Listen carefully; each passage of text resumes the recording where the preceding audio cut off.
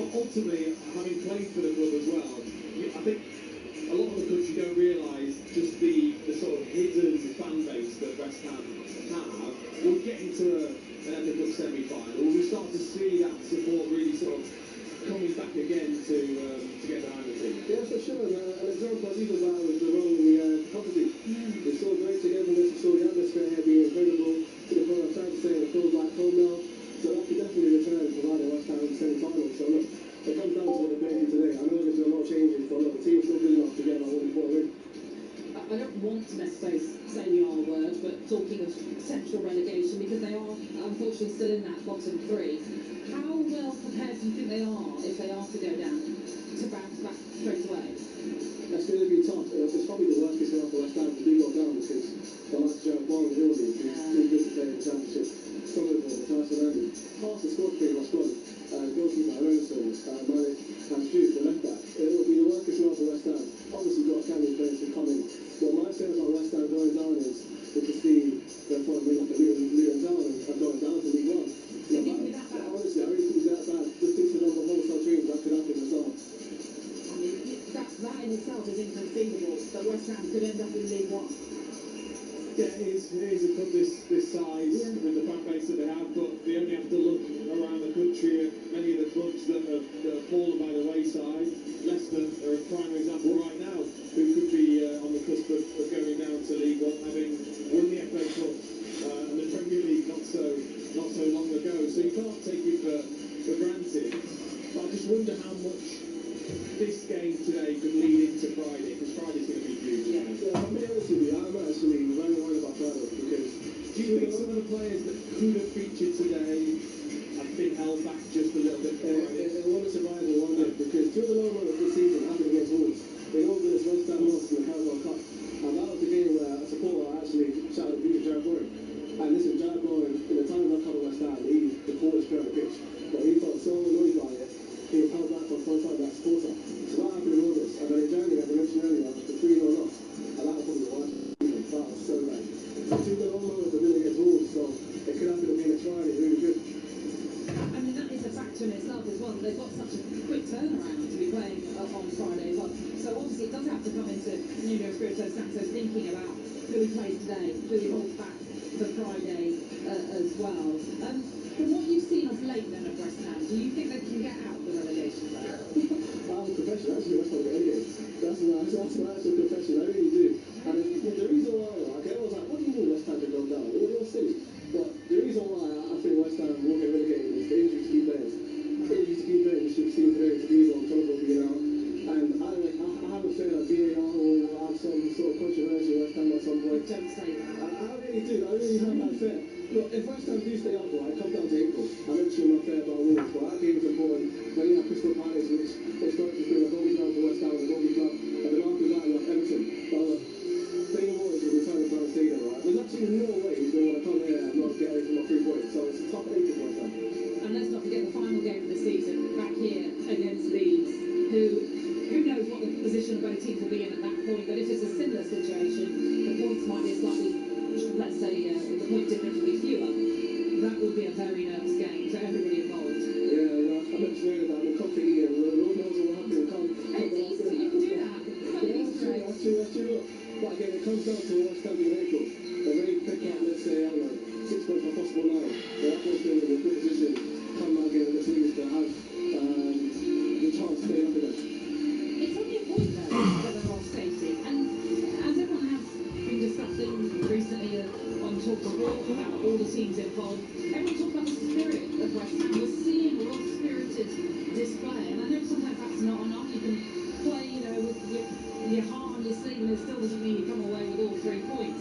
But that seems to be lacking at present for Tottenham. Might change with Rosa Deserby coming in. So why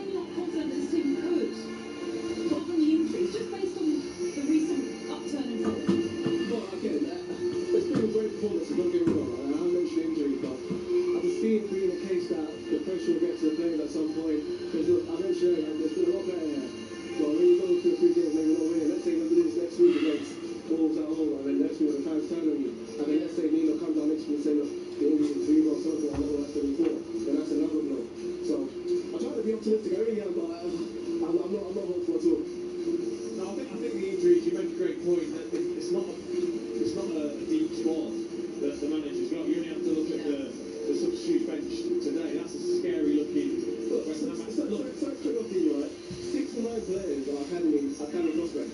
Maybe a section Cody Scott. Five are scored. 5 on 9 players are academy prospects. Let's say this game is 1-1, the last 10 minutes, we're going to goal scorer. Yeah. Who does he got turn to? Pablo Barrechi hasn't scored yet for the club, so it's very tough, very, very tough. But that being said, going out of this competition as much of a blow as it would be, because you're just one game away from Wembley, 2 potentially away from a final as well, is there some positive way of looking at it that fully concentrate now on the league? Yeah, that is another thing to consider, but then again, you also want to progress in the final because that morale, that football factor stays in the club. Look, the West Ham demon, I have to confess, I'll go soup shopping. I'll look for a little bit more to the semi-final, so, you know, I've got pride on that West Ham could do well. But look, if they do progress, it's great for the club, the morale will be high for everyone. And look, 20 years ago, Dinac was part of that brilliant side that throw shot to Liverpool. I know people say, listen, we take survival all the way to the FA Cup, and I say, we're going to FA Cup all day now. Because in 10 years' time, no one's still on the season, but remember winning silverware. I still remember how I felt when I see West Ham win the Conference League, and that will stay with me forever. So it's important to think about stuff like that and give supporters more reason to optimistic. It's so interesting the way you talk about it, because that's talking like a fan, and that's absolutely right. That's what we should all talk about winning silverware. That's what we want. We want to see progress. But you wonder how the board and the owners see it. It would be about Premier League survival, because that's the money that it brings. It would be, and that ties into what Dean asked earlier about, you know, there's a disconnect between the supporters and the board. I mean, at some point during this game, you know, I'm sure your hair sat the ball charts, and that's been happening at every home game, and also away matches too. For example, the game against Wolves, Fulham rather, Elson, actually there's Facebook charts from their way in towards the board. So that's something that will always stay there. But as I touched on, if they were to progress to that past the FA Cup, all of that would be in the background, and the focus of the other teams as well. And we've got a lot of Easter eggs for today, I think. I think Already in preparation. Oh gosh, it's been great to chat to you, Shane. Thank you very much for joining us live on talkSPORT. It's not long, in fact, until kickoff. Just over 10 minutes, in fact, until it all gets underway, to see who will book their place then at Wembley for the FA Cup semi-finals. And we were mentioning that game against Wolves on Friday night here at the London Stadium. That is live on talkSPORT as well. It's an exclusive commentary, and you'll be able to tune into Hugh Wozenbrough, Sam Matface and Scott Minto. Let's take a look at the latest odds all thanks to Betfair. Odds update on talkSPORT with Betfair. Get a free £10 bet when you bet £10 on Laggers or Bet Builders on football this week. Odds in and premiums deposit required. Minimum odds and T's and C's apply. 18 plus gamblerware.org.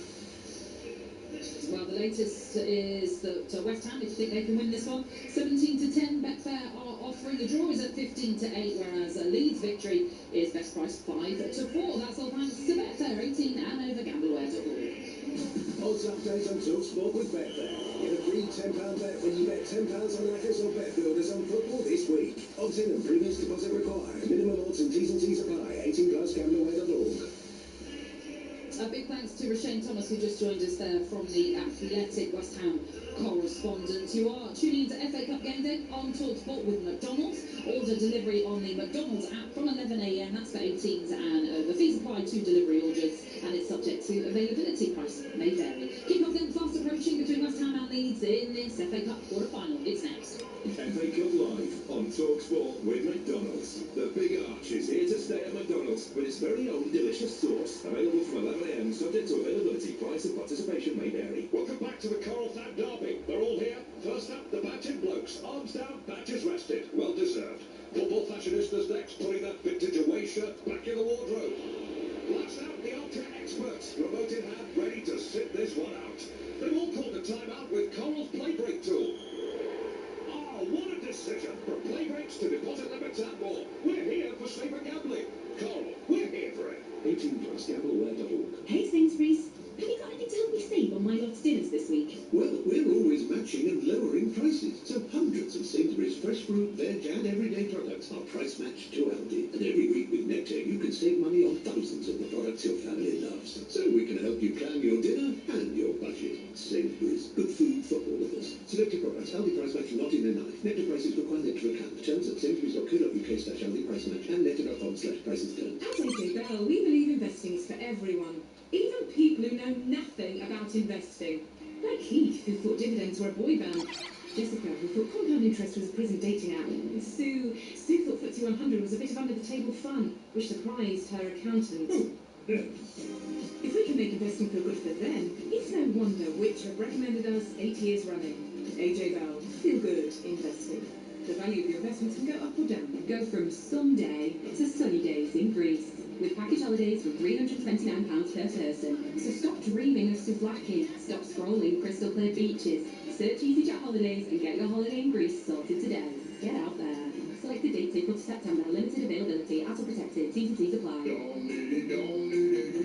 LV, I can get my car insurance from just £299. Just the price I'm after right now.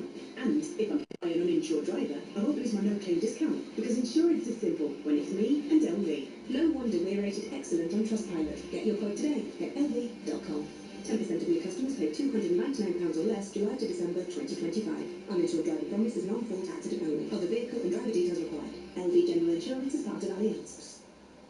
You? Yeah, you. Listening to the radio. Up to whatever. We just wanted to let you know there's a lotto draw coming up. And It could be you. yeah, what he said. Lotto. From the National Lottery. Rules and procedures apply. Players must be 18 or over. It's an extremely entertaining Easter Monday of tasty championship football. On the talkSPORT network. Swansea battling out with Middlesbrough from 5:30 on talkSPORT 2. Full showdown with Coventry City from 8 on talkSPORT. Stand by for an extra special Easter Monday of live and exclusive football On talkSPORT and talkSPORT 2. Truly, it's FA Cup magic, and you guessed it, Clarence Bowen was there, and West Ham United wins by goal to nil. She waits for the referee's whistle, steps up right footed and blasts it into the left-hand corner of the net, and Leeds are back in it. What an FA Cup game we have got here. Yes, and the FA Cup keeps on coming here on talkSPORT. So we're at the London Stadium for the last FA Cup quarter-final tie. There's an old Premier League one at that as well. It's West Ham taking on Leeds. Both these sides, of course, in a relegation battle, but the carrots dangling ahead of them is a semi-final at Wembley. It is a beautiful day here, it must be said, in London, and most of the East Stand, as well as parts of the Bobby Moore End, are bathed in sunshine. Beautiful blue skies above us as well. It makes for a fantastic cup tie. It kicks off at 4:30, and it is Dean Ashton, former England striker, and Nigel Adderley, who are alongside me here as your commentary team. And actually, Dean, we've been talking about how actually a cup run can also help you in the league in terms of the momentum, the confidence it can bring you. And actually, if you do look at the upturn in form, something that Shane Thomas from the Athletic mentioned actually, really all stems from that QPR win in the third round of the FA Cup that West Ham have now put themselves within a fighting chance of getting out of the relegation zone. Oh, they give themselves a good chance. You know, they have to just close that gap and make it difficult for the others. Of course, you mentioned it, the Leeds game here, last game of the season. I think that's a great thing to strive for West Ham, is to think coming to within touching distance of Leeds going into that last game of the season. I think if they do, so I think Leeds will pick up points between now and the end of the season. If they can stay with them, I think they'll have a shot at certainly a last game for survival here. But that shouldn't be in their minds. Today should be it's so easy once you finish as a player to look back and go, pick out your most magical moments. For me, it's the FA Cup final, even though we lost. And as players, you don't understand until you finish what it means to the supporters to give them these days, these games, these memories. It's only once you finish you get told these things. And it's hard to get through to players. And I remember as a player myself, you're so sort of narrow-minded, very focused, very selfish in your own thought process and progression, and then you come together as a team. These are the big moments. They're the big moments that you look back on in your career and think, wow, can you remember that quarter-final when we got through and the supporters, and then you go on to they're the things you've got to try and harness today, I think. Well, and that is something that Nigel off there reminded us about, how you scored the all-important goals in the quarter-finals. 20 years ago to get West Ham, as it turned out, to the final. Yeah, well, I actually look at West Ham's team today, and I look at the likes of Fernandez, Adama, Castellanos, maybe Pablo, and I think, you know, you've wandered in, as I did, halfway through the competition. The lads have done the hard work, and you got to this stage, and you can do something. You suddenly put final at the end of the word, quarter final. It suddenly means something more. It's easily rememberable. And that's what I did. I did something that sort of catapulted my West Ham career so quickly by scoring those goals in the quarterfinals. Someone can do that today. Yeah. I hope they take it and grasp the opportunity that they've got. They understand the magnitude of it. We saw some silky skills off Dean, didn't we, in those goals? Especially our first one. I didn't recognise it because you were there. Oh, that's not necessary to bring up, is it? Not at all. No, it was a great spectacle. Look at it, wasn't the crop side. No, it wasn't. Dean should have gone to the 2006 World Cup because he was the England striker on form at that time. Well, fast forward to now then. Tati Castellanos, one of those that came in January, with 3 goals in his 15 games. What have you made of him since his introduction to West Ham?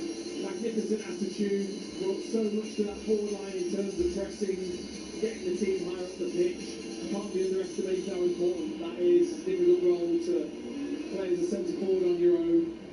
He just needs to add goals now. This West Ham support, they can't wait to get behind a forward that scores a goal. They're crying out for it. They can't wait for it. He's got that opportunity. Can he get himself into more dangerous positions more often to getting goals? He showed with his header against Burnley that he's got that ability to score goals and finish well. So I'd like to see him more in the dangerous positions than I do see him. Just looking at the crowd here, it's not far off being at full capacity, it feels, which hasn't always been the case here at the London Stadium, but the fans from both clubs are clearly up for this one, and the teams now have made their way out ahead of this last quarter-final tie then. It is an all-Premier League one coming your way. It's West Ham against Leeds. I'm going to hand you over to a commentary team for this one then. Dean Ashton is alongside Nigel Adderley. Thank you, Natalie. Good afternoon once again. Manchester City, Chelsea and Southampton are already at Wembley, and now both West Ham United and Leeds United can put their relegation worries to one side for an afternoon at least and try to join them at the National Stadium in the semi-finals of the Emirates FA Cup. Both teams have really enjoyed so many of their best moments this season at this stage in this competition. And when you look at the crowd here today, Dean Ashton, 9,000 Leeds fans have made the journey down. West Ham have sold out as well. This is a huge occasion for both clubs. Oh, it is. Fully expected Leeds to do that. Magnificent support.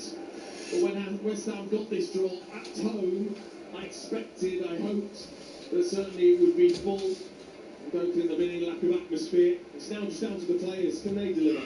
And of course, it is only a game, and the Leeds United supporters remember Kevin Spade and Christopher Loftus today. It is the 26th anniversary of their deaths. The night before Leeds played Galatasaray in Istanbul,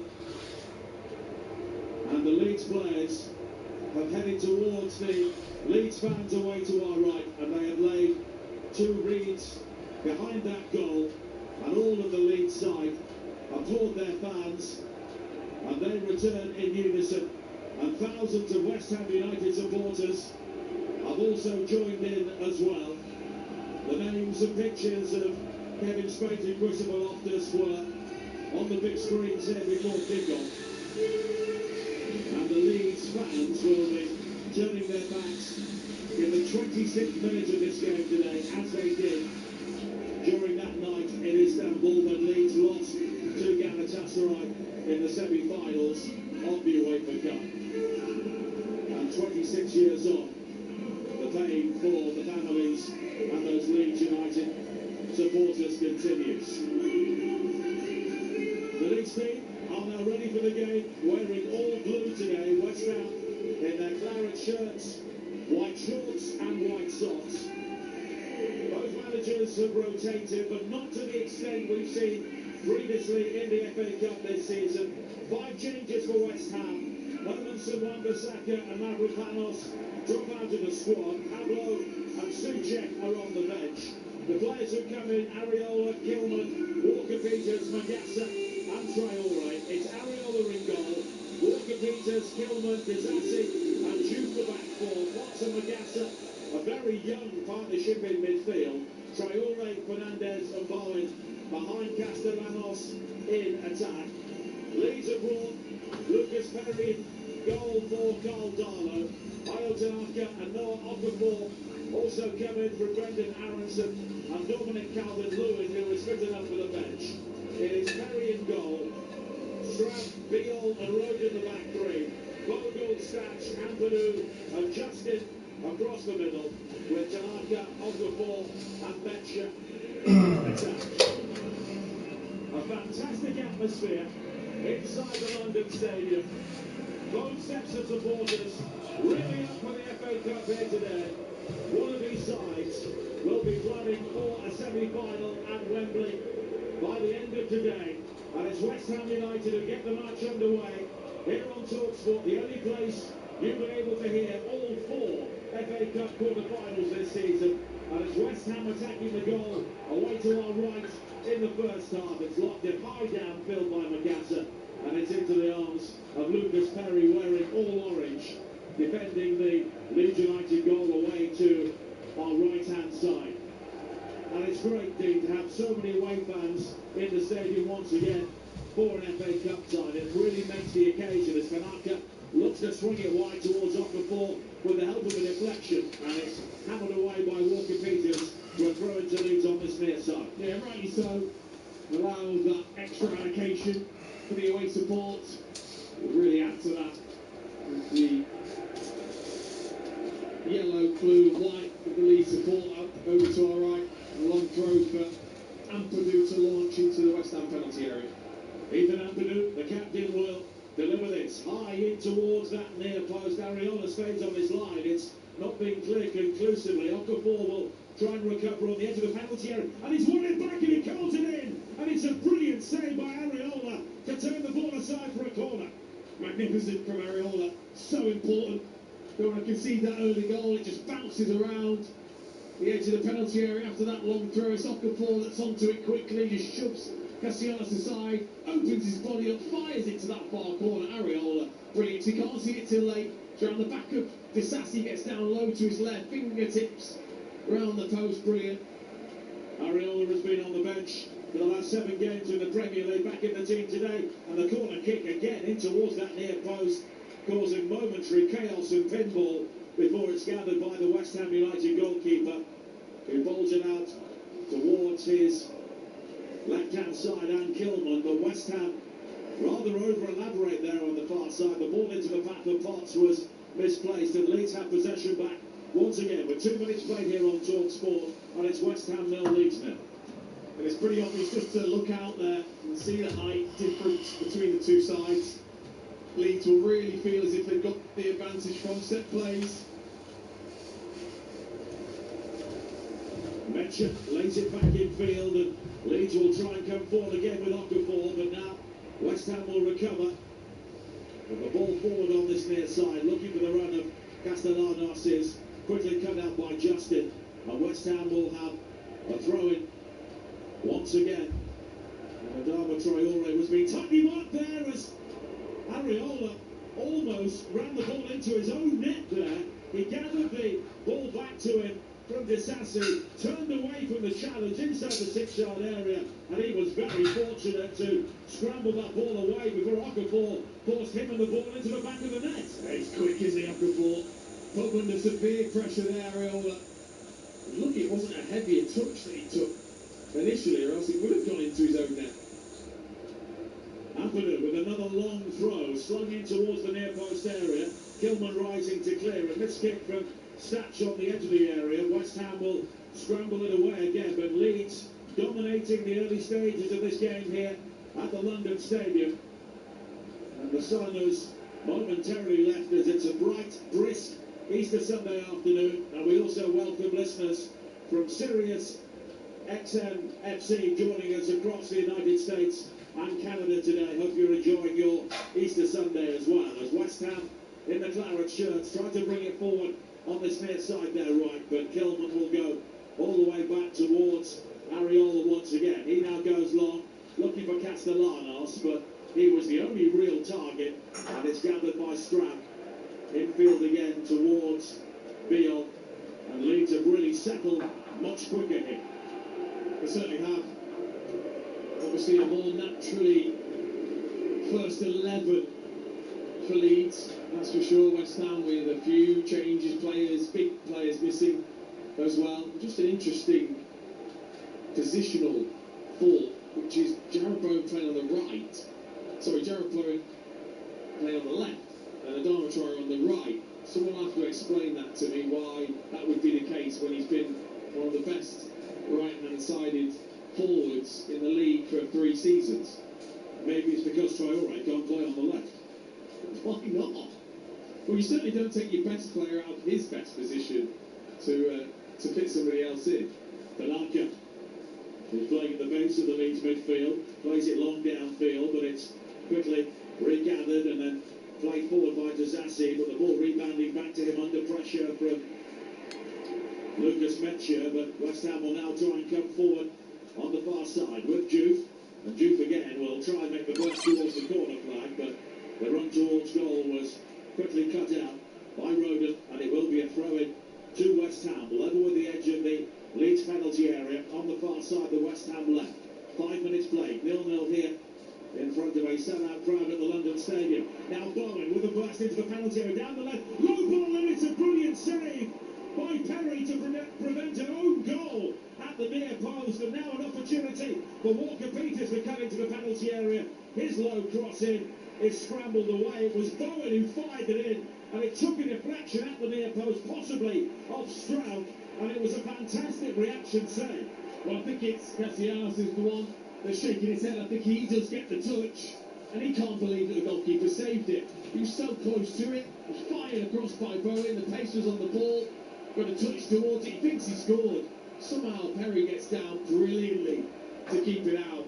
Now Traore gathers on the right-hand side. Infield again towards Magassa. He's got time to control and play it wide to Juve. The angle ball into the area, flicked on. Almost into the path of Traore. Justin will clear.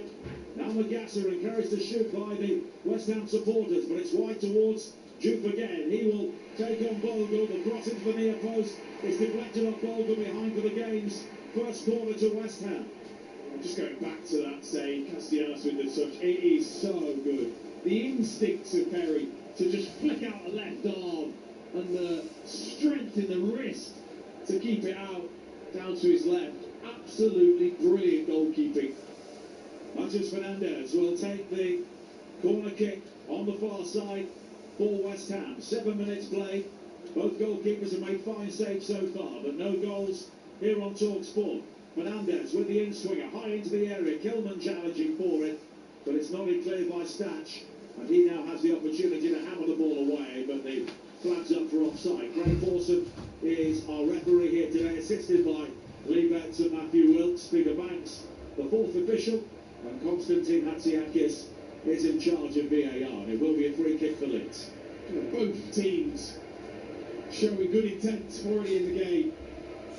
What a piece for the goalkeepers in terms of magnificent saves, the pair of them, to keep it at 0-0. But the players feeding off this atmosphere, this FA Cup atmosphere so far. The Women's FA Cup quarter-final between Charlton and Liverpool has gone to extra time, 0-0 there. And the shock earlier on with Arsenal losing 2-0 at home to Brighton. And they're also underway in the Scottish Premiership. No goals in Dens Park between Dundee and Celtic. Hearts are back on top of the table.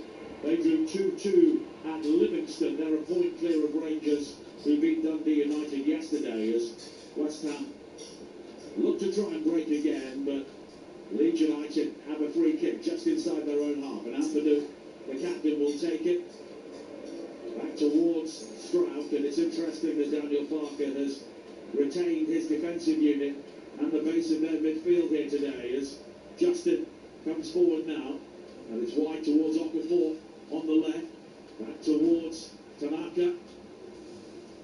Now Strauch, and the sign for Biol to potentially bring it forward. Every single West Ham player is back deep inside their own half, defending at the moment. Patches of blue sky overhead on a very mild Easter Sunday afternoon as it's brought forward now by Tanaka again, wide towards Okafor with the opportunity to attack Walker Peters. He's gone beyond him. Cross high to the far post, nobody there though in a blue shirt. And Bowen is back to step in before Roden by the corner flag, and he will clear the ball away, but only as far as Tanaka had time to size up the cross, but comes in field towards Biol. And now Tanaka again.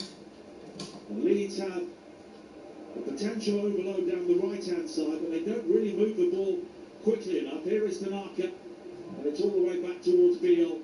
And now Strauch, and you use the word safe to describe Leeds during the build-up, and maybe we've seen evidence of that here. Yeah, I mean, look, they've got those players in midfield, with the three centre-backs as well. They all like to pop it around to each other. They're very, very patient to make sure that it's the right pass to play forwards. Brilliant from Okafor though, wasn't it, showing his pace past Walker Peters. He just crossed it into the one area where there wasn't a Leeds player. Now Okafor, good ball into the area, looking for Justin, who just slips as he tries to cross, and he was challenged by Magassa. And eventually it's hammered away by Disasi up towards the halfway line.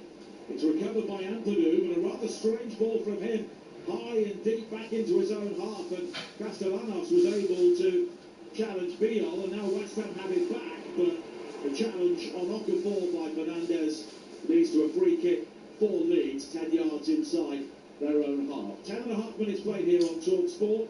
The final FA Cup quarter-final, and it's West Ham 0, Leeds 0, and here are the early thoughts of Dean Ashton. You know, Leeds setting up the way they have done since changing after that Manchester City game, they are hard to break down. We've got a really good defensive unit, the back three and the two full-backs can tuck in and get forwards at equal measures, and two kind of sitting in Ampadu and Tanaka, asking a lot of the forward players to do all on their own really, but it's why it's a bit hard to beat Leeds in recent months. Leeds won the corresponding Premier League game at Ellen Road 2-1 in October, and of course the return is coming up on the final day of the season. In their last visit here, Sam Allardyce was briefly the Leeds manager. They lost 3-1 in the penultimate game of the 2022-23 season, and that was the day that Declan Rice scored his final goal for West Ham. As Leeds try and move it forward again with Biol. West Ham's 3 previous ties this season have all gone to extra time against Queen's Park Rangers, Burton and Brentford. Leeds with a succession of ties against championship teams. Won 3-1 at Derby, came through a shootout against Birmingham, and then 3-0 against Norwich City, Daniel Farke's old club. A high ball into the West Ham penalty area is clear. Here is Traore, and he strides away from the challenge of Snatch. And now Ampadu as well, and he's got support from Bowen into the penalty area, left-hand side. Bowen's low shot is parried by Perry, and it's swept away by Justin. And another opportunity there for West Ham, and another fine save from Lucas Perry. But here is Bowen again, driven in low towards Castellanos, who tries to manufacture the overhead kick, and I think he'll be penalised for a high boot, and it's a free kick to Leeds. Brilliant from Traore. That's what everyone wants to see from him. He's got that ability, he's got the pace, brilliant dribbling from him, gets away through Strauch, who's just left in a cloud of dust as he goes past Ampadu as well. Lovely layout to Bowen, he was always going to strike. First time with that left foot, he did brilliantly. It's a really strong hand from Perry to keep it out, but why wasn't anyone following up? Why wasn't Castellanos and Adama Traore gambling that that's what would happen? But a great break. 13 minutes played, 0-0. Of course, it's a long time since either club has played in an FA Cup semi-final. 20 years for West Ham, as we were saying earlier when Dean scored both of the goals in the win against Manchester City at the Etihad in the quarter-finals. And you have to go all the way back to 1987 for the last time Leeds reached the semi-finals. In the last 8, they beat Wigan Athletic at Springfield Park 2-0. John Stiles, son of Nobby, and Mickey Adams scored the goals.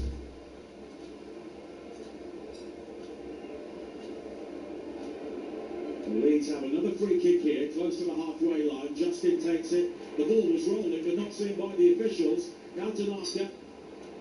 Finding Metcher, the low ball swept into the penalty area. It's cleared away and then hook clear by Fernandez, and Bowen is able to bring it down. Quickly jabbed forward towards Traore, on towards Castellanos, but the ball was overhit, and it's recovered by Biol, and he guides it back to Perry. Yeah, didn't need to give that ball to Castellanos. Did Traore. Should have just done that himself. He works incredibly hard, but he's not particularly quick. Santi Castellanos. So Traore should have taken that on himself, but you can see the threat they will have on the break with those three, Traore, Bowen and Castellanos, if they can just pierce through that Leeds midfield. And as we were talking about before kick-off, there's no Crescencio Somerville in the West Ham team, the former Leeds player, and he remains a big miss as Castellanos again working hard, closes down Biol and wins it back from him briefly, and Biol has to slide in and concede a throw-in for West Ham, a couple of yards from the corner flag on the far side, the Leeds right. 15 minutes played here on talkSPORT, and it remains 0-0. The West Ham have had 2 really good chances so far. Leeds with the first one of the game. Dazassi, Walker Peters providing the width down the right-hand side. Namagasa, another young player who's been given an opportunity today. High in towards Castellanos, who looked to be offside. He was offside, although he checks the ball down, spins and puts it high over the top. But he's looking sharp. Started the game well. It's important that they have him as that focal point at the top end of the pitch. Neither of these two teams particularly have a lot of possession in the Premier League, so you can see why both teams have taken their turns to kind of sit in and defend and let the opposition have a bit of the ball. 16 minutes played, 0-0. Massive day in the EFL coming up tomorrow, and you can follow it all on the home of the EFL, talkSPORT and talkSPORT 2. We begin at Fratton Park, the big relegation battle at 12:30. Pompey against Oxford with Adrian Durham, Joe Shannon and Alvin Martin. Adrian will have game day live with all the goals as they go in from up and down the country. On talkSPORT 2 at 3, it is Ipswich against Birmingham. Natalie will be joined by Adam Bridge and Courtney Sweetman-Kirk for that, followed by Swansea against Middlesbrough at 5:30 with Ian Danter and Chris Awellamo. And we'll finish on 8 o'clock on talkSPORT with Hugh Woolseycroft, John Dunn and Mickey Gray with Hull against Coventry. Coventry closing in on automatic promotion following that victory against Derby on Friday night live on talkSPORT. Another move for Leeds breaks down on the edge of the West Ham penalty area. And then on Tuesday, a choice of listening, 2 huge games. Sporting Lisbon against Arsenal from the Champions League here on talkSPORT.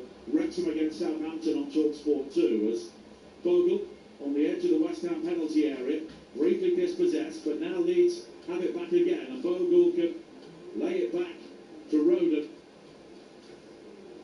But again, Leeds don't have too many bodies inside the penalty area. James Justin, the fullback, or wing-back, was the furthest player forward, so they go all the way back to Beale on the halfway line. Yeah, they will use both of the wing-backs to suddenly dart into the middle area when it's on the opposite side. Castellanos offside again there as the ball was played forward to him, but Leeds persisting with this high line, and with a better time run, there is plenty of green grass in behind for West Ham. Yeah, you can just see they want to make use of that, don't they? Leeds have possession. When they turn it over, can they quickly beat that offside trap? Bogle down the right-hand side. Now Tanaka, midway inside the West Ham half. Forward towards Metcher, who tries to go beyond the challenge of Kilman, but Kilman was holding on there, and it will be a free kick for Leeds in the central area, about 35 yards out. You know, just tried to get too tight there to Betcher. Really clever, great first touch to just swivel away from Kilman, right hold of his shoulders, and we've seen what Statch can do from this sort of range. Mr. Miller fans will tell you that with his efforts at Villa Park. And that was the last league goal that Leeds scored. And he's over the ball here. Anton Statch, the German international. And he's lining up to hit this. And Statch does hit it right-footed but low into the wall. And it's brought clear, but the foul on Fernandez as he tried to break. And it will be a free kick for West Ham, midway inside their own half. Nearly 20 minutes played here on talkSPORT at the London Stadium in the FA Cup quarter-finals. And it's West Ham 0, Leeds 0. Of course, we must have a winner here today. Given away by Magasser, and Leeds can come forward now with Okafor down the left-hand side. He's got support from Statch. The high cross into the penalty area, but it was defended at the far post by Juve with a very calm, cushioned header, which was just about kept in play by Areola. He now bowls up to the halfway line. Castellanos gathers, challenged though by Biel. Castellanos goes down, doesn't get the free kick, and Leeds have possession once again. Yeah, but he has been the threat so far for Leeds. Okafor, we're pleased to have him back from injury. He's just that extra bit of quality. Real athlete. Obviously has come from AC Milan. I think he could be a game changer for them though. Now Justin in the central area, clips it wide to the left-hand side, and there is space for Okafor to attack the West Ham penalty area. The cross in is deep once again. Bogle challenging at the far post, manages to bring the ball down. He was looking for width, I think, but of course he was the width. So in the end, he has to have a shot, and it's closed down. He was, you're right. He did turn around to see someone overlapping. There wasn't anyone there. One of the field players really should have taken that on themselves to try and overlap as Rodon takes a kick to the face. But Leeds have definitely had more of the possession and have looked more in control of the game. But West Ham have got that threat on the break. There's Castellanos with another high boot here into the face of Rodon. And it's a free kick for Leeds. Wide on the right-hand side, about 15 yards inside the West Ham half. And once again, West Ham have everybody back defending this. And Lucas Perry is the only player inside the Leeds half. Statch will deliver this. Whipped in high towards Ampadu. In the end, the West Ham will clear, but Tanaka will gather in a central area, 35 yards out. Looks for Okafor down the left-hand side. Okafor checking back in field, back towards Tanaka again. Now it's a high-angle ball in, and Bogle's got time to bring this ball down on his chest because Jude slipped. And now Bogle delivers the cross into the area, blocked by Bowen. Appeals for handball from the Leeds fans, who are about 120 yards away. But here is Strapp down the line, left-hand side. Okafor, though, has got Walker-Peters for company. But Tanaka will try and bring the ball forward again and find Okafor. And Walker-Peters may need some help here. Okafor's gone beyond him. Drives it into the near post. Off Walker-Peters behind for a Leeds corner. Yeah, he's got the beating of him every time, Okafor. He's just too strong and quick, and he's got that brilliant dribbling ability. Couple of step overs, check and then sprint and stop. Very, very difficult to defend against. Walker-Peters trying his best, but Okafor getting the better of him at the moment. I know Okafor was left out of the Switzerland squad during the international break, but did make his Leeds comeback just before it. The corner swung into the penalty area by Statch, fisted away by Areola. A Leeds player is down inside the 6-yard area, but it's West Ham who had the free kick for the challenge on Freddie Fox. Yeah, goalkeeper coming out, having to clatter into everybody to get that punch away. It was Stroud and Potts, you say. It took a clattering. And you're listening to FA Cup Game Day on talkSPORT with McDonald's. Order delivery on the McDonald's app from 11 a.m, 18 plus. Fees apply to delivery orders, subject to availability. Prices may vary. 23 minutes played here at the London Stadium. Bright and breezy day, and a bright and breezy start to this game, but it's rather entered a more attritional phase at the moment. 0-0. Of course, the prize is a Wembley semi-final over the final weekend in April, and the draw for the semi-finals will take place just after this game. Manchester City, Chelsea and Southampton are the three teams already through.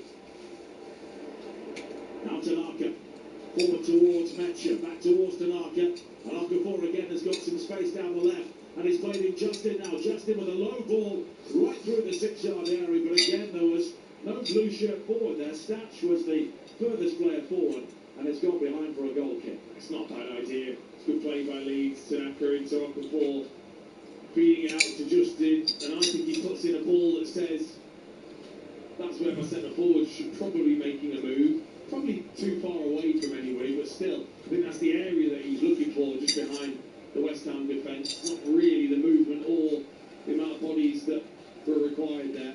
Dominic Calvert-Lewin on the bench today. Of course, he was a doubt, having left the England squad midway through the international break, but fit enough to be part of the matchday squad. Tanaka again plays it forward to Metcher.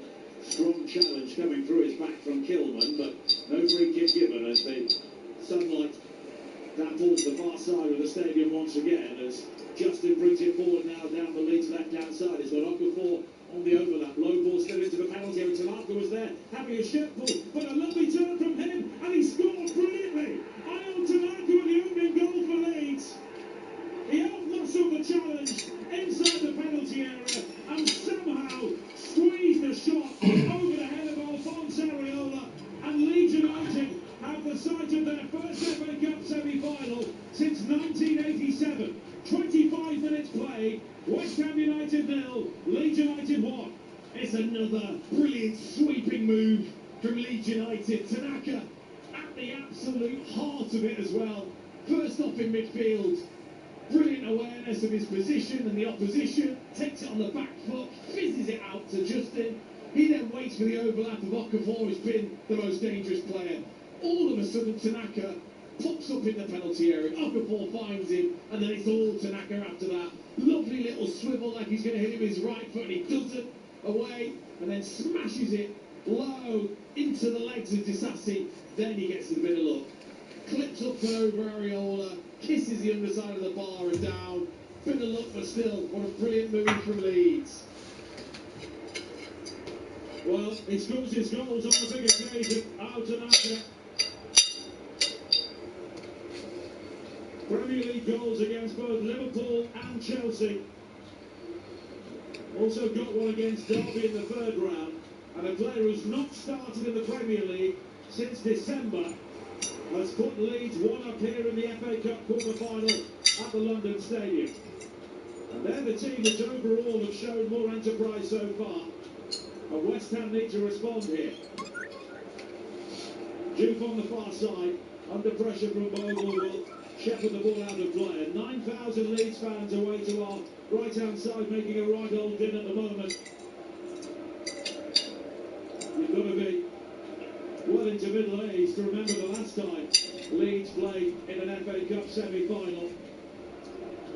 And on the tube on the way here today, you can see Leeds fans of all ages really looking forward to this game. And their team have the opening goal.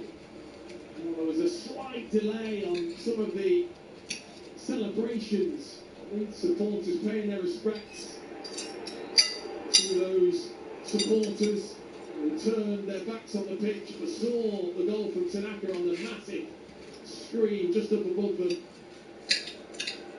You can hear them now though. Yeah, Tanaka scoring in the 26th minute. And of course that was the time that the Leeds fans were turning their backs to recognise the anniversary of the deaths of Kevin Spade and Christopher Loftus in Istanbul. But Leeds leading here by 0-0. Celtic are also a goal off at Dundee in the Scottish Premiership. Bradford Youngers scored the opening goal there. Hearts drawing 2-2 at Livingston earlier on. It was snowing there before that game. And that means they're a point clear of Rangers. Bright sunshine here on this Easter Sunday afternoon in East Londoners. Leeds look to clear. Roden, though, was closed down by Bowen. The ball stays in play on the far side. Roden opting not to play it back towards Perry. Swivels and plays it down the line, and it will be a West Ham throw-in. Well, it was a couple of moves they had, Leeds, where they found that space on the left-hand side. West Ham hadn't addressed it and were really punished by Tanaka's late running to the penalty area before once again the outlet on the left-hand side. Well, Leeds have lost their last 7 FA Cup ties against Premier League teams since a 2-1 victory against Tottenham in the 4th round back in 2013 when Ross McCormack scored the winning goal. Sam Byron, who was on the bench for them today, he played that day in his first spell at Leeds. There's a high ball into the Leeds penalty area, headed away by Beyond, and then Justin will flatten the ball into McGasser on this near side, and it will be a throw-in for Leeds. And James Justin, another player who has some unfinished business with the FA Cup. He was in the Leicester team, or the Leicester squad, that reached the final and won it 5 years ago, but he was injured in the build-up to the final and didn't play. Justin now hurls it long down the line, and McGasser going all the way back towards Areola, who was really caught out by that big deflection. The shot from Tanaka, and Zassi deflecting the ball up and over his own goalkeeper with the help of the crossbar. Now Tanaka again. Back towards Roden. Leeds are in control here. Yeah, but, you know, sometimes you deserve your bit of luck. You know, the movement was fantastic. He's busted a gut to get into the penalty area, Tanaka. Shifted his the ball, moved his feet really well to open up the chance to shoot. So often we get frustrated that players don't take the chance to shoot when in good areas. He did, and get you a bit of luck with the deflection, of course, perfectly over Areola's right hand into the underside of the crossbar. Now West Ham have got to try and respond to Leeds' dominance with the ball in particular. They've been very good in possession. In the Women's FA Cup quarter-finals, Liverpool lead at Charlton late in extra time. 18-year-old Zara Shaw with the opening goal at the Valley. So it looks like Liverpool will be joining Brighton in the semi-finals. Spurs against Chelsea and Birmingham against Manchester City, the 2 quarter-finals in the Women's FA Cup coming up tomorrow, as Bowen tries to win a corner kick off Bogle on the far side, but the ball, I think, actually hits the corner flag, and it will be a throw-in instead. Short in towards Bowen on the right-hand side of the Leeds penalty area. Now Bowen again, coming in field. Back towards Potts, and here is Walker Peters again, and Potts will swing the ball into the area just beyond Castellanos, who had made the run into the area with Fernandez.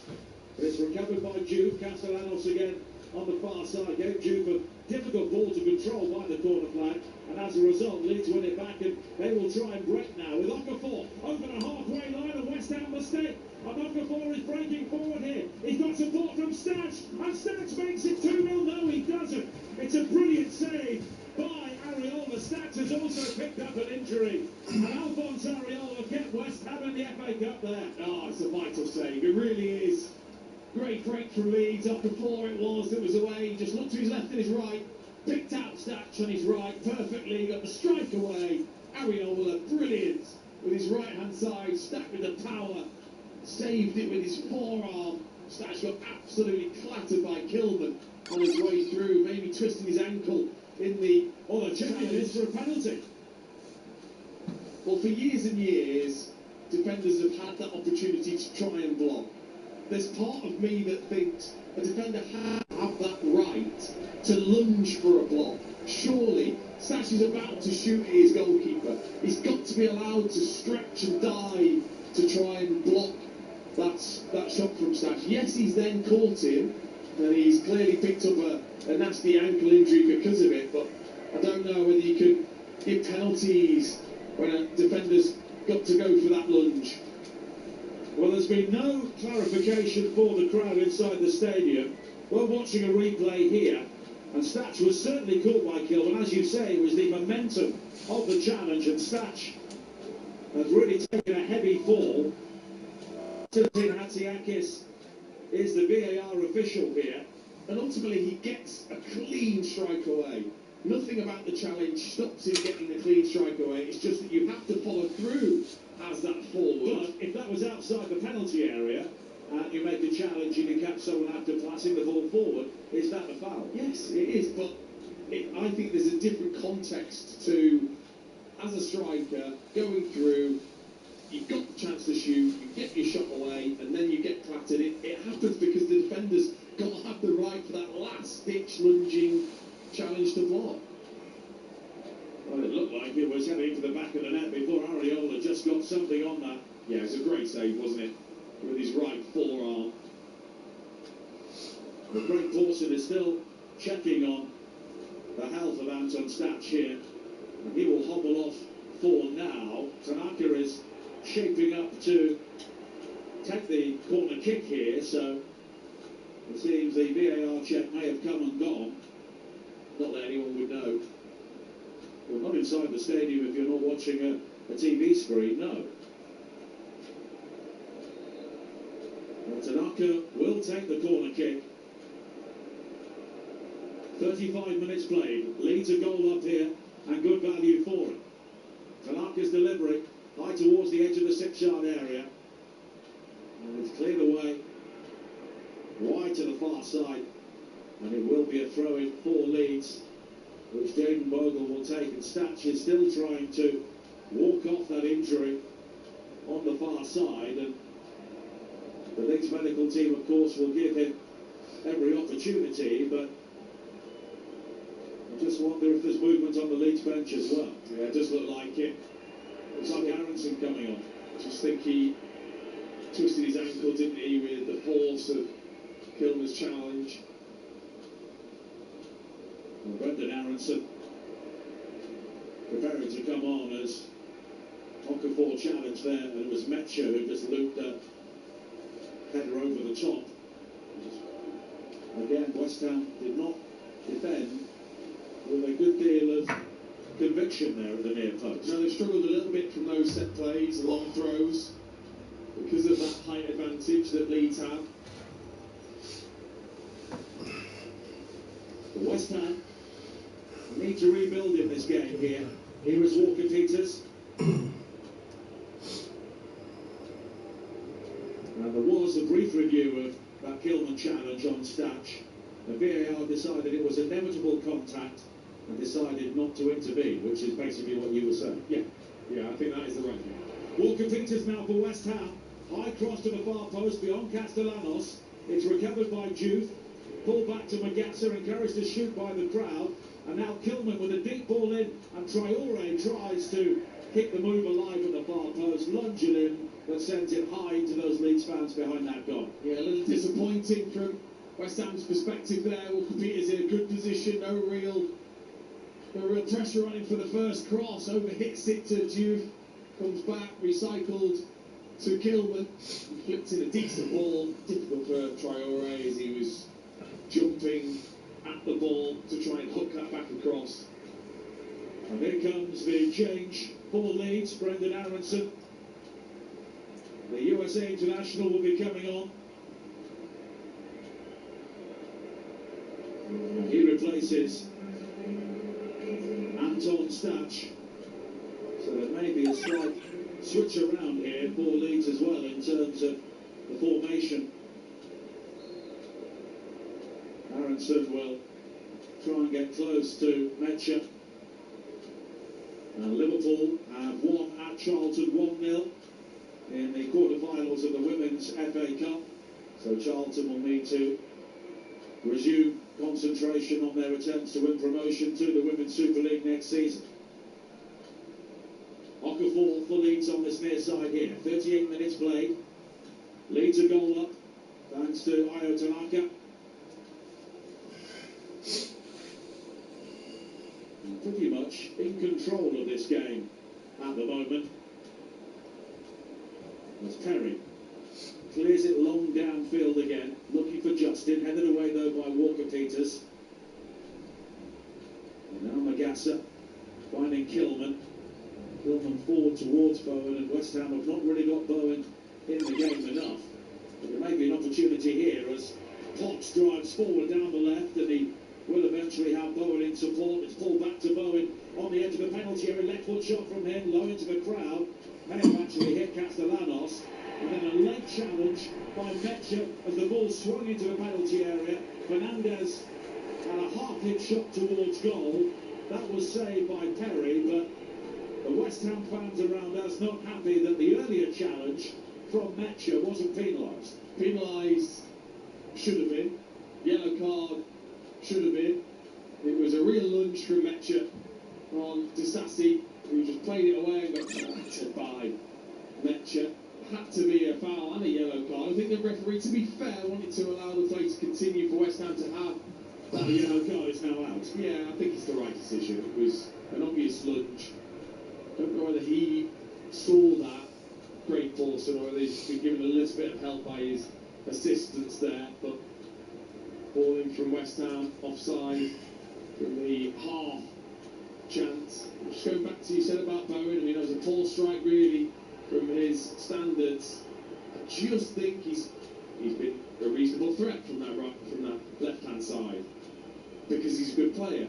But you're basically taking away his biggest asset, which is coming in on his left foot from the right and scoring goals from that position. Well, I wonder if at some stage we will see Pablo come off the bench and Bowen go into his more usual position. We'll have to wait and see. Now Justin for Leeds on this near side, under pressure. Plays it back to Statch, and Statch was closed down by Magassa. And that's something to encourage the West Ham fans as it rebounds out of play for a Leeds throw-in. We have that early flurry from West Ham. The opportunities for Castellanos and Bowen, both well saved by Perry, but really since the goal, and for quite a bit of time before that, they've been second best in this game. 4 minutes to play in the first half here on talkSPORT. West Ham 0, Leeds 1. The final word with Majestic and Alan Pardew coming up at the end of this game, along with the semi-final draw. talkSPORT's Ali McCoist will be drawing the balls. It's not the velvet bag anymore, it's a sort of Perspex bucket, isn't it? 3 minutes to play in the first half. Leeds have won a throw-in on this near side, which Justin will take. And Leeds, on their performance so far, would not be flattered by a second goal. Okafor holding off the challenge of Potts back towards the goal scorer, Tanaka. And in the end, Potts will just deflect it out of play for a throw-in. But not for the first time in recent history. A big crowd has turned up here today, and West Ham have not performed so far. Metcher, beaten to it by Disasi, on the edge of the penalty area. Bowen has now given the ball away to Bogle, and Bogle played it forward looking for Aronson, but it was behind him and overhit. It's behind for a goal kick, and that's a let-off for West Ham. Yeah, it was a loose from Bowen, wasn't it? Bogle was onto it sharply, tried to punch that into Aronson, who was in the area, bobbled up, and he shinned it up and over Aronson's head, and out for a goal kick. He's been very good at that, Leeds, pouncing on any loose passes that West Ham have had, just to keep the pressure on. And Okafor's been the standout player for me so far. Made it look really easy whenever he's been involved, getting past his man, linking the play. Great set-up for Tanaka's goal too. And Leeds with 2 away wins against championship sides in the FA Cup so far this season. Only 1 win in 15 on the road in the Premier League. That was against Wolves back in September, but they've drawn 6 in a row. They become very hard nut to crack away from home, but of course they're not necessarily winning games. Duke from the ball in towards Castellanos at the near post, and he manages to turn and get the shot away, and it wasn't too far over the top. Lovely centre forward play. Ball in from Duke. Beautiful touch from Castellanos, just to cushion it, swivel, tried the half volley with the left foot, just kind of scooped it up and over rather than powering it low and zipping it off the surface. But the first part was delicious from Castellanos. West Ham, of course, 1 point adrift of safety. Leeds at 4 points clear of the bottom three at the moment. But they've still got Wolves at home and Spurs and West Ham, of course, away on the final day. And West Ham have got Wolves here live on talkSPORT on Friday. Another loose ball forward from Castellanos. Tanaka looking for Metcher, but he can't flick it wide to Okafor. And Traore comes in field. He's challenged, but West Ham maintain possession. Here is Fernandez, but he meanders down the right, but he meanders into the challenge of Justin, and it will be a throw-in for West Ham United on this near side. And we are seconds away from finding out how much added time there will be at the end of what has been 45 minutes in which Leeds United have been by far the better side, but they still only lead 1-0. But here is Duke coming forward now for West Ham, and it's the right sort of ball from him, right through the 6-yard area, and there was no flowered shirt anywhere near it. It's one thing I was saying before the game about Castellanos. He did it really well for his chance, but Perry said, well, is getting in the right areas, being there when that ball gets fizzed across. It was a brilliant ball from Duke. Absolutely perfect for someone that kind of made a good move, gambled past his defender. There was no one there. Castellanos was nearer the area than he was the 6-yard line. Traore, again, hadn't made that burst inside Justin Ostraud. We are into a minimum of 4 more minutes, with Leeds leading here by a 1-0. Many fans around the stadium beginning to wander off for their half-time refreshment as Kilman plays it forward, but it's just launched high up in the air. But Matis Fernandez was given a nudge there. Well, in fact, he was the player doing the nudging, and it will be a free kick for Leeds inside the centre circle. And there was a raucous atmosphere inside the stadium pre-match, but Leeds have done well to keep the home fans quiet as Justin fires in a low cross from the left-hand side. It took a deflection off Dizassi and into the arms of Ariola at the near post. But again, West Ham are wide open in that sort of area. I mean, that's not good enough defensively to just allow Justin the freedom to get in behind Walker-Peters. Dizassi came across and it's made a block, but still it's too easy for Leeds, too often down that side in particular. Magazza hooks it forward now, but it was over the head of Castellanos. And Strack infield to Tanaka, but he's given it to Fernandez. And West Ham can maybe build here. Right at the end of the first half on talkSPORT, it's Bowen who spins away from the challenge, wide towards Juve. Now Fernandez under pressure from Aronson, who came on for the injured Statch after an opportunity for Leeds to get their second goal. West Ham have lost their attacking momentum once again. Here is Walker-Peters down the right-hand side, comes in field, arms outstretched, wondering where the options were. Now Kilman on towards Juve. Here is Fernandez. Tricky feet from him and a high cross towards the far post, and it's guided away by Justin, only as far as Walker-Peters, and then swung in by Magazza towards the far post. Bowen is in there, but he can't get the shot in a couple of yards out, and it's gathered by Perry, and the flag was raised. Yeah, it's difficult for Castellanos because Magazza's cross was spinning and loopy, no real pace on it to get the header goalwards. He was fighting as well with Ampadu, headed it down. Bowen knew he was offside anyway. Biel did well though, just to make sure he was there and recover into a good position, just to get it back to his goalkeeper. A little better from West Ham. They've had some good positions out wide to cross, not quite made use of that yet. clears downfield. And Zassi does well to beat Metcher in the air. Now Juve. The entirety of the pitch is now in shadow, despite bright sunshine illuminating the stand on the far side. There's another wayward ball for West Ham. Drifts out of play, and Nuno stands there, arms folded, on the edge of the technical area. A big 15 minutes coming up for him here. Well, I think both teams could really do with half-time, because this game is rather ambling around at walking pace at the moment, as Justin will take a throw-in. And Craig Dawson blows the whistle.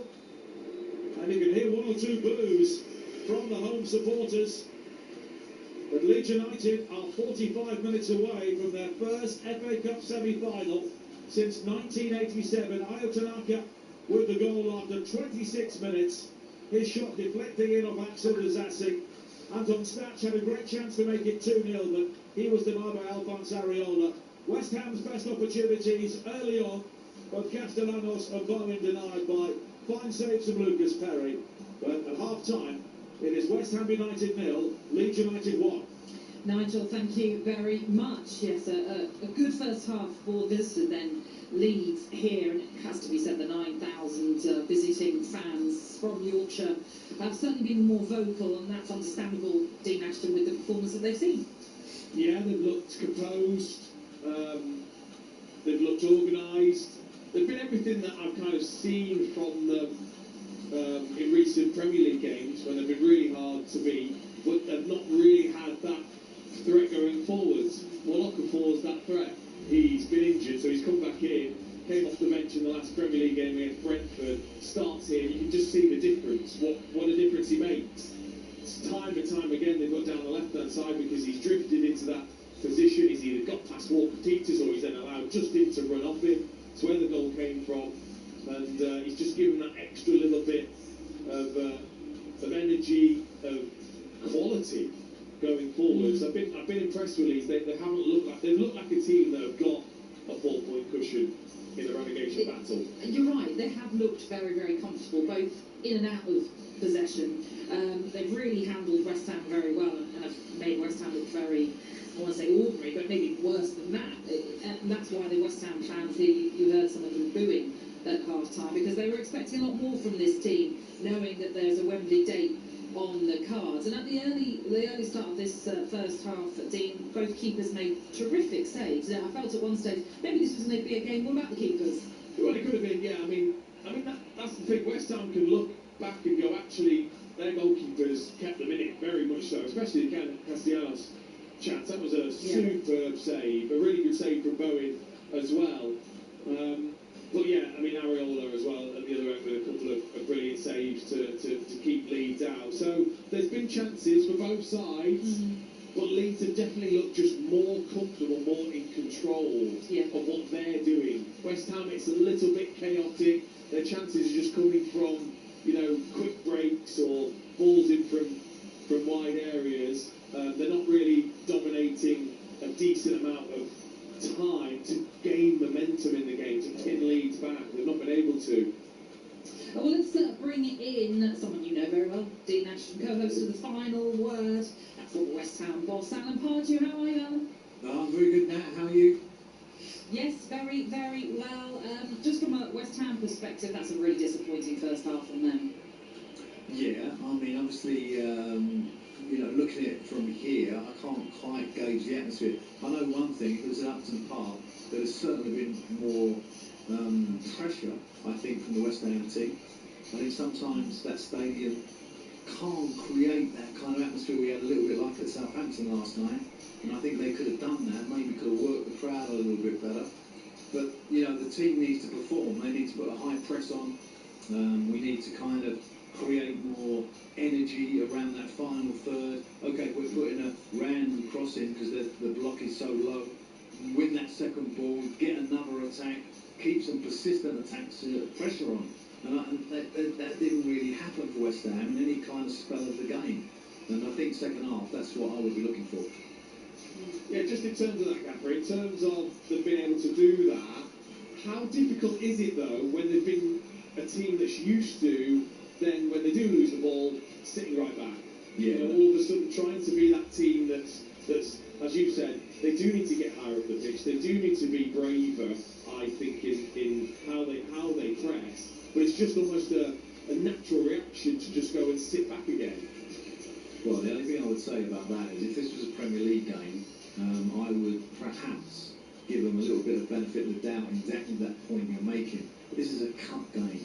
This is a game where you've got, you know, we've both been involved in cup games. It's a different kind of format. You know, you've got to win, you've got to push, and you know, and I think you've got to take the handbrake off and be a little bit more kind of, you know, this is our day. This is what we you know, we'll earn the right to be in the quarter-final. Not to just let it pass you by like a Premier League game sort of attitude. Okay, let's see it, keep it tight. You know, first goal's so important, etc., etc. They find themselves a goal down now, so there's no other option for them anyway. Also, you've had to make those big decisions who plays where they play. I personally am struggling with why Bowen is all of a sudden playing on the left when he has been so superb on the right, and that feels as if it's to accommodate Traore, who hasn't given that much when he has played anyway. I mean, what do you think about that? Well, I was really disappointed in Traore. I don't know if you remember that first sort of 7 minutes. He gets in a situation with like 2-on-2. He plays it out to the left, and if he'd have carried on his run, Bowen has a shot, he would have scored it as tapping. And that's why he doesn't get goals. He doesn't anticipate those. And over his career, although he kind of catches the eye a little bit, his end product is sort of never there really. It's not enough of it. And I agree with you. For me, your best player plays in his best position. And the European Cup victory that West Ham had, Bowen on that right hand side, proper dominant, and that's where I would play him in the second half for sure. So talking about following up and instincts, we were looking back over those goals in the quarter-final at the Etihad, and of course when you were in charge of West Ham and Dean Ashton scored both of those goals, and that second goal was all about that. It was all about knowing where to be, where you had that tap-in to score the second in. See, this is clever presenting that. This is you just setting me up nicely to give my old striker a nice big lift for the second half. Well, he's a brilliant player. Dean Ashton was the best striker, probably the best player I ever managed, actually. And it was so unfortunate with his injury. It took him a step backwards a little bit from where he was, because he was really, really at the top of his game with me. And that performance was outstanding, which he is as a person. There you go. Can't do Give that. you the right reply, Dean. No, it's okay. It does help when you have a manager that plays 4-4-2 and proper goes for it. That's what does help. Alan, tell us what's coming up with you and Majestic for the final word.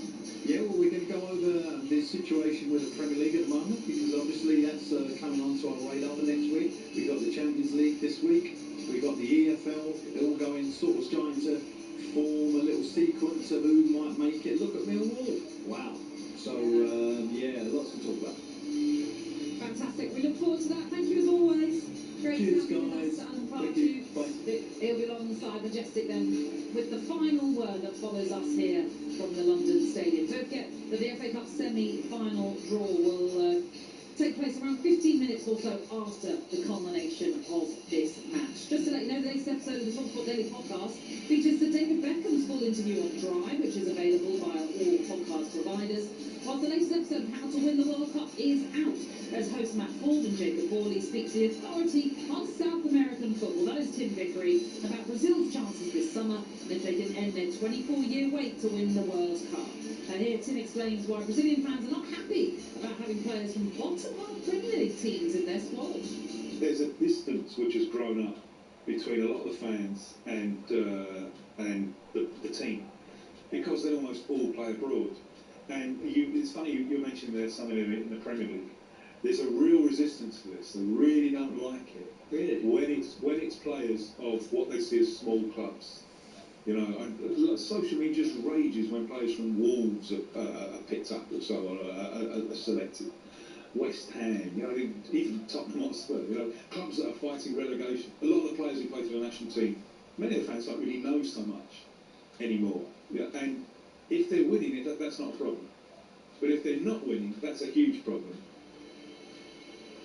That is the South American football expert, then Tim Vickery on the How to Win the World Cup podcast, available wherever you get your podcast. Just quickly remind you, we've got plenty of EFL action coming your way on Easter Monday tomorrow. It all kicks off at Fratton Park, 12:30, Portsmouth against Oxford. That one is live here on talkSPORT. Game day live with Adrian Durham, and our host and reporters will keep you up to date with all the 3 o'clock kickoffs. But at the same time on talkSPORT 2, we bring you Ipswich against Birmingham, the first of a double-header on talkSPORT 2. It's then followed by Swansea against Middlesbrough. And then back on talkSPORT commentary, the league leaders head to Hull to continue their pursuit of claiming automatic promotion. It really does feel a matter of when and not if.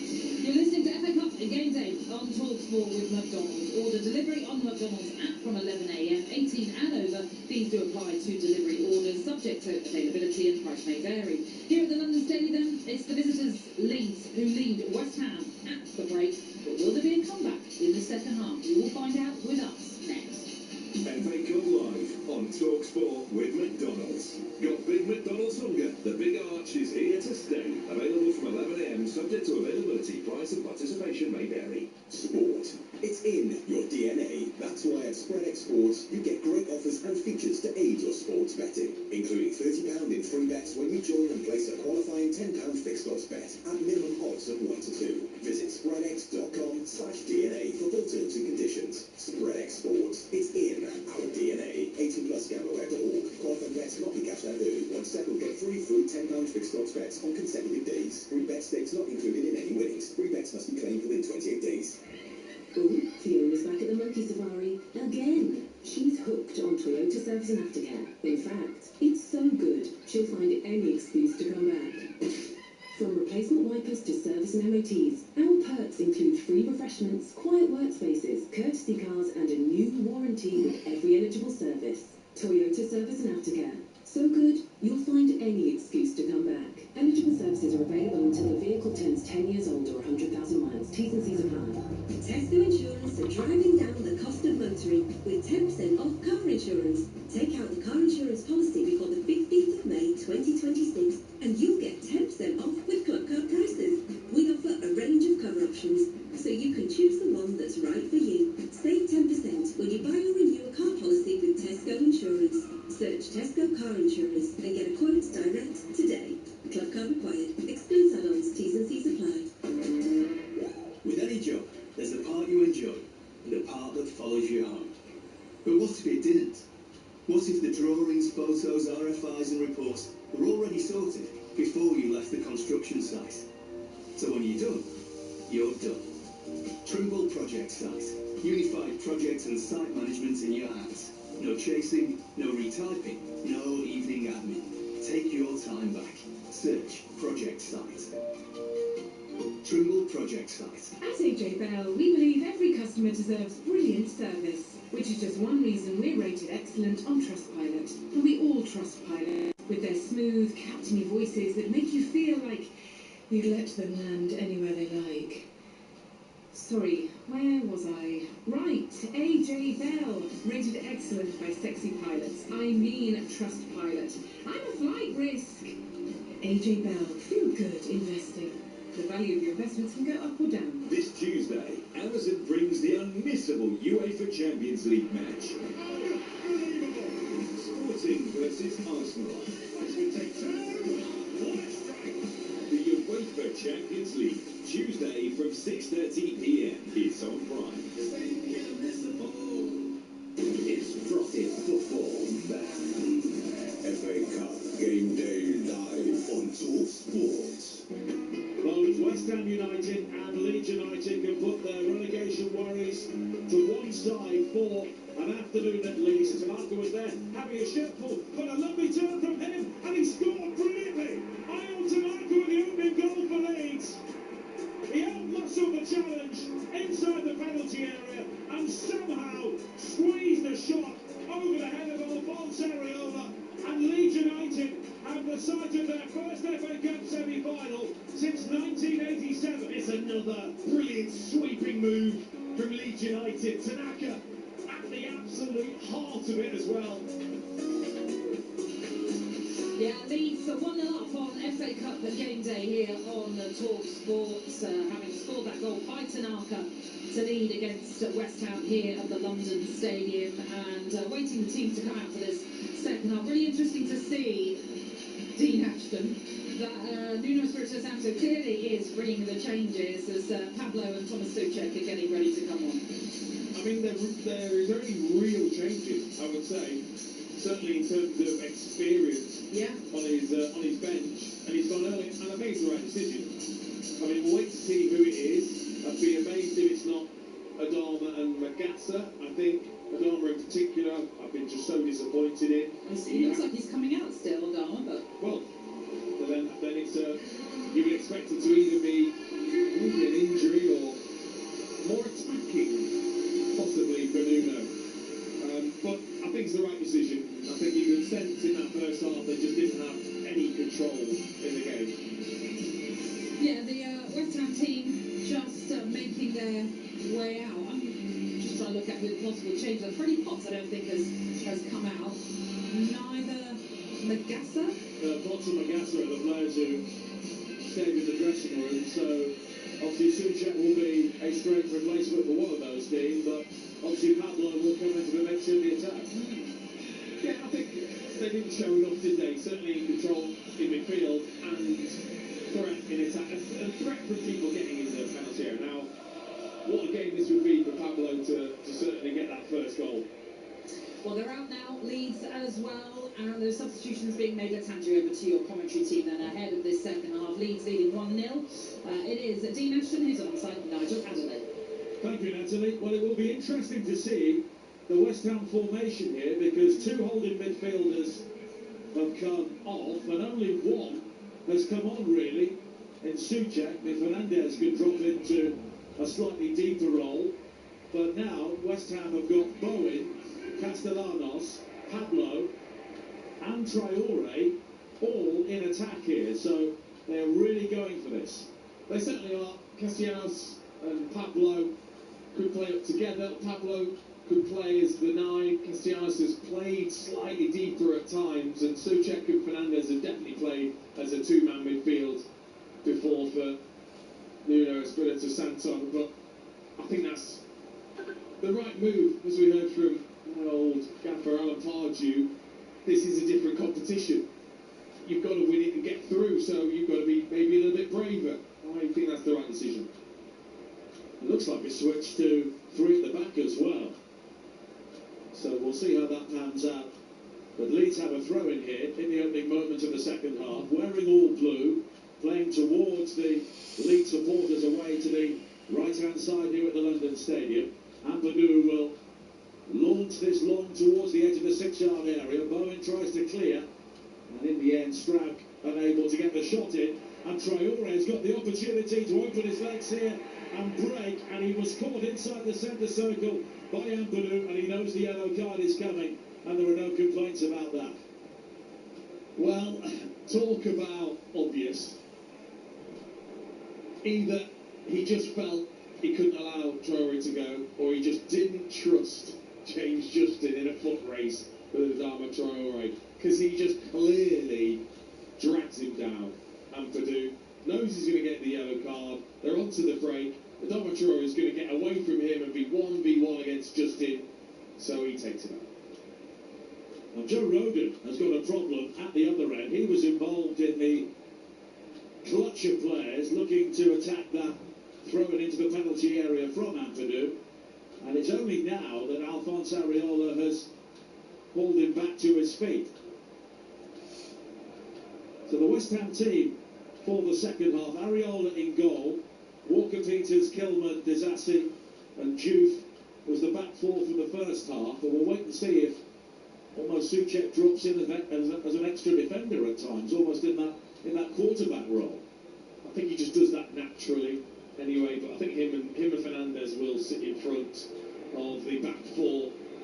Castellanos and Pablo will probably take it in turns really, being a 9 and a 10. Yeah, Castellanos and Pablo up front, with Bowen and Traore in the wide areas, and Souček and Fernandez now at the heart of the midfield area. And Bowen's got a problem here, and Traore's still got a problem following the challenge from Ampadu. Ampadu. So Traore is now back to his feet, but Ampadu looks to be in some trouble here. A reminder, Leeds lost Anton Stach due to an injury in the first half. He's been replaced by Brendan Aronson.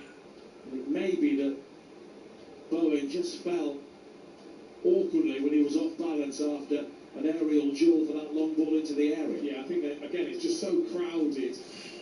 You get trodden on, just crushed almost as that long throw comes in. The Leeds team now is Perry in goal, Stroud, Biol and Rode in the back three, Bogle and Justin are the wing backs, Ampadu and Tanaka now at the heart of midfield with Aronson, Okafor and Metcha in attack for them. The goal coming from Tanaka after 26 minutes, and Joe Rode may be coming off here. Leeds may be forced into another injury change right at the start of the second half. Of course, they've got a trip to Old Trafford a week on Monday in the Premier League. That's their next game following this one. Although it seems that Roden may be trying to shake this off. But it will be a free kick for West Ham following the earlier challenge on Traore. And it's played high into the penalty area by Juve, headed away by Okafor. And Leeds playing with 10 men at the moment. Roden is still off the field, but he's told the fourth official, Peter Banks, is okay to continue. Traore swings a high ball in, Souček shaping for the header, but it's cleared by Leeds. Now Ampadu will try and bring it forward, and there's space and time here for Okafor down the left-hand side. Metcha is the only player waiting in the centre at the moment, but he's now being joined by Justin. Okafor continues. Walker-Peters, though, stands up, makes the challenge, but Leeds have it back. Aronson now on the edge of the penalty area, goes down, looking for a free kick, doesn't get it. West Ham try and break, but the ball forward to Bowen doesn't come off, and it will be an opportunity for Walker-Peters to have to do some defending now, as it's brought forward by Bogle, but it's scrappy for both teams. Roden back on the field, and he's won it back on this near side from Juve in the left wing position, the central defender. Roden is bowled over by Souček, and it will be a throw into West Ham, and Sebastian Bornau is preparing to come on here for Leeds. It will be another injury change for them. Yeah. Looks like he's struggling, Roden, but I don't quite know he wants to go off, or whether he was signalling, look, get this done early. But he could just go down if it's that bad. Souček, what he will give you is that ability to run late into the penalty area, be a threat. Souček now plays it forward for Castellanos, but he's offside. He strikes for goal. It's a brilliant finish, but it doesn't matter because everybody had stopped. And we should also welcome listeners from Sirius XMFC joining us across the United States and Canada today. It'll be lunchtime or late morning, wherever you are across the Americas, listening to this game. 6 minutes into the second half here. On a cool evening now at the London Stadium, and Leeds make that change, and Roden coming off. Bornau will come on, and Daniel Parker will be hoping that the injuries for Roden and Stach are not significant. No, but it's a blow, isn't it, to have to make those changes due to injury. Luckily, because of players coming back, he's actually got a good deep squad to choose from. Players on the bench that he can call upon, but don't necessarily weaken his side too much. Well, now coming in with plenty of minutes played against Birmingham in this competition too. There are 3 starts in the FA Cup before today, but only 4 in the Premier League this season for the Belgian, signed from Wolfsburg. When you look at the Leeds bench today, and it is significantly stronger than what West Ham have to offer. They brought on Pablo and Souček, and as you were saying, there aren't too many other experienced options. Well, there aren't any. As Leeds come forward now, Bogle squeezes infield to Ampadu, quickly forward to Metcha, and now Bogle again on this near side, the Leeds right, low towards the edge of the penalty area. It was clipped on by Metcha, looking for Aronson, and it's then won back by Justin, but he fouled Matias Fernandez, and it will be a free kick for West Ham. 7 minutes into the second half, but it's been rather stop-start due to so far, and it's still West Ham United 0, Leeds United 1 here in the FA Cup quarter-final on talkSPORT. There definitely is a more attacking look to the West Ham team since those substitutions with the taller forwards now up against Leeds defence. It's packed with numbers. Still Dundee 0, Celtic 1 in Scotland after Hearts drew 2-2 at Livingston today. And Brighton and Liverpool are the first two teams into the semi-finals of the Women's FA Cup. Brighton causing a surprise, winning 2-0 at Arsenal. Now Ampadu flips it all the way back to Lucas Perry, the Leeds goalkeeper.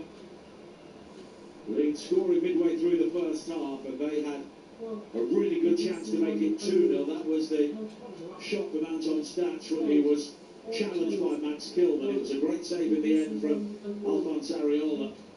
And the challenge from Kilman left Stach injured and unable to continue as Fernandez here tries to charge forward for West Ham. But a good challenge from Bornau. And now Aronson weaving up to the halfway line, and he's played a good ball to release Okafor down the left. He can speed up towards the edge of the penalty area, and the low ball in nearly found Bogle, but Leeds have it back again. So many blue shirts forward here.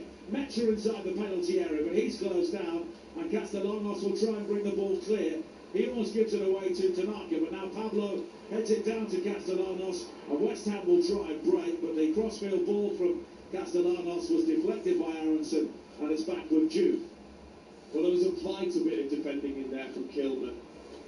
He gambled and read the cross brilliantly as that came across from Okafor. Because you're right, he was going to get to Bogle as Metcher let it go, but Kilman read it brilliantly to step in. Otherwise, Bogle would have had a free attempt at goal. Well, West Ham trying to build now, and the crowd getting behind them as Bowen plays it into the channel for Walker Peters to chase. First time ball into the area. It's blocked at the near post by Stroud, but it will be a throw-in for West Ham by the corner flag on the far side. 10 minutes into the second half here on talkSPORT. Leeds a goal up. The final word coming up with Majestic and Alan Pardew at the end of this game, along with the semi-final draw for the FA Cup. Bowen back in field again towards Kilman, 35 yards out. Wide to his left and Juve. And now Fernandez. Leeds have got time to defensively regroup here as it's played wide to Traore on the left, and he comes in field, clips a high ball to the far post. Pablo was challenging for it, and there's a clash of heads there at the far post. Bornau, who's only just come on, is the player involved for Leeds, and both he and Pablo will need treatment here. Yeah, I think it's Biol actually that's just behind Bornau.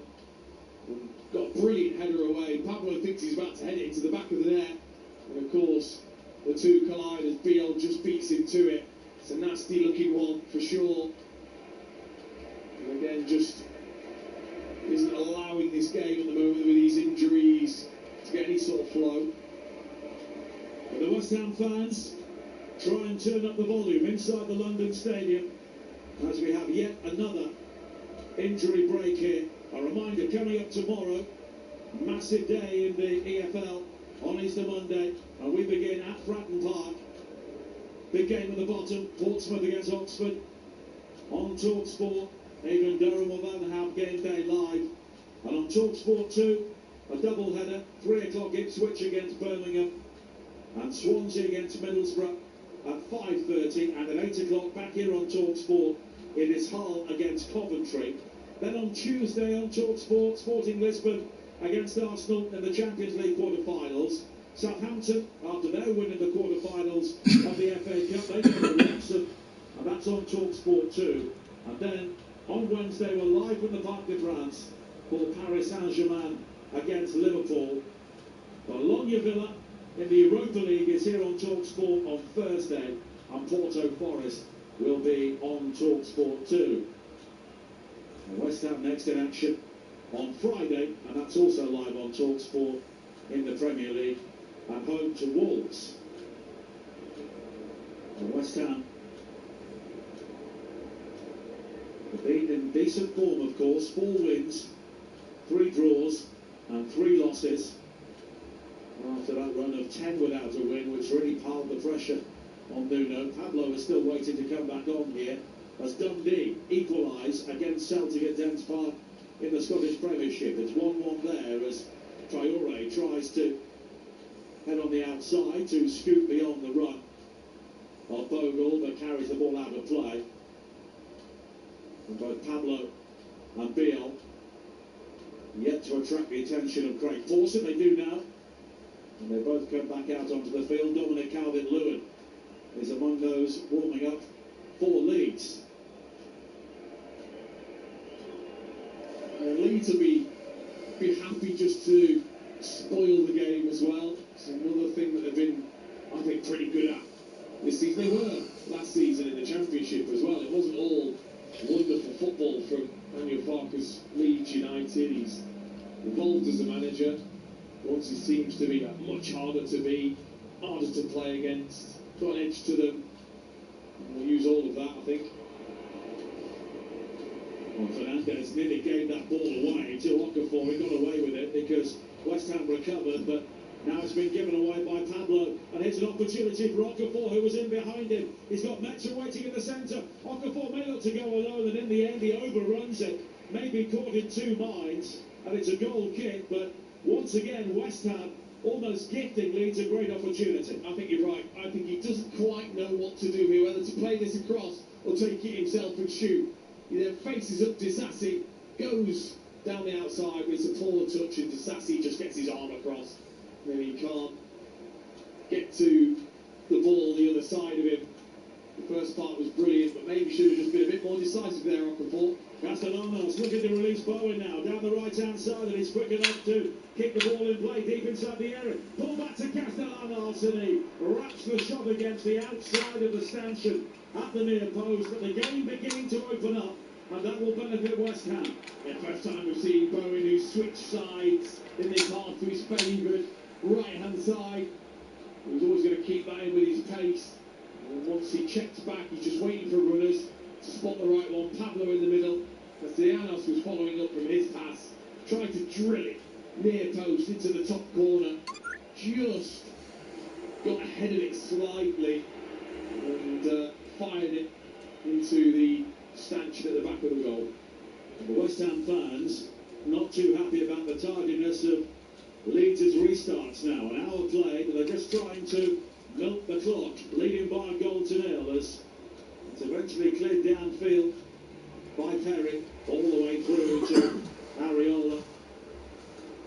And Kilman now finds Souček, one of two players to come on for West Ham at half-time, but you take out himself and Pablo, and everybody else is a youngster or is relatively untried on the West Ham bench. There is no Hermansen, Wan-Bissaka, Mavropanos, Wilson or Somerville involved today.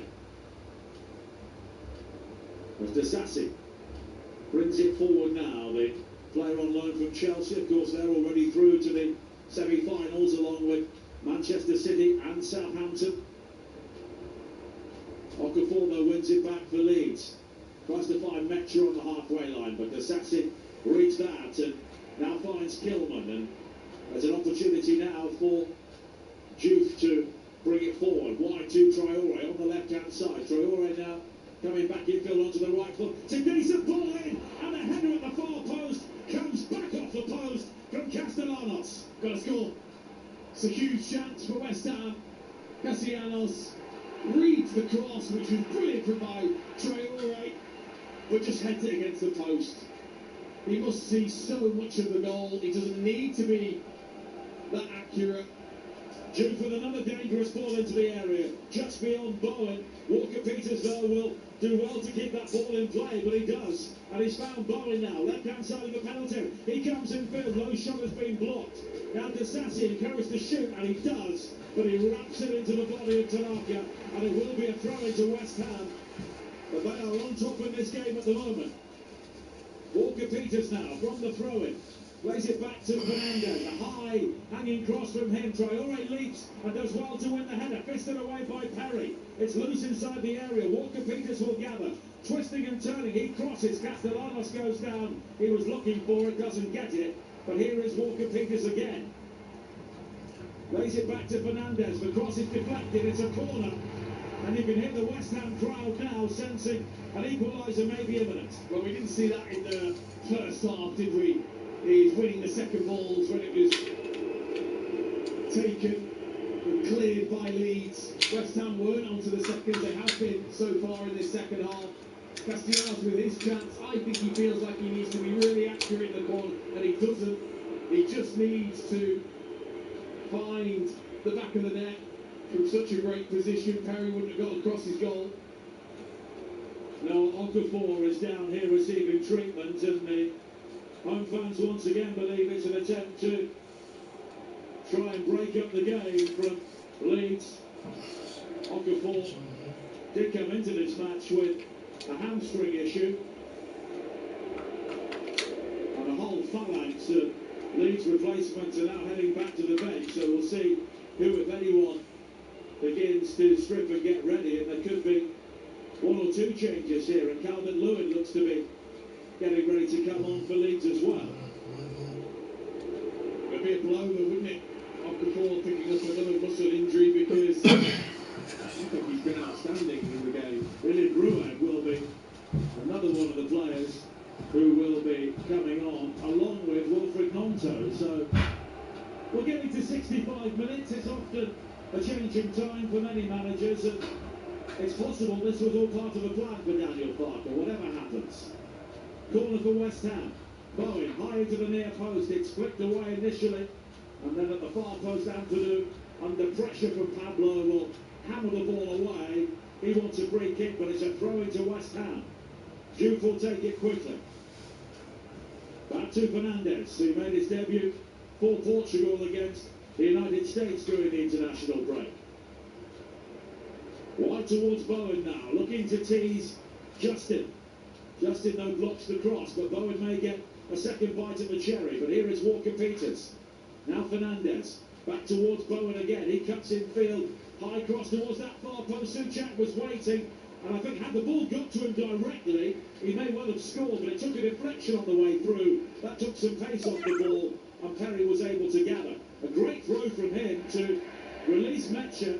He cleverly dipped it inside for Aronson, who slipped at the crucial moment, and West Ham come forward again now.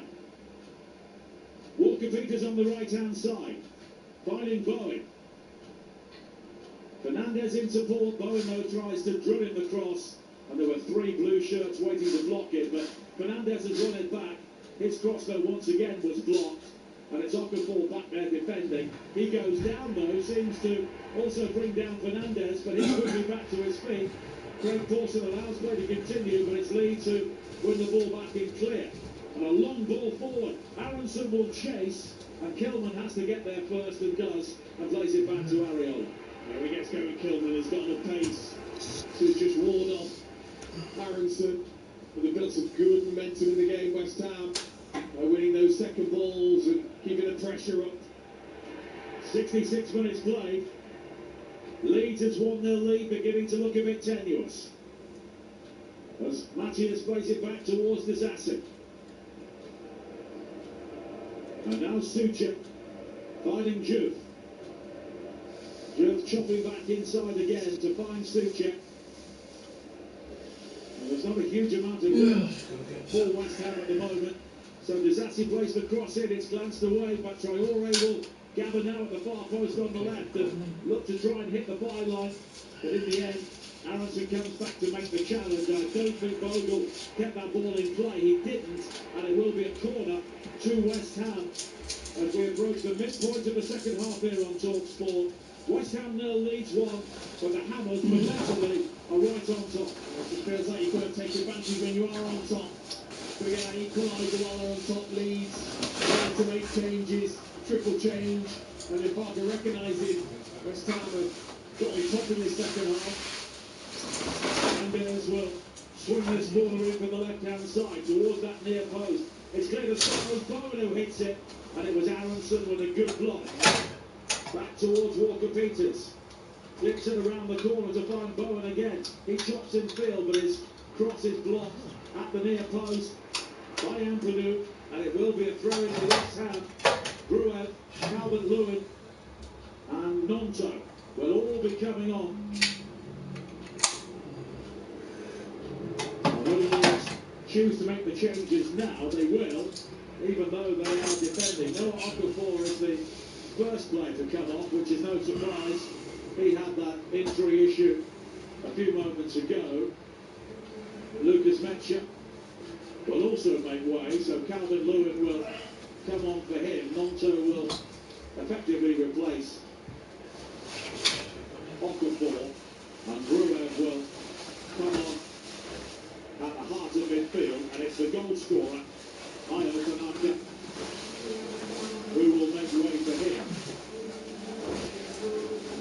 Yeah, I think just wanting a bit more control on the ball, Gruev will give them that to try and play out, and then having Nonto come on for, I think might be a slightly injured Okafor. Calvert-Lewin, the mention of getting any joy against Disassi this afternoon. Calvert-Lewin maybe trying to change that. Well, it's a throw-in to West Ham on the far side with 69 minutes played on talkSPORT.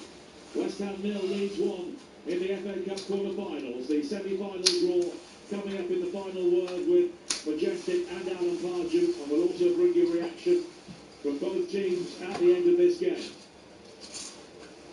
Now Kilman, wide towards Disassi. And live football every day of next week coming up on the talkSPORT network as well. Here is Calvert-Lewin, Nonto around the corner to find Justin, and then the challenge on Nonto, and it will be a free kick for Leeds in a dangerous area, wide on the left-hand side, almost level with the edge of the West Ham penalty area. You just think you've got it. He's just too sharp, Nonto. Away from Disassi, who just shoved him in the back. For a chance and a bit of relief for Leeds. Slightly packed in, haven't they, for a good 10 minutes there.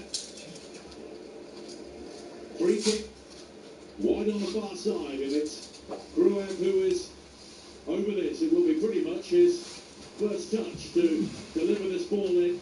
Calvert-Lewin waits at the near post. Gruev though flights it deeper, and the shot was hit well on the half volley by Pascal Strand, but it's over the top.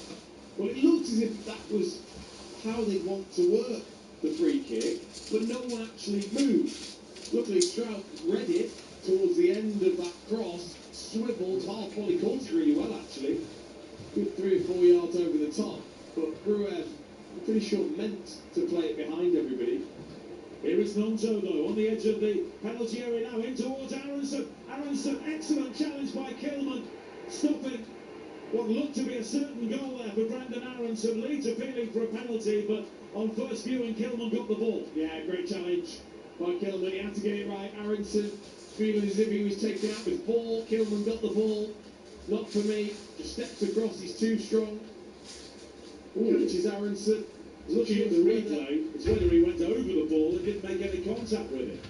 Yeah, because his thigh then kind of catches the ball at the end rather than his left foot. They are checking for a possible penalty here. Konstantin Hatsiakis is looking at this. Well,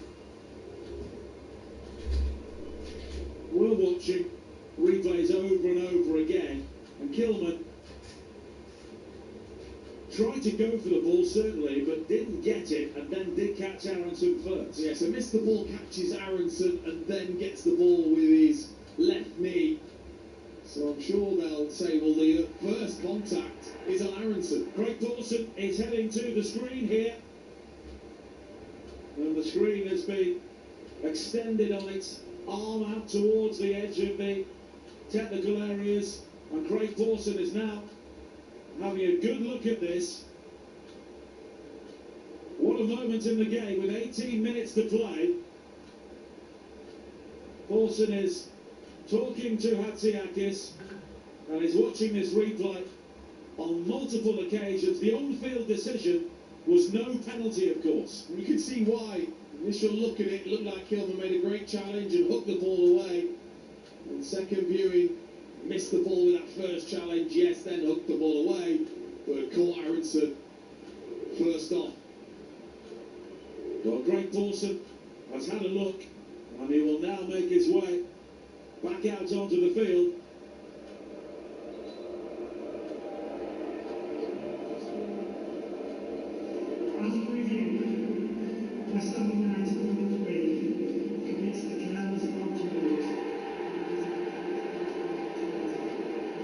It's a penalty. And what will happen here to Max Kilman? A yellow card for him. It was a genuine attempt to win the ball, but a penalty for Leeds here, and an opportunity to seal a place in the semi-finals. Well, he got across. He just needed to connect with the ball. He just misses the ball, Kilman. He then hooks the ball back, but it's too late. The initial challenge was on Aronson, who straight away turned to the referee. He felt it was a penalty. What a big, big opportunity for Dominic Calvert-Lewin, who has just stepped onto the pitch. This is probably his first touch. Well, Dominic Calvert-Lewin hasn't scored in the FA Cup since February of 2021 in a bizarre game in which Everton beat Spurs 5-4 inside an empty Goodison Park. But Dominic Calvert-Lewin here has the opportunity to put Leeds on the brink of the FA Cup semi-final up against Alphonse Areola. With 9,000 Leeds United fans willing him on, Calvert-Lewin scores, and for the first time in 39 years, Leeds are heading to the FA Cup semi-finals. Calvert-Lewin celebrates in front of those delirious Leeds fans. His first touch in the game was a comprehensive penalty, and the West Ham United supporters are heading for home already. Their hopes dashed yet again, but Leeds are marching on in the FA Cup. Just look at what it means to the supporters, the FA Cup. Those Leeds supporters, ecstatic. Dominic Calvert-Lewin, so cool, so calm, goes through his routine, puts the ball down, steps back, 2 big steps, up to the chest, steps up and whips it with his right foot, across into the corner. Areola goes the opposite way. And Leeds now, you don't think that they're going to let this go. A chance to go to Wembley. Well, it was John Stiles and Mickey Adams at Springfield Park back in 1987. It is Ayo Tanaka and Dominic Calvert-Lewin here at the London Stadium today. And Leeds United, who had to weather a significant period of pressure there, broke out. Aronson won the penalty. Calvert-Lewin has scored it, his 11th of the season. And West Ham must now come back from 2 goals down with 14 minutes of normal time to play, and many of their fans are heading home already. Well, came here with great optimism for West Ham supporters. They've got to try and believe, the players got to believe that they can get back into it. Traore now with the low ball into the penalty area, and it's heading behind, and it will be a corner. And you're listening to FA Cup Game Day on talkSPORT with McDonald's. Order delivery on the McDonald's app from 11 a.m. 18 plus. Fees apply to delivery orders, subject to availability. Prices may vary. Well, if West Ham are to stage a dramatic comeback, it needs to start here. Matheus Fernandes will deliver the corner kick, but it's too deep. 2 bounces outside the penalty area, straight out of play on the far side for a throw-in. And what a waste that is, but the Leeds fans are dancing away to our right-hand side. And you can be sure they'll all be back to head to Wembley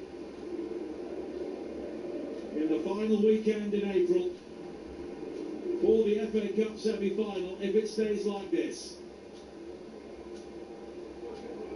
Now Monto has been fouled, and it will be a free kick for Leeds just inside the Leeds half on the far side. You have to go back many, many years. The last time Leeds scored at Wembley, of course, they were beaten by West Ham in the playoff final a couple of years ago. Beaten by Hull in the playoff final going back to 2008, and then I think you're then heading back towards the 1970s. Calvin Lewin plays the ball inside, the shot's deflected, but here is Bogan across the face of goal, and it's flicked just wide by Nonto. He tried an audacious flick there with the goal empty, and it bobbled just beyond that far post. Oh, I mean, such a clever flick, the Cruyff flick, and that would have really sealed it. That would have been it for Leeds United. Nonto so close, grazes the post almost. This place has just gone flat for West Ham. Leeds trying to take advantage. Nonto so close.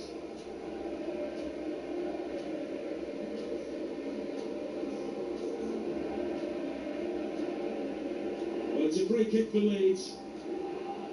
And we have just over 11 minutes to play as Calvin Lewin looks to try and control a long ball played forward, but it's straight out of play, and it will be a goal kick to West Ham.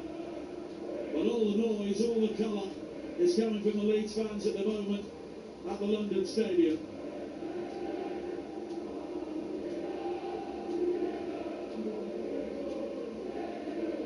No sign of a West Ham comeback at the moment, and they would have to lift themselves for that game coming up live on talkSPORT on Friday here on home to Wolves in the Premier League, as Adama Traore brings it forward now.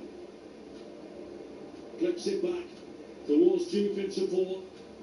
And now Fernandez. Juve again.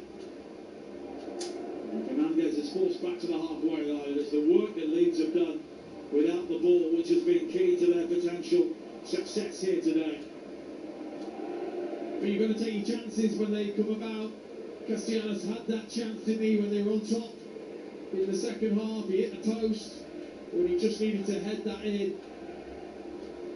And then Leeds going down the other end and getting that second goal from the penalty spot just saps the energy.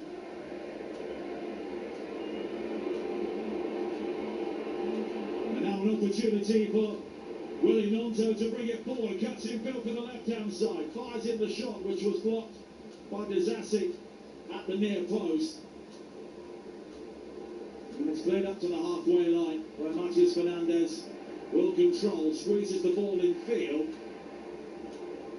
And Gruev will try and win it back, and he does. And then Aronson, but he's lost out, and West Ham will try and clear, but it's Castellanos who has gifted the ball away, and Bornau hits it, and it's tipped over the top by Areola, and Sebastian Bornau, of all people, almost makes it 3-0. Yeah, just latched onto the loose pass from Castellanos, who was caught. Bornau then struck through it powerfully. Areola with an unusual save, using both hands but kind of patting it to his left-hand side. But it's just opened up, and West Ham have to. They have to gamble with players getting forwards. It is going to open things up for Leeds on the break. Kelechi Iheanacho has scored for Celtic. They lead 2-1 away to Dundee in the Scottish Premiership. Early today, Hearts drawing 2-2 in Livingston. So they're a point clear of Rangers, who got their points on the board yesterday. Leeds corner here. Gruev takes it high to the far post, fisted away by Areola, but it comes back out to the Bulgarian Gruev once again. And now a high ball in from Bogle. Bogle will recover it. And if there are to be any more goals in this game at the moment, it looks like Leeds will score them. Yeah, it does. But West Ham have to make it chaotic to try and give themselves a chance to get back into it. Here's Calvin Lewin now, wriggling into the area down the left-hand side. And he's won a corner off Walker Peters. That's clever play as Leeds keep the late pressure on here. They've been very good, Leeds, for most of this game. Yes, there was that 10-minute period that West Ham had in the start of the second half, but for most of the game they've been very composed in possession. They've worked incredibly hard out of possession as a team. to close West Ham down and make it difficult for them. We mentioned that Leeds' last appearance at Wembley was the playoff final defeat against Southampton, of course. That could be repeated in the semi-finals. We'll find out in around an hour or so's time. Corner for Leeds, high to the far post. Calvert-Lewin was challenging, but it's gathered well by Areola. He quickly bolted out to this near side, looking for the run of Juve, who almost has to run over the top of Gruev, and in the end, Craig Dawson says that Gruev was pushed by Juve, and it will be a free kick for Leeds. Which he was. Strange decision from Areola to bowl that out to Juve. Did surprise me. You know, when you've got to get back into the game, yes, you're defending a corner, but you've got nobody upfield.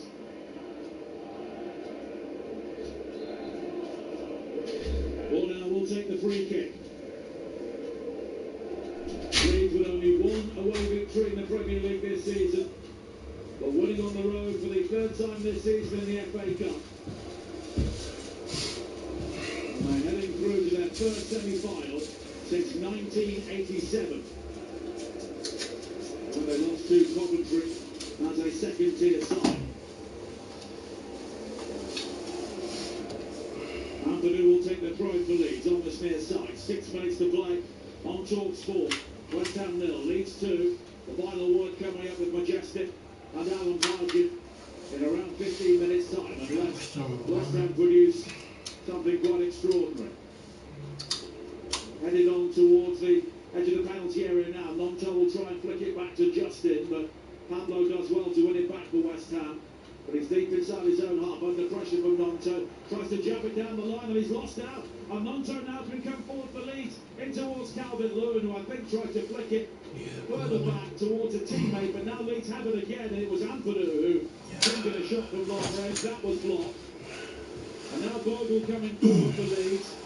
Entirely challenged on this near side from Fernandez. And that's a free kick for Leeds, level at the edge of the West Ham penalty area. Well, that's 2 or 3 times Wilfred Nonto has had the chance to drive himself, hasn't been quick thinking in his decision making, struck against Disasi one time, played into Calvert-Lewin now, and I think he probably should have had the shot, but that was what the change was for from Daniel Parker, just to give Leeds a grip of the game back. Ilya Gruev will take this free kick once again. It will be an in-swinger with the left foot. It's a great position here for Leeds with 4.5 minutes to play. Looking to make absolutely sure with a third goal. Gruev's delivery high to the far post. It's beyond everybody. And it will be a goal kick. Nuno Espirito Santo turns away. Arms folded on the edge of the West Ham technical area. He had won all 4 of his previous Cup quarter-finals. For Real Ave in Portugal, Wolves and Nottingham Forest in England, and Al Ittihad in Saudi Arabia. But it looks like defeat here today. Here is Juve though for West Ham with 4 minutes of normal time to play. Leeds leading by 2 goals to 0. Disasi wide towards Walker-Peters. Well, I would say that 50% of the West Ham seats in the stadium now are empty. The early rush for the central line has already started as Traore tries to bring it forward here, but he's challenged and is unable to gather as Bogle puts him off, and it will be a throw into Leeds on this near side. And yeah, it doesn't have the feel of West Ham trying to really push to the end. It doesn't look like they've got much left in them. They've been sapped of their energy, as well as the supporters after that second goal. And it's a big question now about lifting them on Friday. Yeah, it is. And who's going to be fit for that as well? Is Somerville going to be ready? I think that'll be the big question, because he's such a big player for them. For Panos and for Zaka, these players are needed because the squad isn't particularly deep. Well, we billed Dean Aston at the start of the game as the last West Ham player to score a winning goal in an FA Cup quarter-final, and he's still on. Here is Fernandes. West Ham's wait to reach the semi-final goes on, but Leeds is even longer wait. Looks to be coming to an end here. As Gilman plays it square towards Disassi. Into the 89th minute here at the London Stadium. 03717, double 2, double 3, double 4 is the number to call for the final word with Majestic and Alan Pardew at the end of this game. Traore. And again, he thinks about coming inside to cross, but then tries to go on the outside eventually. Plays it back to Jude. Jude delivers the cross into the penalty area, but it's defended well at the near post by Biol. Anthony plays it square and Leeds can break. Brewer plays it over the top, and there's a potential break on again here as Aronson gathers down the right-hand side. Calvert-Lewin made the run into the centre, but his Bogle hits it. Cutting infield by the right-hand side, but it's over the top. Yeah, it didn't feel like the right decision in the end for Bogle. Into a good position, he had plenty of players in the penalty area. Calvert-Lewin joining with Fernando Brewer in the area. Should have played that cross for one of them. Instead he flashed the shot up and over. Another good break from Leeds.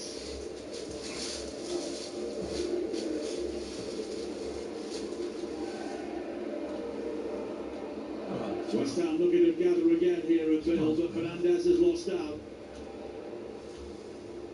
Well, Traore has managed to pick the pocket of Ampadu. Here is Sucha. 20 seconds of normal time to play here on talkSPORT. West Ham United 0, Leeds United 2 in the FA Cup quarter-finals. It'll be Manchester City, Chelsea, Southampton and Leeds United in the final four. Two of the regulars and two unexpected things that must be said is Bogle is penalised for a challenge here on Traore, and there will be 11 minutes of added time. A couple of raised eyebrows from the Leeds players in particular, but there was a lot of stoppages at the start of the half that I think have been forgotten. Well, if West Ham score now, they've got loads of time. Fernandes over the free kick with Jude. Level with the edge of the Leeds penalty area on the West Ham left. Fernandes with the delivery low into the near post. It's cleared away.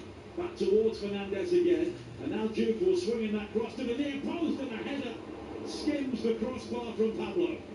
Yeah, he just tried to twist his neck, didn't he, because he was ahead of the near post, so he wanted to get the angle on the header, whipped in by Juve, just trying to angle the header towards the near post top corner. It wasn't far away, it grazes the top of the netting as it goes past. It would have really made for an exciting end to the game.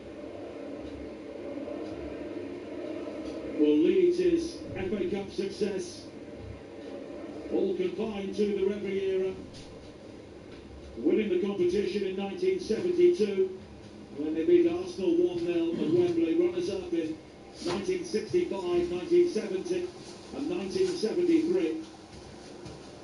But they will be one game away from the final. And they are heading back to Wembley once again. Calvert-Lewin beaten to it in the air by Jules, and here is Suchek. And now Kilman back towards Disassi. Still 9 minutes of added time to play. Pablo will chase a long ball into the penalty area. Plays it back to Traore. Traore lifts it high to the far post. Bowen is able to pull the ball down. Bowen comes in field. Fires in the shot. Oh, it's in the inside of the post. And it's turned in by Fernandes. And West Ham are back in the game. Matthias Fernandes off the shot from Bowen. Flattened off the inside of the post. And we've got a long time still to play. West Ham 1, Leeds 2. Well, it should have given them a left 11 minutes. But now there's ball on the board, and it has. Brilliant from Bowen. Absolutely why he's got to be on that right-hand side. He cuts it stunning effort. Curling, whipping towards that far corner. Comes bounding back off that post, straight to Fernandez, who takes a super first touch to then side put it back into the back of the net to give us that exciting ending. Well, we still have at least 8 minutes of added time to play here. West Ham 1, Leeds 2 on talkSPORT. As Kilman heads it down, the game was absolutely dying on its feet. But now the West Ham fans still in the stadium are full of hope. And the Leeds fans who are planning their trips to Wembley may be now a bit nervous. Desassi hooks it forward, but it's straight to Ampadu. Now Aronson challenged by Fernandez. And West Ham fans are now coming back into the stadium. Never leave early. Incredible, isn't it? I wonder how far they got. All around the stadium, the stairwells are full of people coming back in. Well, you hear the roar, don't you? And you think, oh no. Well, you would do if you were sat on the central line. Here is Nonto coming forward now for Leeds. He's around the back, left-hand side. Low ball in. Desassi, though, is there to cut it out. He finds Walker-Peters, but it's a difficult ball for him to control in a tight area. And in the end, he uses Desassi, who puts it forward. Pablo beaten to it in the air by Gruev. Now Ampadu. And Ampadu claims he was fouled, but it's a throw-in for West Ham. And we still have 6.5 minutes of added time to play on talkSPORT. Just got to build for that opportunity. Leeds are going to concentrate, defend properly. I'm just hoping for one more chance. And remember, Leeds' most recent away defeat, 4-3 at Newcastle, when they led 3-2 in added time, as a cross is lifted in by Traore into the penalty area, and it's gathered by Terry, and he's not hurrying.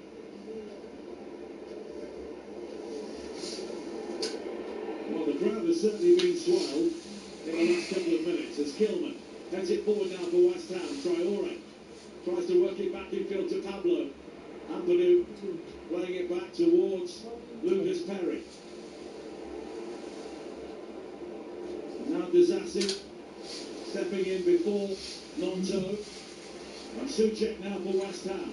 95.5 minutes played. West Ham 1, Leeds 2 on talkSPORT 2. Now Traore with the opportunity to attack down the left-hand side.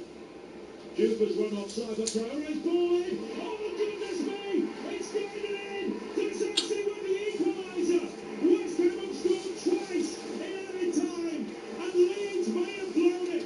They have the FA Cup semi-final in their pockets, but West Ham United have come from 2 goals down in added time, and we may be heading for extra time. That's why you should never give up. In the FA Cup, that dream is always alive.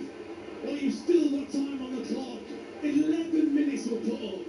It gave the West Ham players a lift. So did that first goal. Brilliant from Traore. So good. Yes, he could use his pace. Of course he could. He doesn't. Fakes to go down the line. Cuts in. First time cross. Causes all sorts of trouble. It's whether it's Desassi's foot or Strout's head. I'm not too sure. I think it's Desassi's foot. He just flings his right leg up and catches something, some part of it. A good Strout's head. Got Strout's head, and Strout headed into his own net. Incredible. Well, if that's Desassi's goal, it's his first for West Ham. But Leeds have said that should be a high boot. And the game is yet to resume here. And Greg Pawson is surrounded by Leeds players. Jarrod Bowen is also having his say. And they are checking for a possible foul on the goal. But how much of the ball did Desassi But get? if the foot's up there, it doesn't really matter, does it? Well, it's been checked and the goal's been given. Leeds are furious, but it's 2-2 in the 98th minute here on talkSPORT. Just incredible. you're right, it felt like it was completely dead and buried for West Ham. The amount of supporters that had left, they thought it was over. You felt the players thought it was over. It's a lot busier now, isn't it? It's a lot busier. 11 minutes, that was the difference. Well, there could still be time for West Ham to win this. And the Leeds fans cannot believe it. There was a young Leeds fan there in the arms of his father in tears, we saw on the monitor. But from their point of view, it's absolutely shocking game management to be 2-0 up in added time and give it away. But we could be heading for extra time here. Majestic and our party make us have to wait. So too the semi-final draw for the FA Cup. Still 2.5 minutes of added time to play, and there'll be more as well for the aftermath of those 2 goals. West Ham feel like they'll win it. They're trying to do everything quickly. Put this ball in towards the Leeds penalty area from halfway. And remember, Leeds' last defeat, they had the game won at Newcastle, and they lost 4-3 deep into added time. Into the 100th minute here. Free kick for West Ham. High towards the edge of the penalty area. Castellanos tries to keep the ball alive. Pablo now challenging. And it drops to Suchek. It's a good ball from him. Wide towards Bowen. Bowen jabs it down the line. And it takes a ricochet off Justin. And it will be a throw into West Ham. And they have an opportunity here to hurl this high into the area. Or will they just try and play this short to get a decent cross in? Fernandez and Bowen have both gone over. Walker Peters setting up as if he is going to take a long throw. Now Fernandez from the throw-in crosses high into the penalty area. Aronson will try and bring the ball clear. Leeds are on the rack here, having been in control of this game as we ticked into added time. Now it's split forward towards Castellanos. He tries to win it back from Ampadu inside the area, but Ampadu will bring the ball away. And it's split forward towards Dominic Calvert-Lewin though, but he can't keep the ball in play as he tries to find Nonto. We're into the 101st minute. The final of the 11 minutes of added time. West Ham 2, Leeds 2 here on talkSPORT. West Ham 2 goals down as we head into added time. But now they are searching a winning goal, incredibly. Played forward by Jude, looking for Traore, but over here and through towards Perry. Well, it just shows, doesn't it, that first goal that West Ham got, how good Leeds have been, so organised, defensive structure, just kind of went out the window for a couple of minutes. But now it's flicked on towards Nonto. He chases into the area and Walker Peters had to be quick there to get it ahead of him and clear. I think it would have been handled anyway by Wilfred Nonto as he went through. Walker Peters didn't know that, got back brilliantly. Now Gruev goes to ground to win it back from Bowen. Leeds could have one final chance here. Nonto is challenged by Fernandez. Free kick for Leeds. Level with the edge of the West Ham penalty area on the left-hand side. Just know you can't go and try and win that. Nonto is so good at that. So good at just getting his body across at the last second. Did really well to shield that from Fernandez, who gives away the free kick. Leeds now with the opportunity to possibly win it. 03717 22 33 44 is the number for the final word. And they'll want to hear from you if you're a West Ham fan who left early and didn't come back. Free kick here on the far side, which Gruev will take for Leeds. They could win it here. We are nearly 13 minutes into added time at the end of this extraordinary FA Cup quarter-final. 2-2 the scoreline. West Ham have pulled everybody back on the edge of their 6-yard area. Gruev flights it in. Calvert-Lewin with the header. No power behind it. And it's gathered by Areola. Areola now bowls it out. Long and high up to the halfway line. Looking for Juve. Juve now will try and go beyond the challenge of Aronson. Aronson goes to ground. Juve wins it back. And in the end, the free kick is given to Leeds. Yeah, just the wrong person to pick out there. Areola went to Juve, and it was actually Traore and Bowen through the middle he should have thrown it to. I feel as if that's probably about it now. Incredible that West Ham have even got back into this to take it to extra time. Free kick for Leeds. Leeds team which has been shorn of Joe Rodon and Anton Stats during the match due to injury. Noah Okafor also limped off as well. But when Dominic Calvert-Lewin scored the penalty, they looked to be home and hosed. But Leeds have conceded twice in added time, and that is the end of 90 minutes.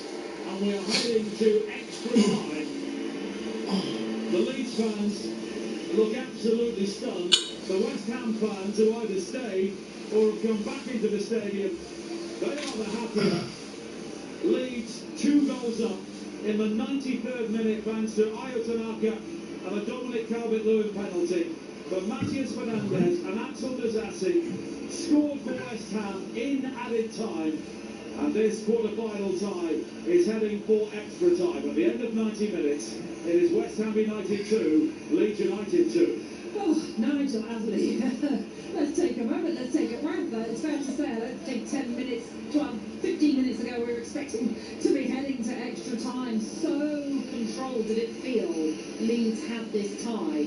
And yet, we've got another 30 minutes at least to go.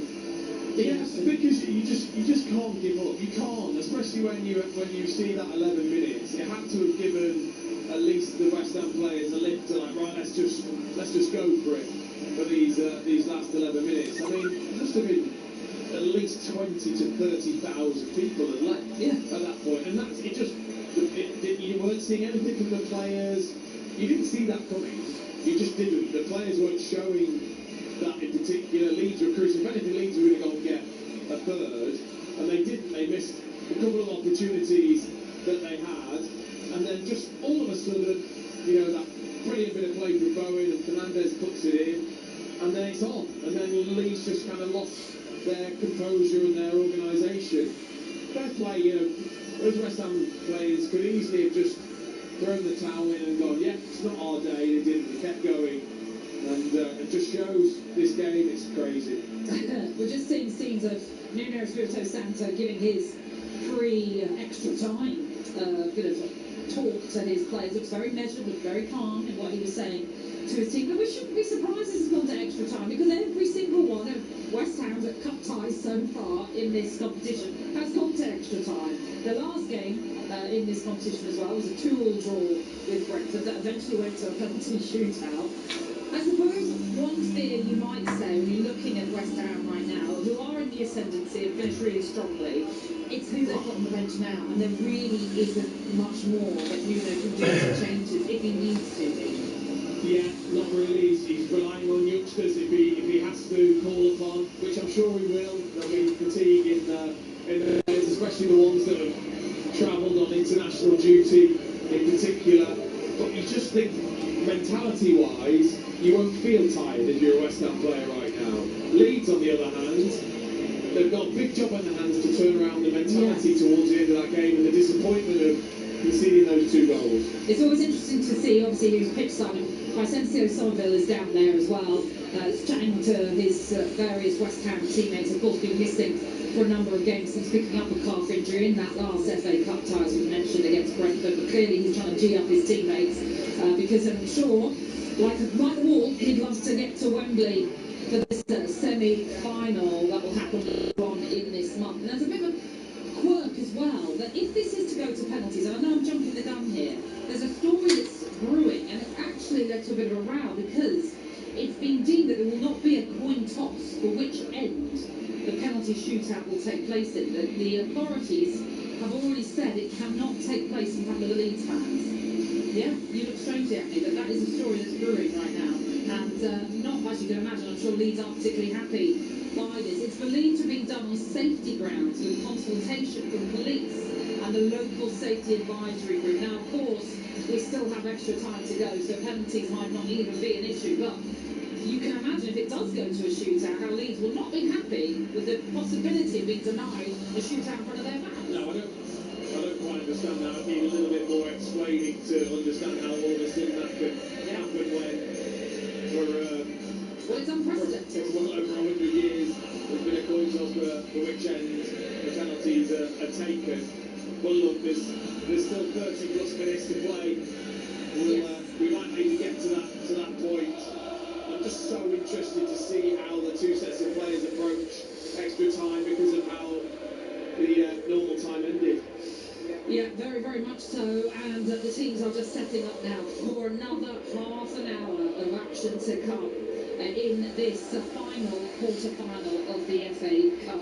2-2 it is then, going into another 30 minutes. Extra time then awaits, and you wonder, as Leeds make a huddle, how they regroup themselves, having looked as though they were on course to reach Wembley and putting their name in the hat for the semi-finals. But they will have to go again, as will West Ham. It really is an intriguing 30 minutes that we have to await here at the London Stadium. And fans, I think, are eagerly now making their way back out as well to their seats. So let's hand you over to your commentary team for another 30 minutes. It is the former West Ham striker Dean Ashton, who's alongside Nigel Adderley. Thank you, Natalie. Well, no one's saying now that this game doesn't really matter in the midst of a relegation battle, and the scenes at the end clearly show that it matters to both West Ham United and Leeds United. And I just wonder how many of those West Ham fans who left early managed to get back into the stadium. I would imagine about half of those who left got back in, and it's Leeds who get extra time underway, and they will be the team lacking momentum at the moment, wearing all blue, attacking the goal away to our left, because if anything, Daniel Farke would have need to have done a rebuilding job in terms of confidence during that breakdown. Absolutely. Absolutely devastating. Oh, Castellanos could be in here. A mistake by Perry, and Castellanos has scored. What a mistake by Lucas Perry. He headed the ball up in the air, outside the penalty area. And Tati Castellanos was there to knock the ball in from a very tight angle. It just about crept over the line. And West Ham United, who were 2 goals down after 90 minutes, now lead 3-2 in the opening minute of extra time. Well, the heads haven't been cleared for the Leeds United players, because that's just a ridiculous decision from the goalkeeper. It's just a hopeful punt forwards by West Ham. Well, it's offside. Possibly could be offside. Castellanos, who gets onto it. Perry, why doesn't he just catch it? He can catch it inside his area. He just goes to head it.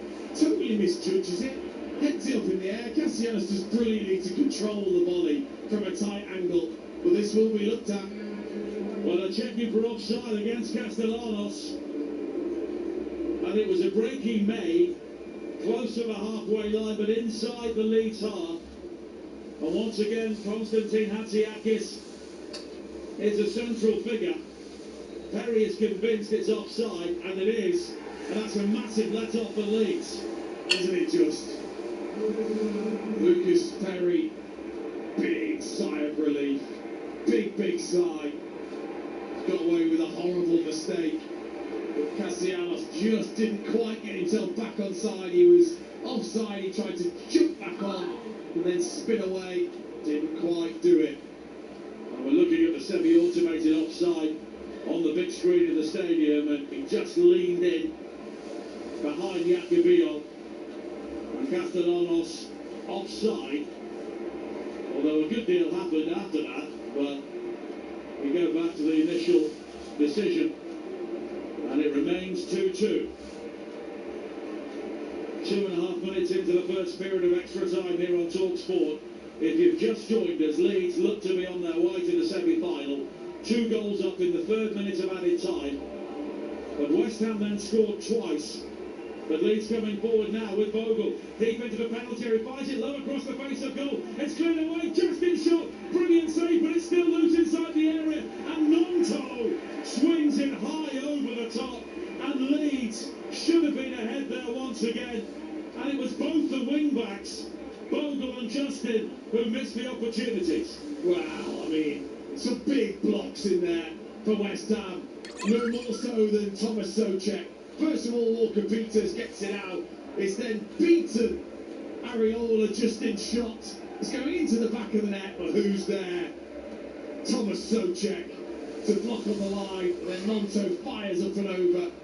And the ball came back out. Well, what What a start to extra time. 2-2 it remains. It will be a goal kick which Areola will take.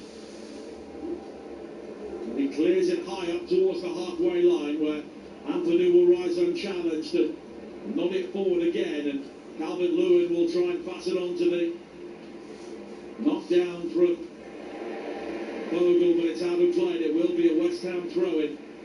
And it's impossible to predict how this game's going to go now. No, because look, Leeds have got to try and compose themselves. They've got to understand they were the better team for 90 minutes. It was only the 11 minutes of added on time that they were pouring. Before that, they dominated the game. We're going to get back to that composed performance again now in extra time. They've got more options from the bench too, more than West Ham have. But West Ham have just got that momentum and that belief now. Well, they've still got Piru, Longstaff and Byron to potentially bring on as outfield players.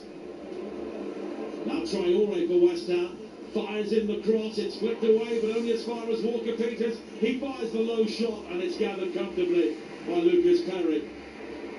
Well, his brain must still be scrambled after what happened in the build-up to the disallowed goal, but he showed safe hands there. And now Justin brings it forward for Leeds on the far side, just in front of the West Ham technical area. Graham again. And now Nonto. And Leeds, not for the first time this season, have collapsed late in the game, but in the FA Cup, they do have a second chance. Justin now brings it forward. Nonto on the overlap. Aronson waits in the area, but Nonto slips onto his backside, but then recovers his foot. He almost flips it back in field towards Justin, but it was well seen by Disassi, and he clears high up towards the halfway line. Where people were laughing there as Nonto slipped over. Well, he was up so quickly. Still had the ball twisted away from Walker-Peters. This is a little bit better from Leeds, a bit more possession and just to really calm things. And now an opportunity for Leeds, but a low ball into the near post, sticking out Calvert-Lewin, was gathered on the edge of the 6-yard area by Areola. The final word with Majestic and Alan Pardew will be coming up at the end of this game, along with the FA Cup semi-final draw. West Ham 2, Leeds 2, and we are 6.5 minutes into the first period of extra time here. Now Walker-Peters for West Ham on the near side, finding Bowen. And now Souček looking for Bowen again, but it's headed away by Justin down the West Ham right. Nonto scurries in field and finds Calvert-Lewin. And now Ampadu plays it over the top, and Nonto in pursuit, but Areola gets there first, and he can calmly find Kilman. Yeah, he's in a good position, good starting position there, Areola. Almost on the edge of his area, waiting for that ball over the top from Ampadu. If not, Nonto would have been in. Well, the Leeds fans find their voices once again. There were some real expressions of shock inside the away end at the end of 90 minutes when Leeds gave it away. Here is Bion. Low ball to find Gruev in the centre circle. Ampadu. And West Ham looking at their bench now. They've got players with very little, if any, first-team experience behind them. Players like Ezra Myers, who has featured in the Premier League on 6 occasions this season. Cabela Madrid, Andreas Golombekis and Joshua Bajala. And they may need somebody by the end of this game. 8 minutes into the first period here on talkSPORT. 2-2, the scoreline at the London Stadium. As Pablo wins it back for West Ham and goes all the way back to Areola. I would estimate there are around maybe 10,000 empty seats in the stadium for fans who left early and never came back. Now Gruev now striding forward for Leeds, hits it left-footed from the angle, and it's beyond the near post and behind for a goal kick. Yeah, latched onto the ball quickly there, Gruev. Ran away from Walker-Peters. Disassi didn't quite come across quickly enough, so decided to take the strike early. But those angles all wrong. Again, hit the statue behind the goal from the near post angle. It'll be a goal kick which Alphonse Areola will take. 9 minutes played in the first period of extra time here on talkSPORT. 2-2 the scoreline. As Pablo plays a good ball to pick out Fernandez. He can burst into the penalty area now, right-hand side, pulls it back low, the shot cleared off the line. It was Castellanos again who was denied.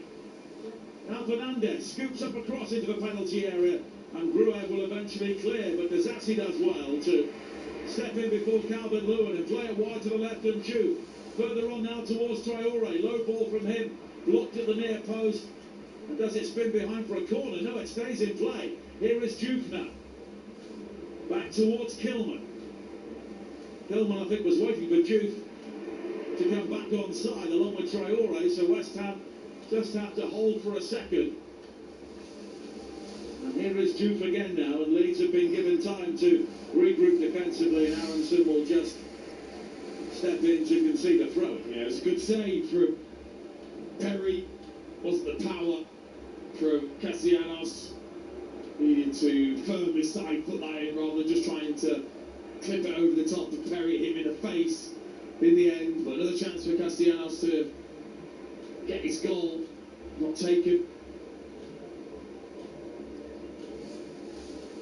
Early evening here now, the sunshine just about disappearing behind the stand on the far side as Traore brings it forward now for West Ham, but he's lost out and it's cleared away long downfield, but Dazassi will get there before Calvert-Lewin.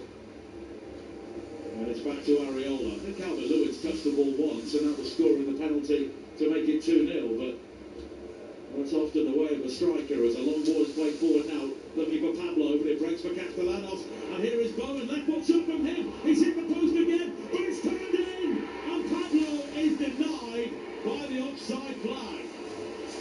Well, Barry can't believe it. I mean, he's hit the post twice. Once where Fernandez followed it. This time it comes back to Pablo, who's in an offside position. But what a wonderful strike again from Bowen. Powered it towards that near post. Pablo was offside when he finished it. Well, what a strike from Bowen. Off the inside of the post. Well, he's hit the post twice now, Jarrod Bowen. The first time it came back into the path of Fernandez and he scored. This time, Pablo found the back of the net, but he was miles offside. On our monitor, sat behind us, we can see Danny Dyer in the posh seat celebrating what he thought was the winning goal, but then reality bit. 101 minutes played. 2-2 the scoreline, but West Ham coming forward again now. Pablo challenged on the halfway line, but it's Castellanos who plays a good ball into space, wide for Bowen now. Cutting inside from the right-hand side, Bowen goes for the curler, it's just wide. He claims a deflection, but the flag's up for offside anyway. Yeah, they've looked such a threat, haven't they? Since getting that first goal. Bowen again just trying to cut in and whip it to that far side. Took a little nick off Justin's heel, but he was just offside. Bowen when that ball was played through by Castellanos. If it stays like this, we're heading to penalties. And I think Leeds would take penalties at the moment. Though, of course, West Ham went through by that method in the 5th round, and Leeds need a shootout to beat Birmingham in round 4. Now Beal. He was caught by Pablo, and it will be a free kick for Leeds, wide on the far side, 10 yards inside the West Ham half. Again, though, what it showed when Pablo is on with Castellanos and what they gave them when they came into the club was that real energy out of possession. He won the ball back plenty. Kids coming on. Pablo put himself about with a real nuisance. Been very, very useful without really looking like a goal threat. But it's a free kick here for Leeds, who have been under the cosh, apart from one opportunity during extra time so far. 90 seconds to play in the first period. 2-2 here on talkSPORT on a dramatic afternoon at the London Stadium. Justin with the free kick, and it was well judged by Areola, who gathers on the edge of his 6-yard area and quickly bowls the ball out to Fernandez. Raking crossfield ball from him to find Walker-Peters down the right. Pablo pulls wide to provide the width. Traore is also in support. And now Souček. And a number of these West Ham players will be slogging through the entire 2 hours plus added time here because there aren't really any other options. As Bowen is penalised for just clipping Nonto on this near side, and it will be a free kick. And we're into the final 30 seconds of normal time in the first period. Aronson plays it wide now to the far side, but Bogle is challenged well by Jude. He plays the ball in field towards Traore, who's suddenly got room to try and break forward now for West Ham. Maisie dribble from him across the field, away from Ampadu, and Traore continues here. He's got support left and right. He plays it towards Jude, who tries to fire the ball in, and it's wide beyond that near post, and it was a great opportunity. It's a ridiculous decision from Jude to try and shoot. No way he should be trying that after a brilliant run from Traore once again. Past 3 or 4 players, driving at the Leeds defence, he plays it across to Jude. Just flash that across for your forwards. Why is he thinking of shooting from that angle? It's a poor decision. Into 2 added minutes at the end of the first period. And those Leeds fans away to our right must feel they should have been back at King's Cross, heading north, planning for a semi-final by now, but as it is, they and their team could be 15 minutes away from a penalty shootout. Unless either team can find a winning goal here. Souček all the way back towards Areola. West Ham have looked the more likely since the end of 90 minutes, including the added time. At the end of a dramatic normal time. Throwing for Leeds on the halfway line. 03717 223344 is the number to call Majestic and Alan Pardew at the end of this game, as Nonto claims he was pulled back on the left corner of the West Ham penalty area, and Craig Pawson agrees, and it's a free kick here for Leeds. Yeah, it's just where a little bit of fatigue will start to set in there. Walker-Peters just the wrong side, couldn't quite get back. Yellow card for him as well. Yeah, and then had to pull Nonto, feeling the back of his hamstrings. Walker-Peters will test a few out there, this. And of course, West Ham have Wolves coming up on Friday, live on talkSPORT. Leeds are at Old Trafford, and that game comes up the following Monday, so they will have a bit more of a break following this game. But a free kick here, and James Justin is over this, and he could possibly even go for goal with the right foot. West Ham have pulled everybody back. Justin curls it high to the far post, but it's woeful. Overhit straight out of play for a goal kick. And that is the end of the first period of extra time. And it remains 2-2, and we are 15 minutes away from a penalty shootout. Honestly, this game has had it all. We've had goals, we've had disallowed goals, VAR reviews, a comeback as well from West Ham. And actually, it feels for me, Dean Ashton, that West Ham have a bit more energy about them in this first part period of the extra time. Yeah, they've been much the better team. Leeds haven't settled at all. Is that just a shell-shock? Yeah, it is. It's so difficult to get your head around the fact that you were so comfortable heading to Wembley, and then it was almost snatched away. You've got to reset and go again, and they're just not look like you say. That energy, it now comes down to adrenaline and state of mind, really, because as you get tired, West Ham have just had a bit more. They'll feel a little frustrated. They actually haven't gone ahead with, those 2 disallowed goals, and Bowen being so unlucky by hitting the post. Yeah,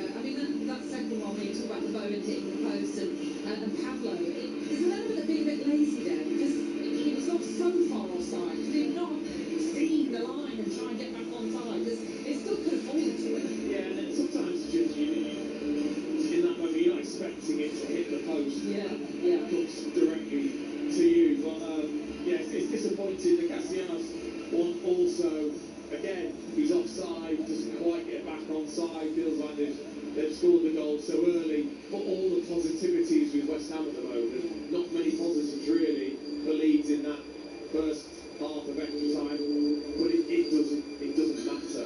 You just got to get through this. It's going to be one moment here or there. Leeds might be a set play, whatever, that gets them the goal, or you then got penalties.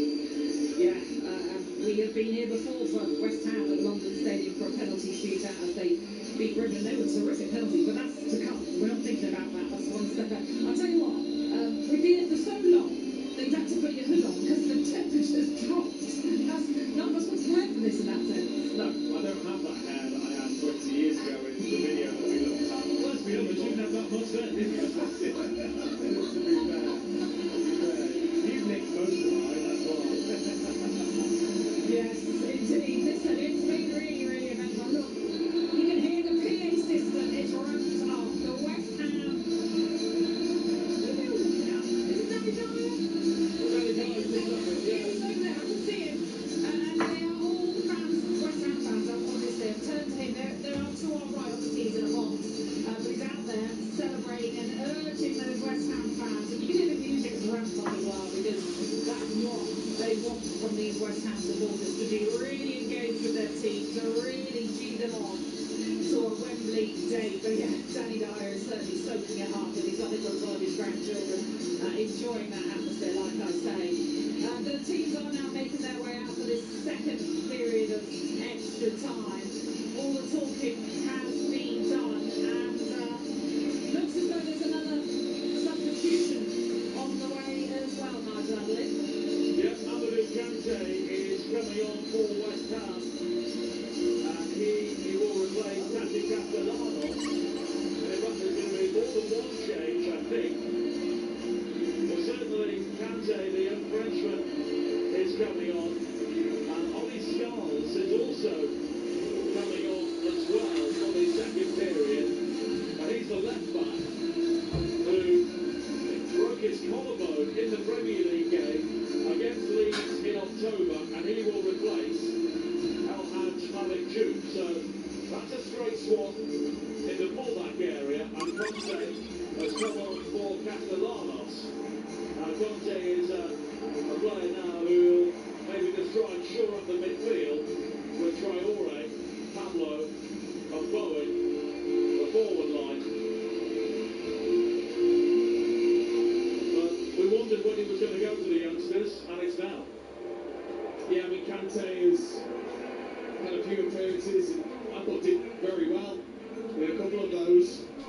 Scarles is probably one of the most experienced of the bench today, even though he's a very young player.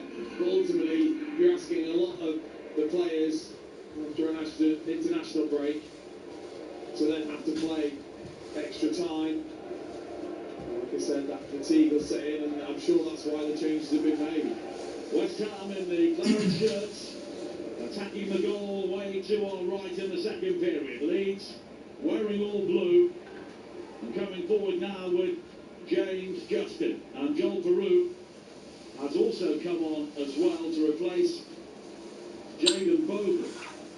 So ball now will go to the full-back area as the ball is flicked high into the penalty area on the far side by Justin, and it's overhit and it's gone behind for a goal kick to West Ham. So Joel Peru, who made his debut for Suriname during the international break in the World Cup playoff against Bolivia, hasn't started a Premier League game since August, but his one goal this season has come in the FA Cup, and he will be playing just behind Dominic Calvert-Lewin. So ball now has gone to right back. Both teams and both coaches really looking to assess what they've got left to throw on in this game. Traore. Now Socha. Back again towards Kilman. When he conceded that penalty, which was scored by Calvert-Lewin, it looked to be all over. If you've just joined us, West Ham 2-0 down in the third minute of added time. We had 11 added minutes. But West Ham then scored twice. take this game to extra time and had 2 further goals disallowed correctly in the first period. Now Ampadu. Here is Beal. Beal under pressure from Pablo. Beal eventually plays it forward. Pablo left something on him there, and Craig Dawson will eventually come back and give the free kick. Well, that's what it gives you. Incredible work rate from Pablo. That's going to be needed in extra time, just to try and relieve a bit of pressure when Leeds have the ball. But again, you know, who's got what left? It's so difficult to play good football once you're tired, the way these players will be. Well, Leeds have had the opportunity to get their heads together after what happened at the end of 90 minutes, and also the disallowed goal when Lucas Perry went walkabout and Castellanos scored, but he was offside. Well, here is Peru, working it wide towards the far side. And Justin, and Peru again, quickly on to find Aronson. His attempt to play the cross was blocked by Fernandez, and then Fernandez was fouled by Aronson, and it will be a free kick with 3.5 minutes played in the second period. A bit like a boxer, I think. It can sometimes take a couple of rounds, can't it, just to really get your faculties back. Leeds, dare I say, do look a little bit more settled. I think those changes have just helped as well. A little bit more freshness to the team. Long ball played forward by Areola. And here is Traore now, and Traore lobs it forward over the top, looking for the run into the penalty area. Kante, the youngster who has just come on, is hammered away by Nonto, but it had gone out of play, and West Ham have a throw-in midway inside the Leeds half. Here is Scarles. Plays the 1-2 with Soucek. Now Conte, the player who has had very little first-team football behind him this season. Scarles, that's a good ball to find Fernandez. Bowen is the option wide on the right-hand side, and Fernandez has found him. He's got support on the outside, but it's back in field towards the edge of the penalty area. Fernandez, and now Conte, and it's worked wide to Walker-Peters, and now Fernandez has got time to size up the cross high into the penalty area, but it's headed away back through the crowd from Kilman, but never really got hold of it, and it's blocked on the edge of the 6-yard area. And Leeds will regather, and ball now plays it up to the halfway line, but now Scholes wins it back. Traore infield to Conte, and now Conte will try and charge forward up towards the edge of the penalty area, and the youngster's still going, but in the end he blazes the shot wide, off balance, and as a result off target. Oh, it's a shame the final part wasn't very good, because the first bit was lovely. Great footwork, really drove at that Leeds defence. Got through, just flicked it past Bonao with the outside of his left foot, and then went to strike with his left foot. And as he fell over, he really did skew it wide, skimming it off the top of his foot and wide. Well, he has come off the bench 8 times in the Premier League, Mamadou Kante, so far since arriving from Paris FC. Also started twice in this season's FA Cup. And Dino's got the hood up, and I don't blame him because it's getting a bit chilly here now as we head towards 7:10 in the evening. As Leeds try and come forward on the far side now with Calvert-Lewin. In the end, it was almost a wrestling match between himself and Matheus Fernandez, but it's West Ham who have the throw-in. I'm not sure if you can remember precisely, but of course 20 years ago in the cup final, you were so close. Gerrard scores that goal. So, what was it like in extra time for you on West Ham? It was horrendous for me, having to sit there and watch it and not be part of it. But we felt a bit comfortable at times against Liverpool. The problem is they had Steven Gerrard. It's Traore coming forward now. Another mazy dribble from him, and Beal wins it back with a very well-timed challenge. And West Ham could be caught out on the counter-attack here. Peru, but it's Soucek who comes in to win it back, and now Soucek wide on the far side, the right, under pressure from Peru, finds the Zassi who scored that equaliser. in the 6th minute of added time at the end of 90 minutes. 8 minutes to play in this game. 2-2 on talkSPORT in the FA Cup quarter-final. The penalty shootout is looming here before now. Could be called out. Here is Pablo with a great chance inside the area. And it's almost run into his own net by Biol, but Perry just about recovers in time. Again, a total mix-up from the Leeds defence. Well, now Biol, Perry, none of them clearly speaking to each other. All going for the same ball. Nearly ended up putting it in their own net. Pablo nearly got in as well. Charles. Wide towards Traore. And now Fernandez. 7 minutes to play. In the second period of extra time in the final FA Cup quarter-final here on talkSPORT. West Ham 2, Leeds 2. And Kilman's got the opportunity to bring it forward now. Charles. Wide towards Traore, and Nonto having to make the challenge, and he does well. Goes to ground and times it, and West Ham have a throw-in. The hardest part about extra time is the fear that gets into the players, the fear of making a mistake that would cost your team after this much football. You'd almost rather not make a mistake and go to penalties than really risk trying to win it almost. Ball now heads away on the edge of the penalty area. Fernandez, Souček, driving it down the centre, and Conte's done well to win it back. Try to thread it through to Bowen. It bounces back to Souček, who knocks it wide to this near side. Traore now with an opportunity to deliver a cross in. He hits it low between the legs of Bornau, took a deflection off the inside of his thigh and bubbles through towards Perry. Well, West Ham continuing to dominate in general play, but can Leeds catch them out on the counter-attack here? Aronson coming forward down the left. Here is Ampadu. Peru dropping into a pocket of space on the edge of the area, but Gruev will find Aronson again. He's gone beyond Walker-Peters. The cross swings over ahead of Areola, who lost that in flight completely, and it swings behind for a goal kick. It was a strange cross, wasn't it? He's hurt himself as well, Areola. I think he's got cramp. I think he was showing signs of that earlier, as Disasi does as well. Many of them will start to feel it. It's a weird cross from Aronson as he crossed it with his left foot, but he almost knuckle-balled it over the top of Areola, who for a second there thought it was going to fall in at the back post. Not really a sign you want, is it, when you could be going to a penalty shootout? Your goalkeeper showing signs of cramp. Well, Finlay Herrick is warming up. The 20-year-old goalkeeper. It'll be some time to come on. 5 minutes before a penalty shootout. He's almost laughing as he goes down towards Myers over there. I mean, that would be some story, wouldn't it?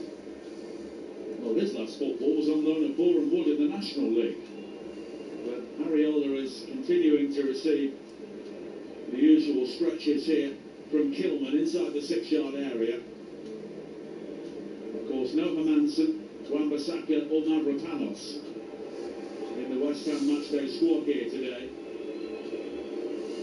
Callum Wilson and the injured Crescencio Somerville also out injured, and during the breaks in play we have seen Anton Stach on crutches for Leeds, and that's not a good sign. No, it's not. He was in a boot, but that is always a protective thing straight away with the medical team. But yeah, there's obviously coming into the important period of the Premier League after this. Little injuries now could play a big part in what happens at the bottom of the Premier League. But this isn't looking great, is it, for Areola? No, they're continuing to do the treatment, and Finlay Herrick is continuing to warm up. He's now been called back to the bench. And is he preparing to come on? He is! Well, what a story this could be. Well, you can only think that it's more than just cramp for Areola. Maybe there is a calf issue there. This, what a time to... Incredible. Well, Finlay Herrick is a jumble of arms and legs at the moment, trying to get his tracksuit bottoms off, his bib off, his gloves on. And they're still trying to work on Areola, but we will get to the point here where Craig Pawson will say, look, we've already spent 3 minutes waiting for you to tries to get him ready, but Finley Herrick has the gloves on now. And you can hear one or two whistles from the Leeds fans. I mean, this, some of the West Ham staff and the substitutes, I mean, they're all looking, they're all laughing behind him, almost like incredible moment this could be for him. And Finley Herrick is coming on. He gets a standing ovation from the West Ham fans around the technical area. Where's Phil Parks when you need him? That's one for the teenagers. Yes, absolutely, yes. Well, they're not sure. They're trying everything, aren't they, to make sure Areola can carry on. Well, Herrick's ready to go. And Areola, thing is, if he can get through the end of the game, do you want a goalkeeper who can't move in a penalty shootout? Well, no. It's so important to have that spring, isn't it, in a penalty shootout from your goalkeeper. Looks like he's gonna try. Well, we've got less than 2 minutes of time to play. We're watching a replay here. Did he land awkwardly? Maybe just catch his studs in the turf as he landed. I don't know. I think it's a cramp issue. I mean, the physios massaged both his calves. He was stretching, I saw as well, towards the end of normal time. Well, Nuno is... The referee needs to get them to make a decision here. It's a difficult one for Greg Pawson. Well, Finley Herrick, who wears number 49, is now heading out towards the edge of the technical area. What a moment for him. Alphonse Areola unable to continue, and 20-year-old Finley Herrick is coming on to make his West Ham debut in the closing seconds of an FA Cup quarter-final with a penalty shootout looming. I mean, there'll be no part of his brain that thought this could possibly happen. What a time to come on. Absolutely incredible. This is penalty record line. I didn't see him play for Bournemouth, to be honest. He saved his last 3, I'm told, from the studio, which is a good sign for West Ham, but at the moment that's where we're heading, although we're ticking towards the end of extra time now.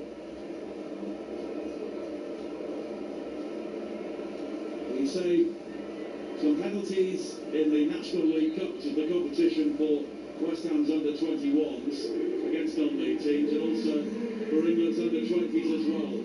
And there will be a minimum of 5 more minutes before a penalty shootout.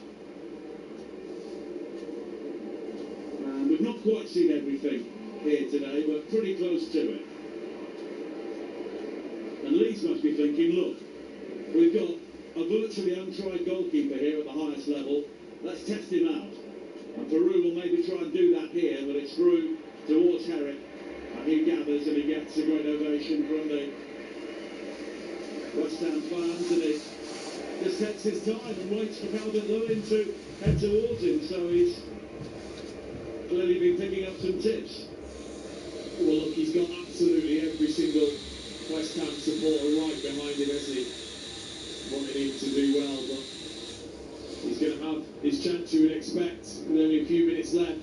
He goes to penalty to be the hero. Well, we still have 3.5 minutes of added time to play here. West Ham 2, Leeds 2 in the FA Cup quarter-final.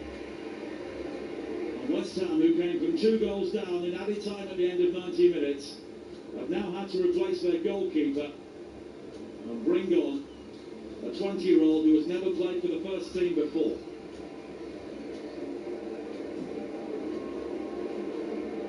And we are gearing up for another dramatic finish. We've had one already as Conte chases through here for West Ham, and he nearly gets there to poke it beyond Perry, and Perry then has a real mouthful between himself and Beale. Yeah, it's just that ball over the top again. Ampadu misses it. Beale takes a risk But Kante couldn't quite stretch to get hold of it. Now an opportunity on the far side for Peru. Delivers the cross into the area. It's headed away, but Monto will gather here for Leeds. Ampadu with a high cross into the penalty area. At the far post, Walker-Peters will clear. Now Ampadu. Ampadu tries to win it back and he's lost out. And Conte can lead the counter-attack forward here towards Traore. And Traore in a foot race with Bornau. And Bornau does well to step in and make the challenge. But West Ham do have a throw-in. Yeah, difficult, isn't it? Bornau, the pressure since coming on. Traore feeling the pace of the game, of course, at full pelt there. Couldn't quite get in front of Bornau and took a bit of a whack as well. The thigh, calf as well, so gets himself up.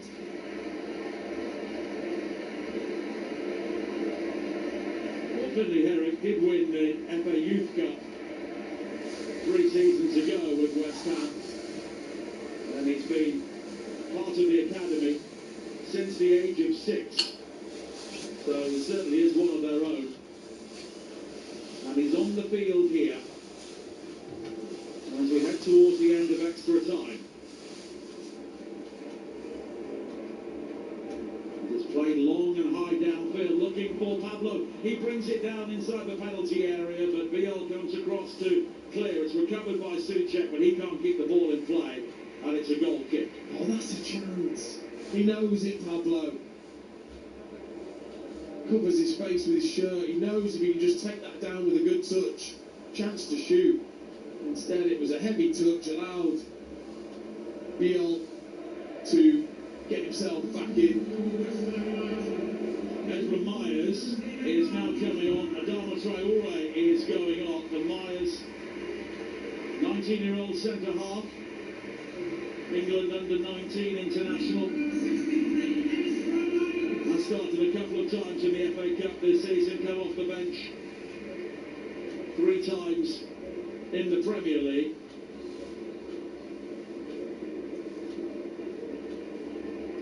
And West Ham really having to go deep into their resources here to finish this game. 25 seconds of added time to play.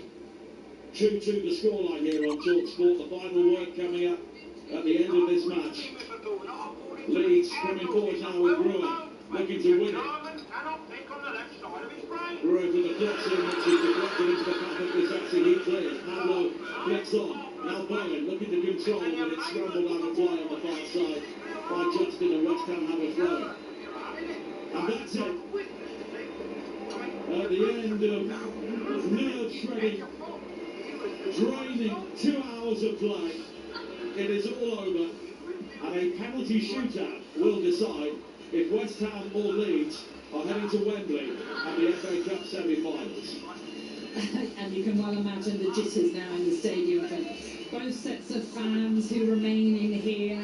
There are photos of fans outside the ground who tried to get back in, weren't allowed. Those earlier West Ham fans who left when it looked as though they were heading for an exit within the 90 minutes, but then 2, of course, goals late on into added-on time has turned the tide.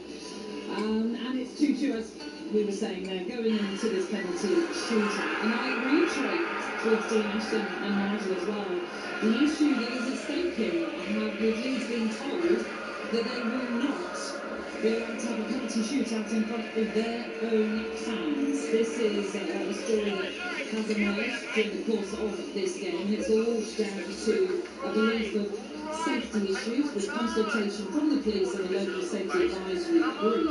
And they don't feel it would be right to hold that penalty shootout in what would be where the away fans are, of course, and the Sir Trevor Brooking stand here at the London Stadium. But my goodness, what a moment it will be for Finley Herrick. I mean, the story, it could be a story that he writes into the history of West Ham. This is his first senior appearance for West Ham. He's been involved in a penalty shootout. Honestly, these are only things you dream about. You dream about this in your bedroom, when you're kids, thinking, I'm on the bench for West Ham, and I'm going to get on. It's say the penalty. It is fairy tale stuff, and he's got an opportunity to create such a massive story and some history for himself and this club that he's played for from such a young boy. It's quite ridiculous, to be honest. I mean, once again, extra time turns into just a bit of a farce in terms of quality. But now we get to see what everyone wants to see. We've sat clear, we deserved it. We all love it. It's penalty, the ultimate test. If you remember when we were here for the last time in the fifth round, which West Ham won a penalty shootout against Brentford, all of their penalties were terrific. The only issue is 3 of those penalty takers aren't on the pitch for this one. That was Wilson, Castellanos and Mavropanos who scored that winning penalty. But Owen and Souček are out there.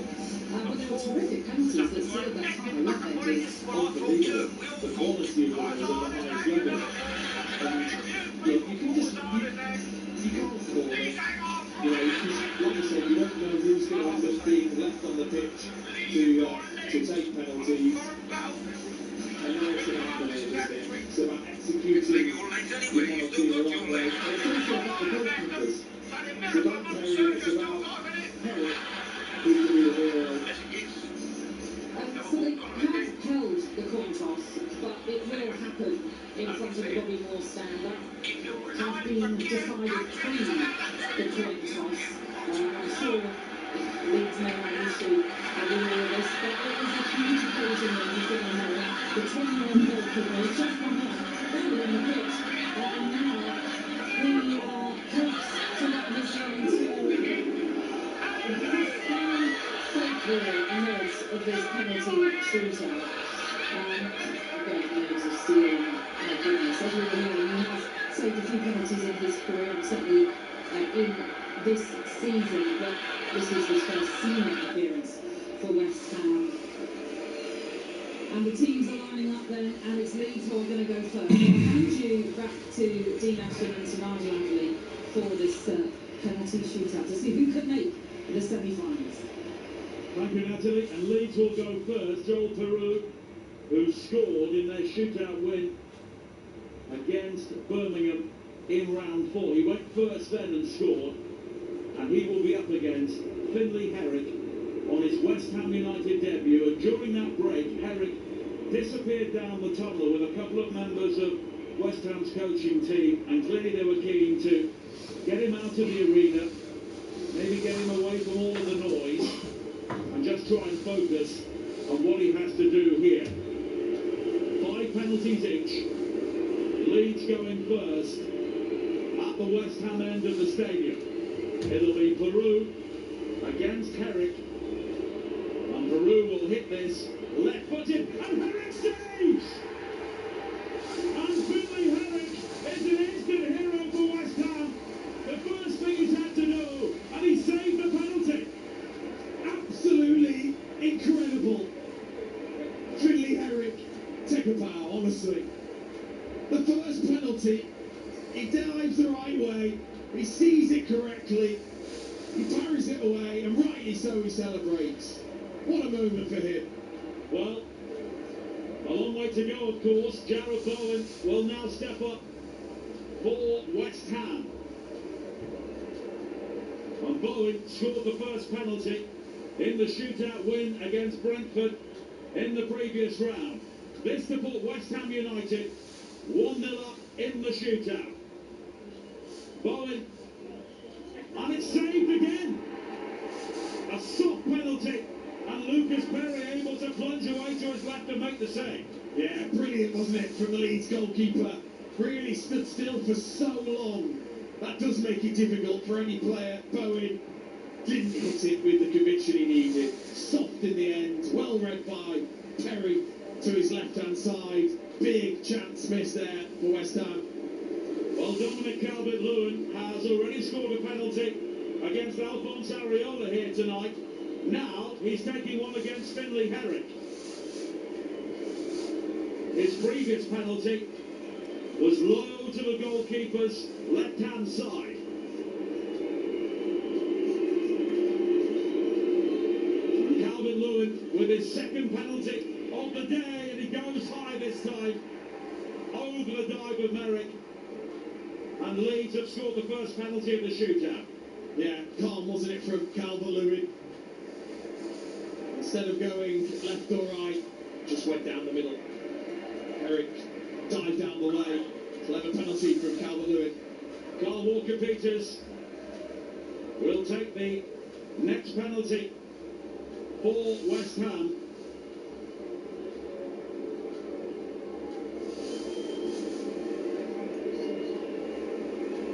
And Walker-Peters, should West Ham go through, would be suspended for the semi-final, but he's trying to do his part here to get his team there.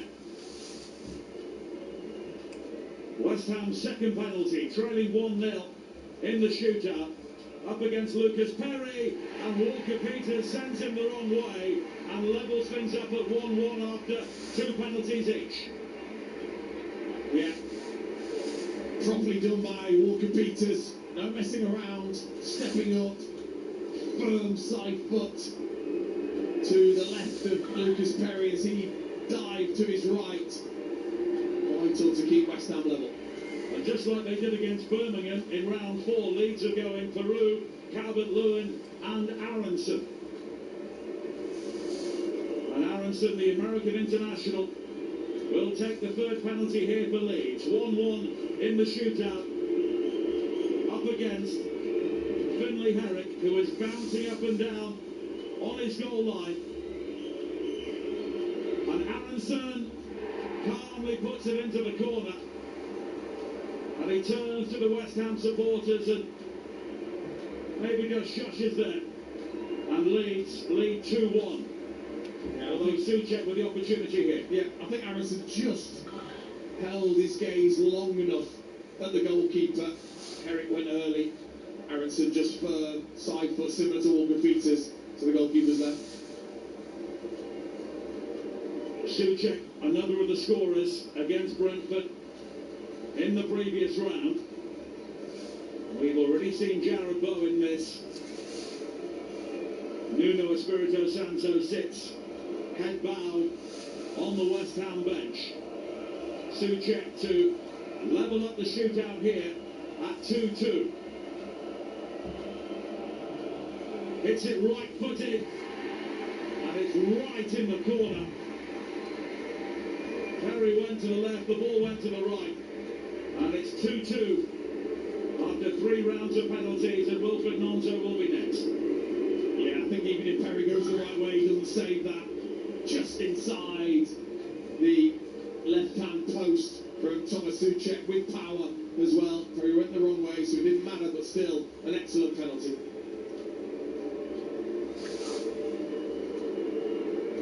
4 penalties now, and this is where it gets a bit twitchy. Wilfred Gnonto, another young player, but with considerably more miles on the clock than Finlay Herrick. He will take the penalty now for Leeds, and Herrick maybe just got a hand to that, but he was high over his head. And Leeds are 3-2 up. Oh, he was close to that, wasn't he, Herrick? But it was such a good penalty from Gnonto. Up and high into the top corner, left top corner. Outstanding. Herrick guessed the right way, but his left hand up high, couldn't quite get it. Super penalty, Willie Gnonto. Well, Pablo has not scored for West Ham yet, but he's taking a penalty now. And if he doesn't score, Leeds will have the opportunity to win it with their next penalty.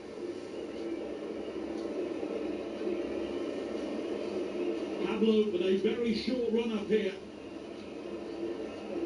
against Lucas Perry, and Perry is saved. Another penalty, far too close to the goalkeeper, and Leeds are on the brink of a semi-final once again. Yeah, just didn't approach the ball confidently, did he, Pablo? No proper run-up, really. Just smashes it to the goalkeeper's right, but he guessed correctly, got his body behind it, and gives Leeds a brilliant chance to get to Wembley. Well, this is it. If Pascal Struijk scores this penalty, Leeds are on their way to Wembley in the FA Cup semi-final. Can Finlay Herrick keep West Ham United alive here in this shootout and in this season's FA Cup? Pascal Struijk tries to compose himself, and Struijk hits it, and it's an upper post, and Leeds United have done it. They're into their first FA Cup semi-final since 1987. Their players scream onto the field to celebrate. Their 9,000 fans, who must have thought they'd blown it at the end of 90 minutes, can now finally breathe more easily and start planning for a big trip to Wembley at the end of April. West Ham United and their young goalkeeper Finlay Herrick exit the FA Cup in the cruelest fashion, a penalty shootout in the quarter-finals. But Leeds United go marching on all the way to the semi-finals and Wembley Stadium. Nigel, yes, thank you very much. I mean, this is a match that really did have everything, and it's taken a penalty shootout in the end to settle it. Leeds were so comfortable during predominantly the 90 minutes, and it looked like they were going to bag their semi-final spot within that time. But West Ham did fight back, and although there were no goals in that extra time, it was that penalty shootout victory that has sealed Leeds' place in the last four of the FA Cup. It will feel really lovely to hear that for the travelling supporters and for those that weren't able to make it down as well. Dean Ashton then, I mean, how on earth do you sum up this game? It's just been so eventful. It has, you know, it's that's the magic, isn't it, of course, of the FA Cup, but Leeds have made it so difficult for themselves. Fair play to West Ham, showed real character to come back in, added on time in normal time, and then it was a fight and a scrap in extra time, and then the penalties. I mean, to young Finlay Herrick to save the first penalty, and you think he's going to be the hero. Yeah. But then he wasn't backed up by his teammates. They scored all their penalties they were through. A couple of poor penalties from West Ham forwards has let them down, but ultimately, you know, to get themselves back in, it was something in itself. Absolutely, and I'm sure that will be the message from Nuno Espirito Santo, that never say die attitude that he saw from his West Ham team this evening. But it will feel bitter at the same time, because, well, as we were saying, especially in that first part of extra time, it felt like West Ham had the impetus behind them. Yeah, look, they had obviously two goals disallowed. They were very, very close offside. One of them, unlucky for Bowen, hit the inside of the post. Felt like it was their moment, that first period of extra time. And then after that, it was a bit of a scrap. Yeah. But you're right, that they'll be drawing on, you know, that never say die attitude now, from now until the end of the season. And what about Leeds? How are they going to carry this one forward? Because, as we were talking about in the build-up to this one, both these teams still very much in the relegation fight. But likewise, saying about the character of West Ham, I'm sure Daniel Farke will think the same with his team, in the sense that they stayed in the game. They might not have been as good as they were throughout the 90 minutes. And I must say, the Leeds supporters are really enjoying themselves in front of the Leeds players who've gathered around their goal area. But there are so many positives, of course, for him to take as well, Daniel Farke. Yeah, I mean, big parts of the game, they were excellent in the way that they controlled possession, created some good chances, were a real threat, and, you know, should have won the game in normal time. Yeah. It was just a mad 10 minutes of added on time. So there's plenty of positives in that sense. They've got a lot more time than West Ham to recover before they go to Old Trafford. Yeah. They've got that 4-point cushion, and now they've got a trip to Wembley to look forward to, and they've given them their supporters. So you've got to now take this feel-good factor into the Premier League goals, into the Premier League games, and now get the points to keep yourself safe. And a night like this is something for them to savour, but it will also be a night and an overall feeling that they can carry into the league performances. Yeah, you've got to. You know, the way that'll feel now in the dressing room afterwards, got to take that forward. There'll be a feel-good factor about the week's training leading up to the game at Old Trafford. and they've now just got to try and give themselves a cushion if they can before they have to come back here on the last day. Yes, my goodness, what a game that could be if it's still undecided as to who is going down from the Premier League. So, Leeds join Manchester City, Chelsea and Southampton for a Wembley date in the FA Cup semi-final. Dean Ashton, thank you very much, Nigel Adley as well. The draw for those semis will take place shortly, and you can hear that on the final word with Majestic and Alan Pardew. They're coming up next. Get your calls into them. I'm sure you all have plenty to say.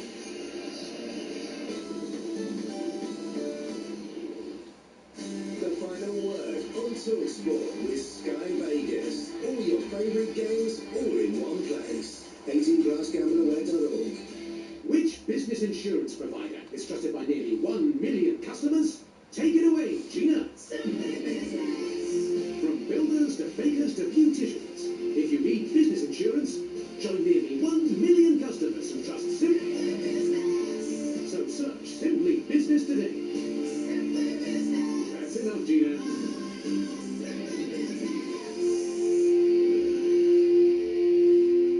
T's and C's and acceptance criteria apply. UK only.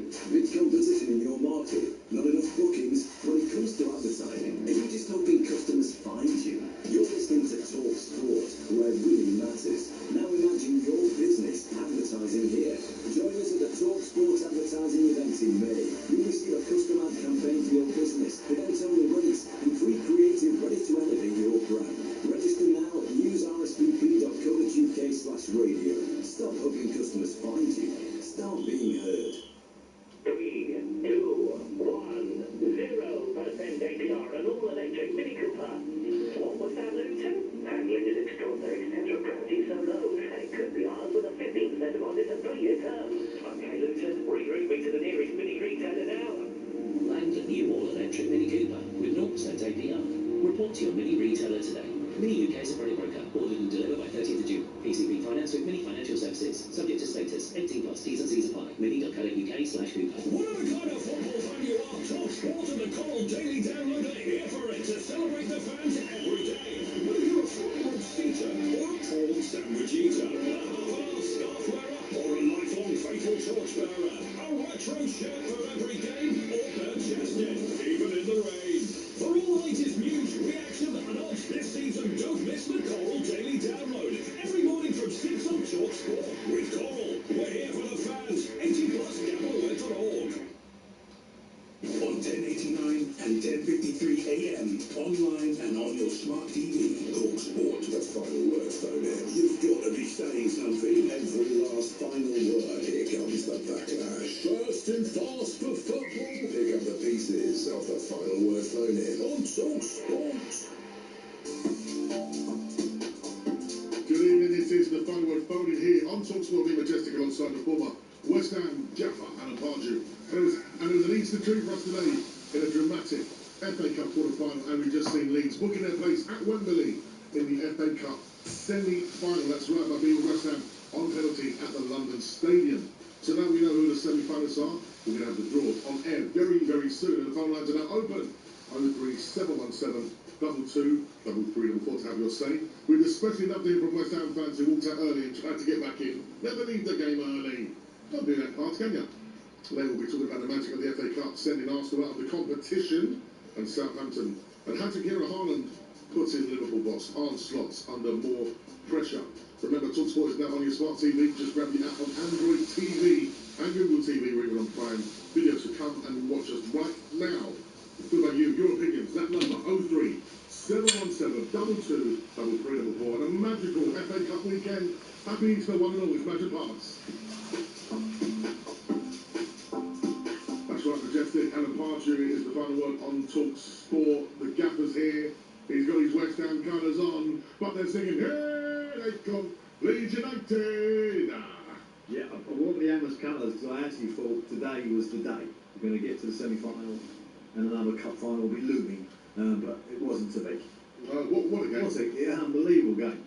I mean, you know, it's, listening to the boys trying to commentate and make, you know, try and make some sense of it was ridiculous. There was just so much going on, so many opportunities, so many chances. I'm a little bit disappointed about West Ham's setup, but after the half time they seemed to get it right. was a bit unlucky to concede that second goal when they'd done so well, and then obviously we had the extra time, the injury time, you know, and then the extra time. Amazing moments. Well, it's all going on today. On talkSPORT with Sky It is the final word. It is the final word with Sky Vegas. No doubt about that. That's it, and you know, just like the drama of the FA Cup, we've got drama on this show already from the Is gallery. that our new sponsor? That is our new sponsor. We've got Vegas. Vegas. That's top tier. That's because we're top tier. Sponsor. And we've earned the right to get them. Exactly. And earning the right to the semi-final of the FA Cup, of course, semi-final of Leeds United, who were 2-0 up until the added time at the London Stadium. Hans, what did you make of that comeback for West Ham firstly? Well, I just genuinely thought Souček was so poorly missed in the first half, and then second half he come on, they looked a different team. And I spoke to Dean Ashton at half time during that game, and we both agreed that, you know, he just needed more tempo, more kind of like an attack and then a follow-up, you know, like to win the second ball and have another attack. And they had a great period, West Ham. Unfortunately, they didn't score. At 1-0, they had really, like, probably their best spell of the whole game. And then obviously Leeds have got the other end, got a second goal, played well by the way Leeds, and not put Leeds down, they were terrific attitude to that game. But then the remarkable ending. With Billy Herrick coming on. Yeah, but what about the second goal, you know, where his foot is like 7 feet in the air?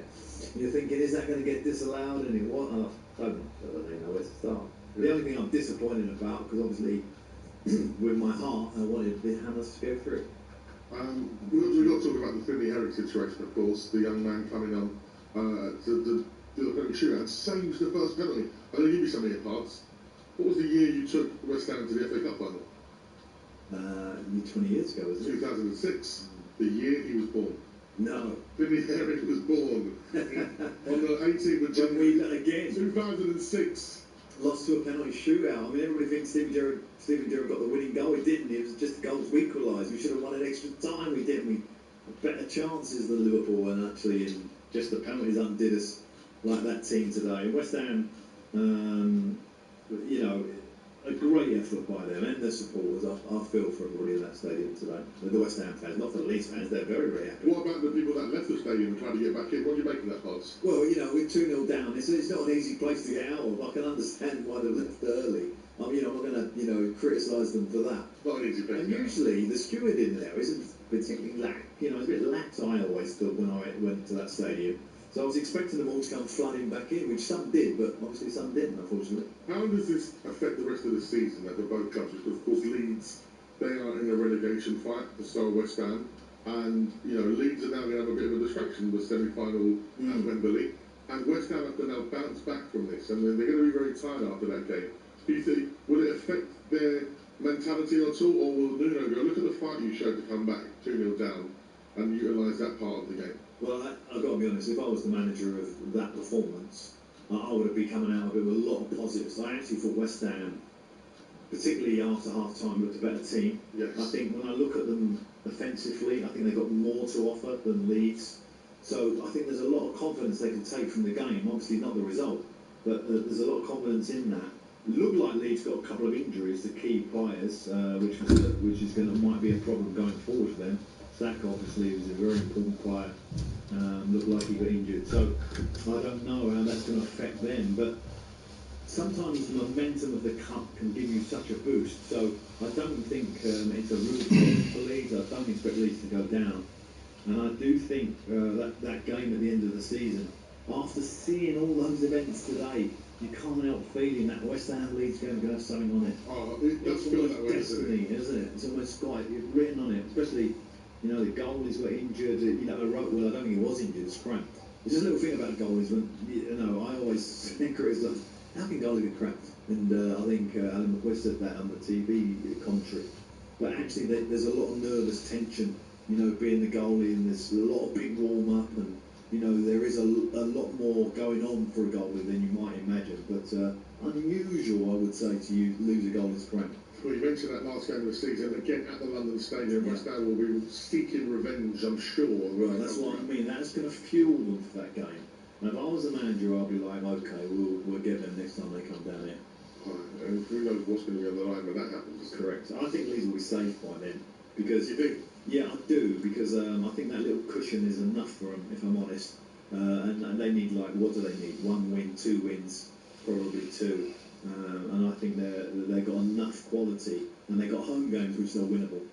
Well, West Ham, of course, have got Wolves on Friday, I think. They're the ones to kick off the weekend.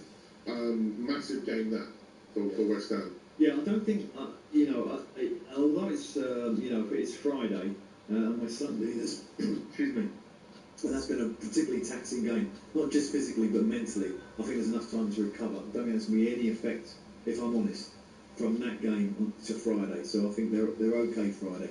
And they've come out of it looking unscathed injury-wise, which is always very, very important. And of course, the other 3 teams in the pot for the semi-final draw that will be bringing you very shortly. Manchester City, Chelsea, of course, who won 7-0 against Port Vale. Man City beating Liverpool 4-0. And Southampton, who beat Arsenal 2-1. Your former club, Pards. Brilliant. What an atmosphere there was there. I know it looks like we're getting pretty close to the draw. Be interesting to see where that goes, because if you're looking at Southampton, you've got to say you want Leeds, really. Yes. And I think Leeds would want Southampton. So it's a great opportunity for one of them to bless the final. So that's what I'm hoping. And I'm hoping it's Chelsea, Man City. Although if you're a Chelsea fan, probably you don't want Manchester City, but if you're good enough, you'll do it. 03717 223344 is the number to call us. 03717 223344 on this magical FA Cup weekend, which has seen actually now we can cross over. Actually, live the FA Cup semi-final draw with Becky Irons and our very own Sue Bagley McCoy. Out of the bag. So I'm looking. There we go. Where are we? Number 2. Hold it up to the camera. Number 2, that is Chelsea. There we go. There you go, straight back in. Chelsea will face. That is number 4. Ball number 4, it is Chelsea against Leeds United. Well, that's feisty. That is feisty. Yeah, 1970. All right, here we go. Here we go. Next out. Number 3. Ball number 3, that is Manchester City. And hopefully, we've got this right. Number 1. It is ball number 1, that is Southampton. There we go, the draw is complete. Manchester City against Southampton, Chelsea against Leeds United. Those ties will take place on the 25th and the 26th of April. There you go. We have it there, the live draw for the semi-final. With Joe Cole and Jermaine Beckford. Lucky I'm checking my script today, Pards. Yes. So that's Chelsea against Leeds. Now, you're a man of a generation above mine, Pards. Correct, I am. That is a fixture with some history, I believe. Just a little bit. The final was played on a mud bath in 1970, whatever it was. We really started that whole kind of Chelsea-Leeds rivalry, which will be reenacted in that semi-final. Those fans will be up for that game. What kind of tension there's going to be around that, and brilliant. I mean, for Southampton, they couldn't have got a tougher draw, really, could they? Man City have gone, hit this great streak of form, got the cup, League Cup. They must be looking at it now. Pep and his team must be thinking, we fancy that. And the thing is, as well, considering a few weeks ago, when Man City lost a couple of games back to back, thinking, the season's done for them now. Yeah. They are looking at the potential, and I say potential because they've got a lot of work to do in the league, of a domestic triple. Well, you would never have said that. You can't write them off. Like 3 weeks ago, you wouldn't have said that. No way. You just wouldn't. But as you say, definitely the double of the cups. They're favourites now. They've got to be. Sky Vegas betting anyone other than Manchester City being fifth. And again, if you just joined us, the draw for the semi-final of the FA Cup is Chelsea against Leeds and Manchester City versus Southampton on the weekend of the 25th of April. Both semi-finals at Wembley Stadium, I believe. Is that correct? Correct. Hasn't changed? No. So a big day out for Southampton fans and Leeds fans at Wembley, that one there. Well, when I took Southampton to Wembley for the Cup... Which is the last Southampton manager to win a Cup, is that correct? Absolutely. 50,000 Southampton fans, and brilliant, mate. I can imagine there's going to be a sight more for that semi-final. And they're always in good voice, so it'll be a brilliant day out for Southampton fans, and hopefully who knows, after their performance against Arsenal, you wouldn't write them off, would you? They were excellent, absolutely excellent. We're going to talk about that and loads more on the show, even though we've had about an hour and a half of the show gone. Yes. Due to extra time and penalties. Let's go over to Ben, who's a Leeds United fan. Here they come, Leeds United. Come on, Ben. That was absolutely, what an advert for the FA Cup. Isn't it just? People say that the magic's gone, but yeah, it's super. Has anyone seen Danny Dyer? No, we'll do that, don't worry. But yeah, thanks for having me on. I just wanted to say, other than being absolutely delighted, what is going on? If Leeds are losing at Ellen Road 5-0 and you leave on 75 minutes, you're being checked by other fans, and I mean that. You are being checked by other fans.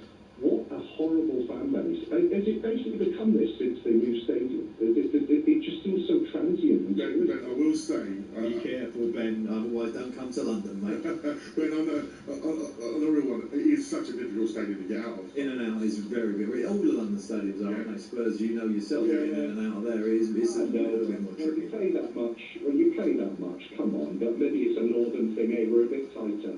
you don't stick together. If you let us down, we're gone. But anyway, thanks for having me on. Okay, are you going to get yourself over to Wembley for the semi-final? You going to try? Yeah, absolutely. I was at the Brum game. I managed to get the away ticket to the Brum game in 2 rounds ago, and then I was at the Norwich game, which was cracking at Ellen Road. So yes, I'm a senior member, so I should get a ticket for Wembley for Chelsea. Come on. Yeah, taking it back to the old days, eh? Leeds Chelsea. 1970 Cup final. I don't remember that, but I've watched it since. Do you? Yeah. Brilliant That's stuff. alongside David Webb, flick on. Thank you very much, Ben. Great call there. Right, it's time to get your calls in. The phone lines are now officially open. 03 717 22 3344. West Ham fans. Ben, the Leeds fans, come on, he's called you out. He's called you. And the gap was going, hold on. Yeah, to be fair, I was a little bit, you know what I mean? You went back into West Ham mode. I usually let everything go on this show, but I was a little bit steady, mate. He's got his claret and blue on. He won't have it. Get your calls into us 03 717 22 3344 to have your say on that pulsating game. And as Ben said, what an FA Cup. Yeah, absolutely. And the FA Cup, we always say, oh, you know, it needs it now and again, but it keeps throwing up these games, doesn't it? Brilliant. Southampton last night, this game, brilliant games. And you're ready for a part, a little bit of a build-up. Go on to the final one on talkSPORT with Sky Vegas. All your favourite games, all in one place. 18 plus. Down the way, Bob. The final word on talkSPORT with Sky Vegas. It all starts with a spin. 18plusgambleaware.org. Struggling to read your phone or holding menus at arm's length? You're not alone. Take care of your vision with Verilux Varifocal lenses. Get instant sharpness at any distance and smooth transitions from near to far. No more switching glasses or straining your eyes. Visit essilor.com/offers to find out more about Verilux lenses and your exclusive offers. Our great land is tough enough to take everything the weather throws at it. And at Johnston's Trade Paints, we're bringing that same strength to the indoors. With our range of exceptionally durable, hard-wearing paints, including cleanable matte, tough against stains and easy to maintain, ultra-last matte for an extra long-lasting finish, and AquaGuard water-based wood and metal paint resisting scuffs and wear. Find out more at johnstonstrade.com. Johnston's Trade, as tough as it gets. Trojan knows that to be the best, you need to feel your best. So right now, get up to 50% off new performance workwear. We've drilled down the price on comfy fit jackets, hoodies and body warmers. We've cut the cost of breathable tees, durable joggers, stretch holster trousers and shorts. And we've made slip-resistant safety boots a shoe-in for value. Enough of the gags, mate. All right. If you want to level up your game and style with quality gear for less, head to your Arco store or visit arco.co.uk. Trojan, engineered to perform. Offer on selected lines. With no more markets on all of the action, Zackers and odds, whatever your passion. Build your own bet on the small local derby, and there's live in-play betting if you're late to the party. Sign up is easy on all your devices. Exclusive promotions and bets, boosted prices. Criminal punters are sharing this tip. Get the king of the app pack. talkSPORT bet is a hit. 18 plus, gambleaware.org. talkSPORT Sports Update with Trusted Trader. When it matters, get the job done marvellously well by a verified Trusted Trader professional. talkSPORT. Good evening. With your sport and news update, I'm Steve Forbes. For the first time in 39 years, Leeds have reached the FA Cup semi-finals. Daniel Farke's side survived a dramatic stoppage time comeback from the Hammers to win on penalties. Leeds have been rewarded with a semi-final clash at Wembley against Chelsea, while after dumping out Arsenal, Southampton will take on Man City next. Elsewhere, after yesterday's cup exit, Virgil van Dijk's admitted Liverpool gave up after conceding the third against City, with pressure intensifying on Arne Slot ahead of a crunch Champions League quarter-final with holders PSG. talkSPORT's Henry Winter says it's only right Liverpool will consider their managerial options this summer. They will look at it and they will think, are the players responding to him as much as they did last season? But they're mitigating circumstances in terms of, you bring Isak in, the balance up at the top, the issues we know they've had in attack, changing the fullbacks over. Meanwhile, in the Women's FA Cup, Arsenal have been knocked out by another South Coast side, with Brighton claiming victory in their quarter-final. Liverpool are also through after an extra-time 1-0 win at Charlton. Hearts have regained top spot in the Scottish Premiership despite being held to a draw by lowly Livingston. And Eddie Hearn's throwing fuel on the fire over a potential clash between Deontay Wilder and Anthony Joshua. He's claimed AJ wants all the smoke after Wilder called him out following his win over Derek Chisora. talkSPORT's Spencer Oliver expects to see that fight go ahead next. I reckon we're looking at around September time. I know that the talks have started for Anthony Joshua to go in against Tyson Fury. Rio in Turkey, other states would like to make that fight next, but Anthony Joshua, after what he's been through, needs a warm-up fight, and the perfect dance partner is Deontay Wilder. talkSPORT News. Donald Trump's issued an expletive-filled message to Iranian leaders. Open the Strait of Hormuz, or you'll be living in hell. And absolutely spectacular is how astronauts have described seeing the far side of the moon for the first time, though the Artemis 2 crew are still experiencing toilet issues on board their spacecraft. talkSPORT weather with QuickFit. The tyre transfer window is hotting up, and we've signed a multi-generational talent with Continental Tyres. Visit quickfit.com and book today. Showers will become increasingly confined to coasts in the north this evening, leading to a dry and cool for many. On the talkSPORT app and on your smart TV. The final word phone in. Treacherous team play. Apocalyptic argument. The wrath of a football nation. Win us up and have a go. The nation's first stop football phone in. Romantics on the final word phone in on talkSPORT. Good evening and happy Easter one and all. This is the final word with me, Majestic, alongside the last Southampton manager to win a cup. He goes by the name of Alan Pardew, but some know him as Alan Butch Pardew, and we'll talk about that later. And I mentioned that, yes, Southampton and Arsenal fans will be talking about the FA Cup very, very soon. But it was a pulsating game at the London Stadium as Leeds won on penalties. So your FA Cup semi-final draw is Chelsea against Leeds and Manchester City against Southampton. Games to be played on the weekend of the 25th of April. So now, we want to hear from you and your views on 03 717 22 3344. Remember, talkSPORT's now on your smart TV. Just grab the app on Android TV and Google TV. We're even on Prime Video, so come and watch us in our fantastic studio here in London. But now, it's about you and your view. It's 03 717 22 3344. And we'll hear from you next on the final word. Arts, why am I calling you Butch? Yeah, it was my nickname when I was a young baby, and then into my formative years, and it's still my nickname from my mum. Really? 94. Oh, good. Yeah, I was about 13 pounds 6 ounces as a baby. No. Hence the name Butch. Yeah. Also, I was a bigger baby. Heaviest baby wasn't Puddy at the time. Really? Apparently, yes. He was a heavyweight. I was a heavyweight, but I slimmed down. Yeah. I probably only weigh 12 pounds now. Anyway, what do you want to hear about the 1970 Cup final? Just Googled a couple of things. Tell me more. 28 million people watched it, the second biggest audience for a football match ever after the World Cup final. It was fun. And I remember the winning goal now. Guess how it was scored. Do you want me to talk you through it? I'd love to hear. on a really boggy pitch. It was the Wall, right? And it was at Old Trafford. The mud was thick as, hell. It was no one could really play on it. Anyway, it goes out for a throw-in, long throw. Do you remember that new thing we've only started doing this particular year? All these it was set up. They took ages to take it on. Hutchinson threw it in. Jack Charles defending, got a little nick on it. Went to the far post. Webby, big Webby, centre back, smashes it in the net. Lightning header into the net. Chelsea won the cup. But that's where that rivalry really stems from. That particular, well, some people called it the war of a game. And of course, Archie. David Hillary actually said there should have been 7 sends off in the modern game. Archie great uncle played that game, didn't he? Eddie Gray. Eddie Gray, yeah. He was a really good player. Really. Well, let's go with the West Ham fan. Let's speak to the old Gaffer. Let's go to Paul. How are you, Paul? Hello, gents. How you doing? You alright? How are you feeling after that game?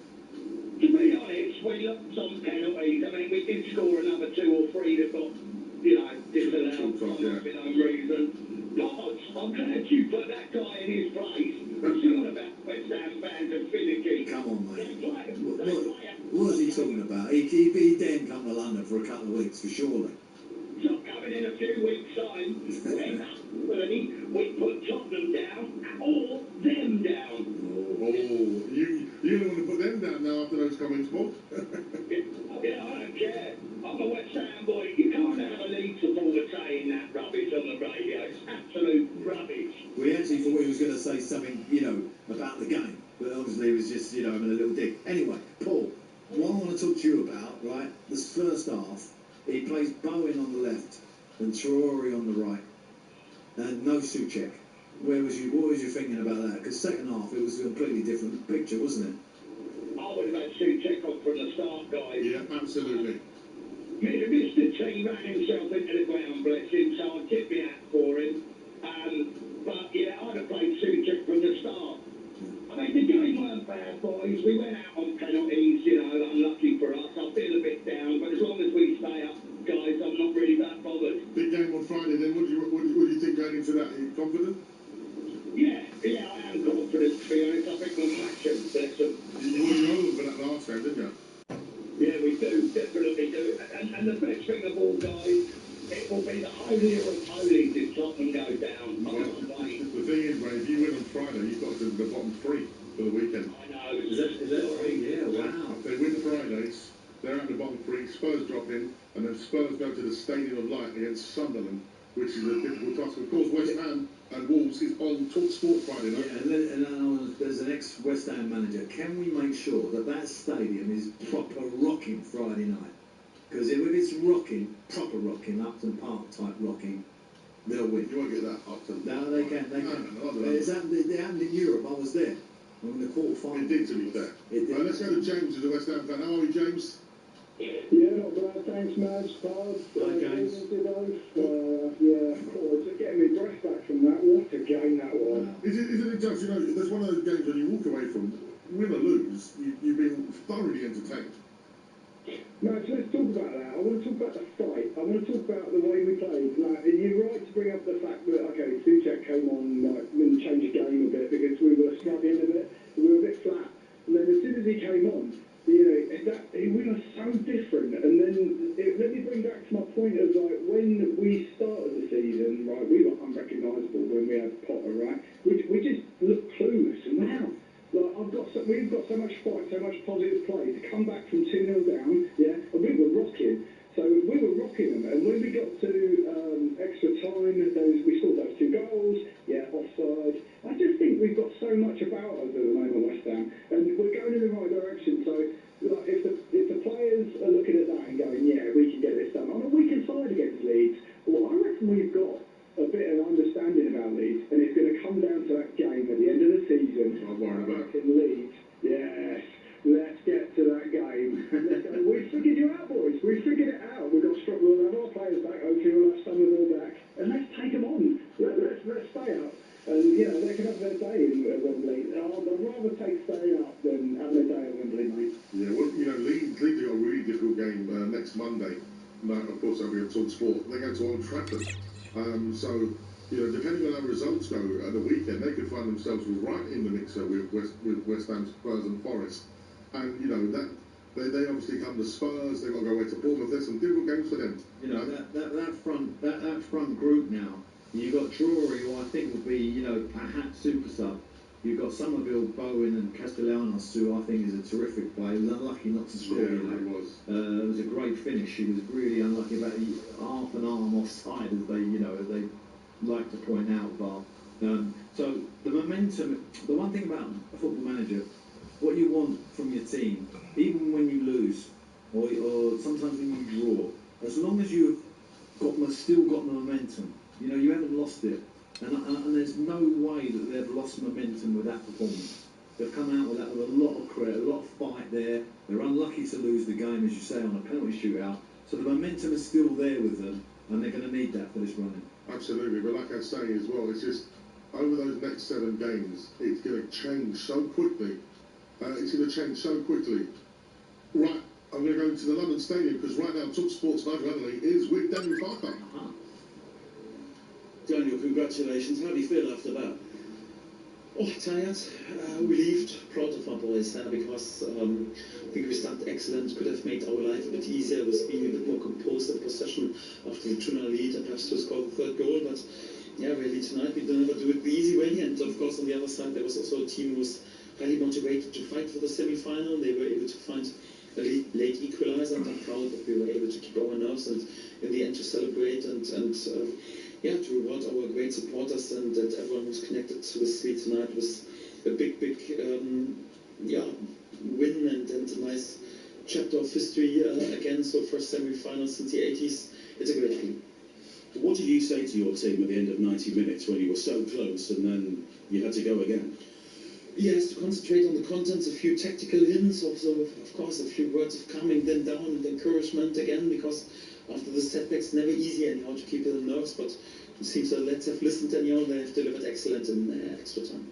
And your goalkeeper again, in a shootout in the FA Cup, he's delivered for you.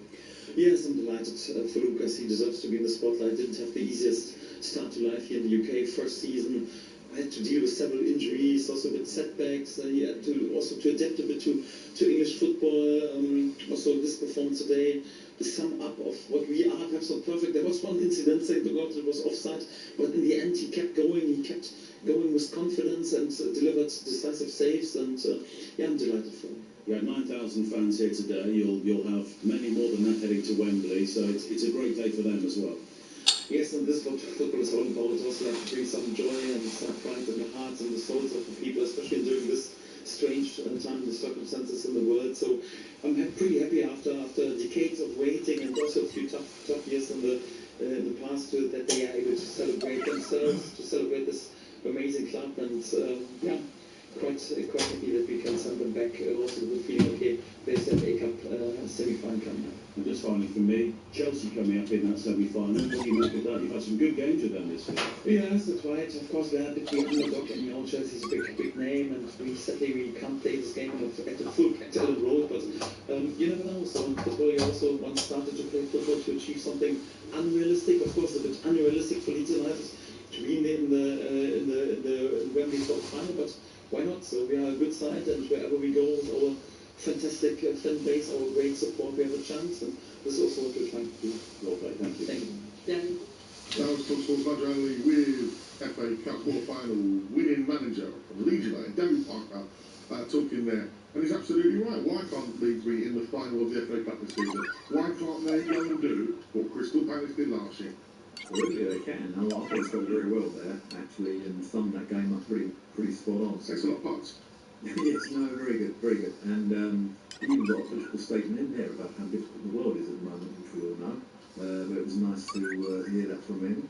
And to bring some joy to people, because that game would have cheered a few people up. Listen, you know what? Because the news ain't a great watch, is it, at the moment? No, and you know what? Today people probably sat down. It's been a busy bank holiday weekend. I've had a busy one. And they put the thing up, a couple of Easter eggs, hot cross buns, whatever else. And a big old Easter dinner. An Easter dinner, their roast. And they've put that on the telly. Watch this, it's on. And fall asleep to that? Yeah, they won't fall asleep. I fall asleep to that one. Well, that's just me. I've got my phone 4 times. 03717 story. 23344. Just a quick reminder for you, the semi-finalists of the FA Cup have been drawn live here on talkSPORT. It's going to be Leeds United taking on Chelsea.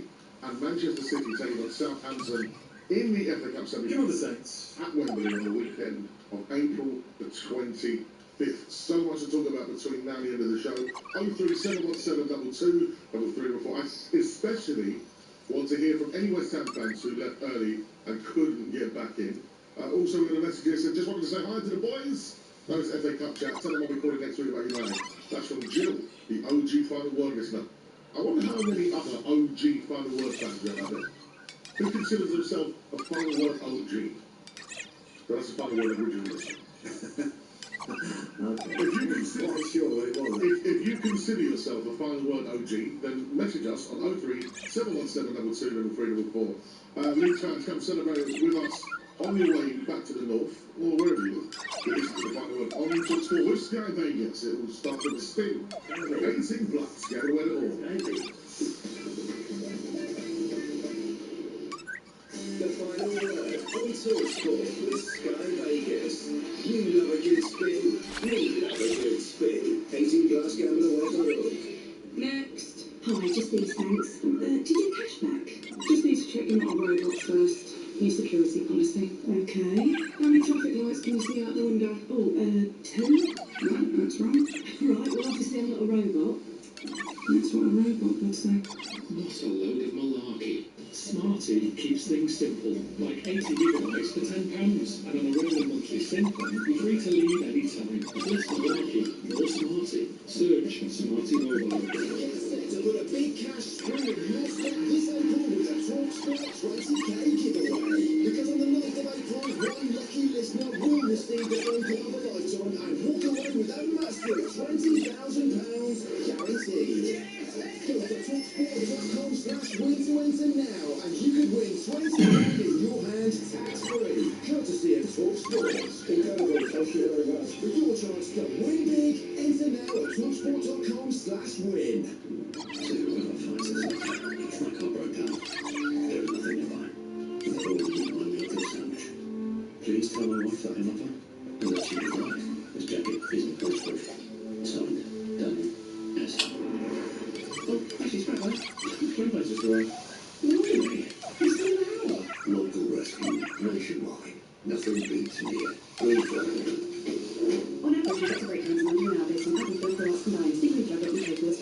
The action's best when shared. Team Sport Indoor Party. Save 10% when booking online. Use the code GET10 at team-sport.co.uk. This season, I want to feel it from the start. Want to beat the odds and prove them all wrong. Look them in the eye and say, want to bet? Bet Fred. 18 plus gamble.org. talkSPORT Breakfast in partnership with Arnold Clark. We guarantee the best used car deals in the UK. Move up through the gears every morning with top-of-the-range sports edition, ABS, story breaking news, and more gold talks in a gallon. Plus, a stellar lineup of super celebrity sports guests as standard.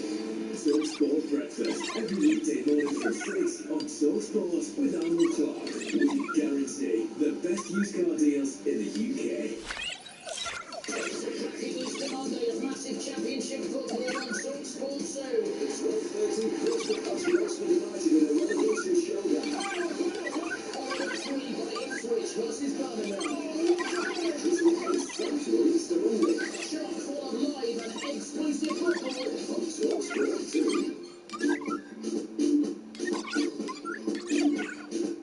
Finley Herrick keep West Ham United alive here in this shootout and in this season's FA Cup.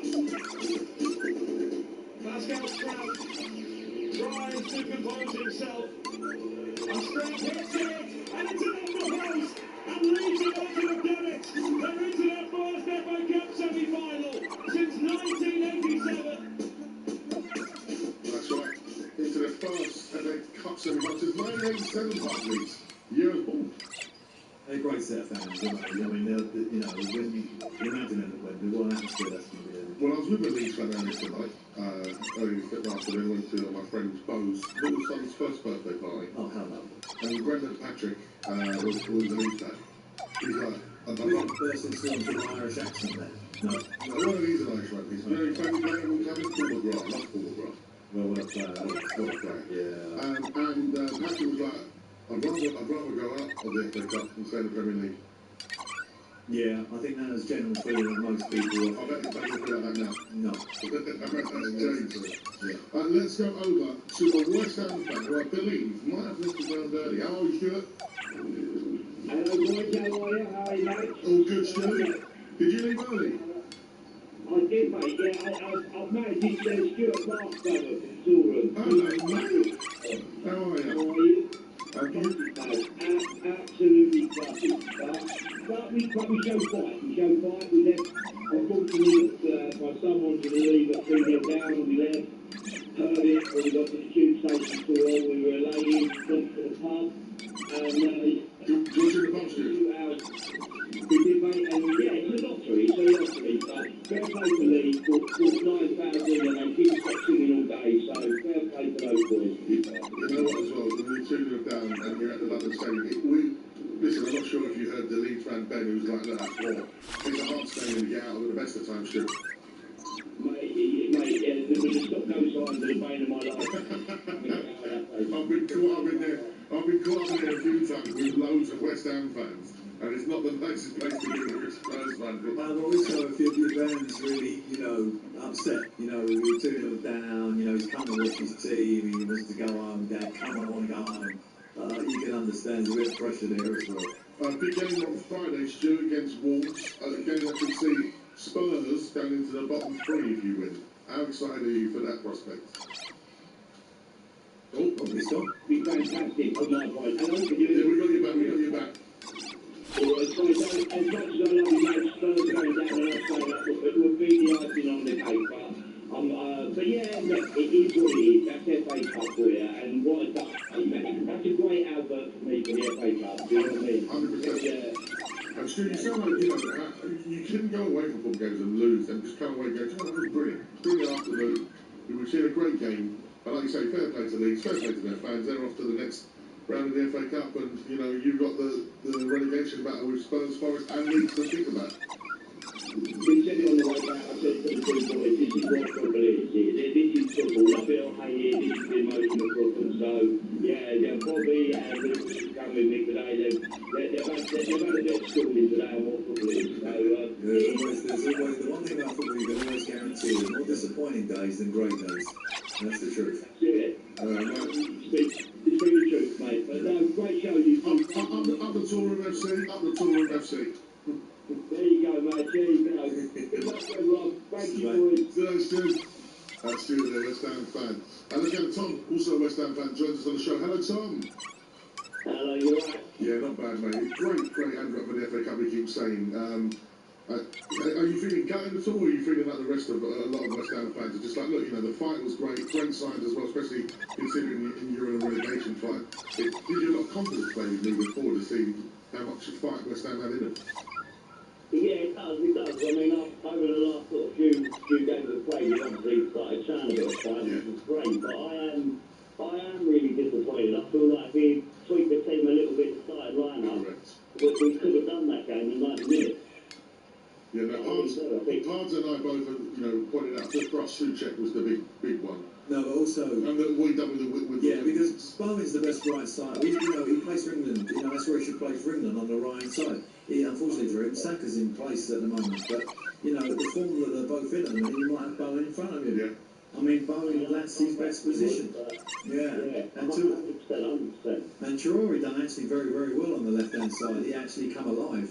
And he put a few right-footed crosses in that were really on the money. He was unlucky, yeah. He did, yeah. I think that the first game he really showed a bit of, really showed something for us in that game. He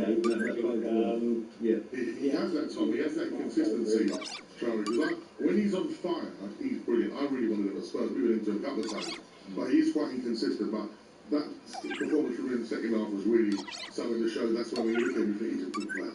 And, he's running the club. Powerful player, because once he gets his body, you obviously get past sizing. He's such a big, strong fellow. But I would say because he takes, I would say he's not an instant quick. But once he gets in these, over 50 metres, he's probably the quickest in the Premier League. But he's up there anyway. He'll definitely be in the top 10. He's that quick. Let's now hear from West Ham boss Nuno Espirito Santo gave his thoughts on the game. Yeah, to the end, beginning to the end, till the last penalty kick. A lot of emotions, sometimes good feelings, sometimes not so good. But the major issue is I think we reacted well. We proved that we don't give up. We keep fighting. We keep believing, and that's the major lesson that we take from today. Moving forward, this kind of character and this kind of action are gonna be required. The West Ham gaffer then Nuno Espirito Santo talking about his side and how proud he is of the fight that they've shown there. You're a gaffer, you've been there, done that. When you see fight from your players, that's all you can ask for. Yeah, as I said to you, both managers will come out of that with that game with a lot of positives. Although one's got lost the game, which is Nuno, he's come through a bit unscathed, I think, injury-wise. Maybe the goalie's got a slight knock, but it doesn't look serious. That looked like cramp. The rest of the team looked intact. The spirit was intact. The fight is there. You can stuff to lean on, which is all positive. And obviously, Leeds winning the game makes everything positive. So I think both of the managers will be relieved, because there's nothing worse than you play a cup game, you put one of your senior players in, and you lose him for that running. And that didn't happen, I don't think. So that's good news. Let's head over to the phone lines. Aaron joins us. Good evening, Aaron. Hi lads, how are you doing? Yeah, very well. You're here on talkSPORT. Have your say. How are you feeling? Yeah, Sam, listen, Leeds fan. Listen, I'm going to be honest with you. We were lucky there today. West Ham played some decent football, but we struggled. And where the hell did they get those 11 minutes from? I have no idea. That was crazy.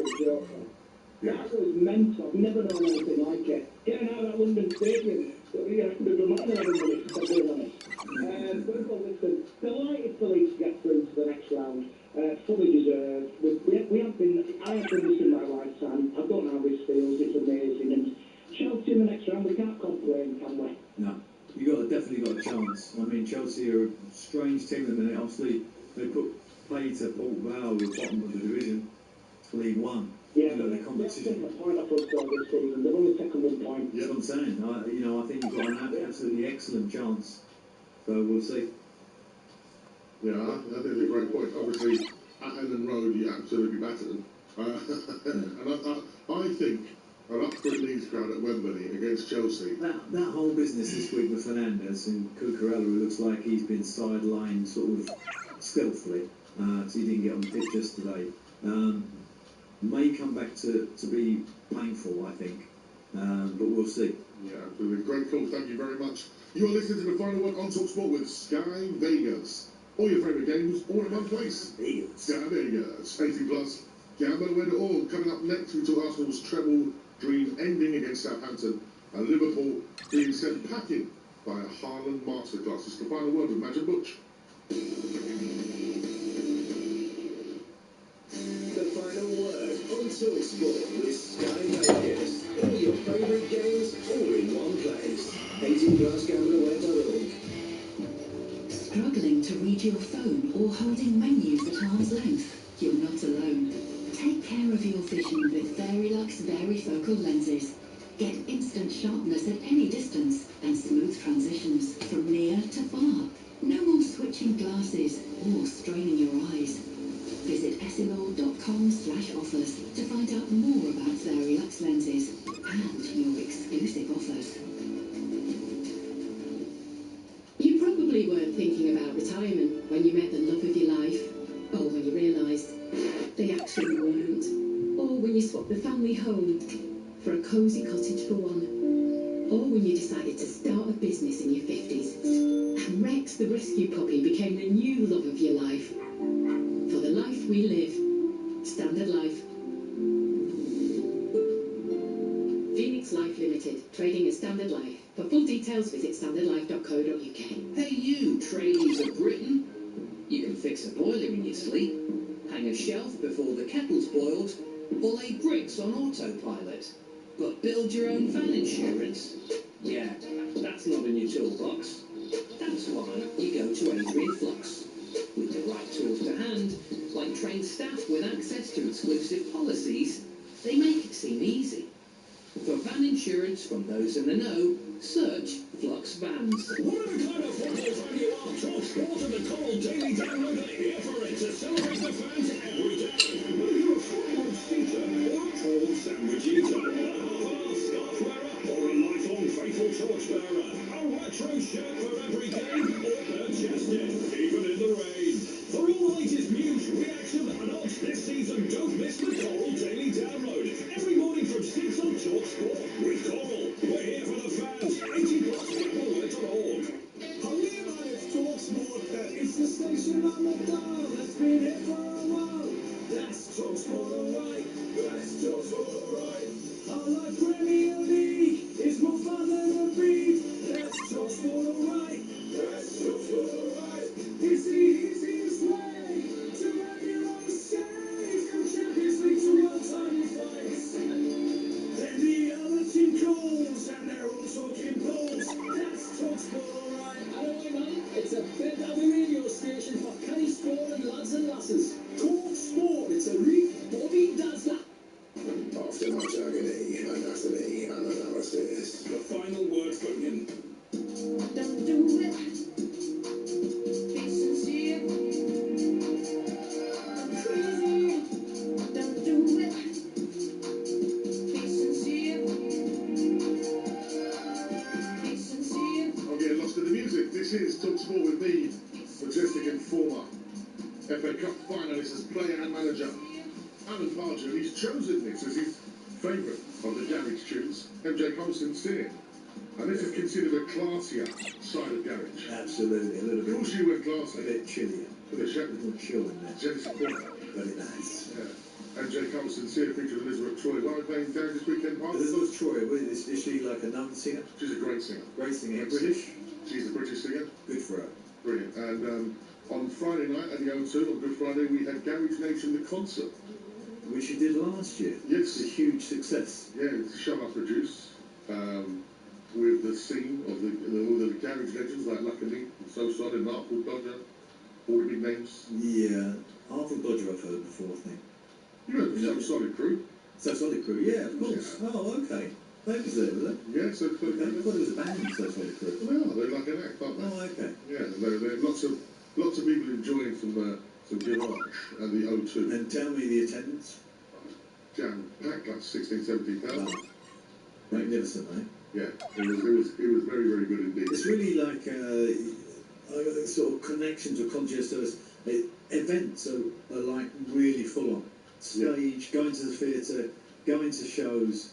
People are spending their money on that and going abroad, except in, not in the Middle East anymore, but going abroad, rather than, buying houses and getting things that are, you understand what I'm saying? Yeah, because kind of, since COVID maybe, there's been this kind of lean on entertainment. I think there'd be a whole episode on talk radio for this, but I think it comes down to finances and what people can actually afford. Yeah, it's not no, houses. but they're kind of prioritising, which I like it. They could not prioritise it. You're listening to Majestic and Alan Pardew. It's time to talk about the FA Cup this weekend, and of course we've got to start with Southampton and Arsenal. Southampton haven't lost since the 17th of January, and Arsenal withdrew 11 players from international duty, so you're thinking they're fresh, they're ready to go. Southampton 2, Arsenal 1. You're a former Saints manager, Park. What does that mean to Southampton? Well, you have to say that the young manager who's gone in there, I think he's 33, he's done an unbelievable job. They've got some very, very good players. I want to give out a shout out to fellow Stewart and Peretz, who were brilliant yesterday. I mean, I think the fan base there is, it's a great stadium. It really gets rocking. I mean, in my time there, when that stadium was with you, wow, it's a real energy booster. And they're going to take 50. They'll take 50,000 to Wembley. Make no mistake about that. There's going to be no walkover for City, so that's going to be a great, great semi-final. I do want to give a shout out to Downham though. I don't know if you watched the game, Mads, did you? But Yeah. probably in your event. No, I was watching it. I mean, there's so much talk about this young boy, right? But there was a period of the game, the last 15 minutes, particularly, where he just kept going and taking people on, and I thought to myself, Fearless. yeah, absolutely fearless, and his ability to go with it. He made a few incorrect decisions on whether to pass or not, but this is an unbelievable kid. And you know what I really liked about him? At the end of the game, and obviously Southampton have gone on to win it, and Down was pushing, he got a couple of great free kick situations for them, where he got pulled down. But his reaction after the game wasn't a sulky teenager or, kind of walking off like he was, bigger than everybody else. I see him shaking Southampton players' hands, going around congratulating them. I thought to myself, I like that. And that's when you see like special kind of play. He knows he's good, but he knows it's not just all about him. And I think that's important. And I don't know if you see his goal for the under-19s for England this week. Wow, special player, very special player. You know what? I think the last person I looked at like that was Jude Bellingham. He's got a bit of that in him, the immaturity. I've got him above Jude Bellingham. Really? Yeah, in terms of, he's the best I've seen. At this age we're talking about, you got to think. Well, I see Ronaldo in Tournoi. He stood out a mile at his age group. Downman stands out a mile at his age group, and if he can progress and grow, because that disappointment he had in the semi-final is what being a footballer is all about. It's not about being glory all the time. A lot of it is painful, and he needs to keep growing in that pain, if that makes sense. That's why I liked his reaction.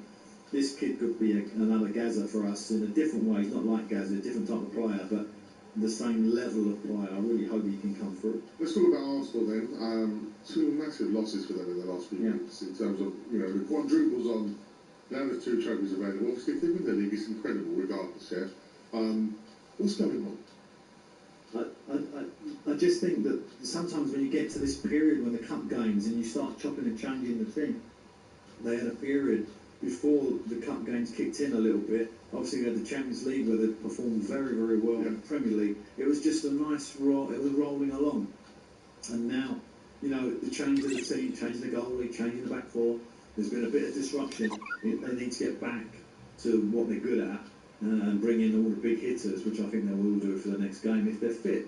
And, they didn't play for England. There was, 11? Yeah, 11. Like they didn't feature. So you like to think that they're kind of cementing their team for this Champions League for this week. They've got Sporting Lisbon, who will be a tough game, by the way, out there. And the Premier League running. I still expect them to be Premier League champions. I do. I can't see them falling down on that. Champions League one looks, unless they really get themselves back in gear quickly,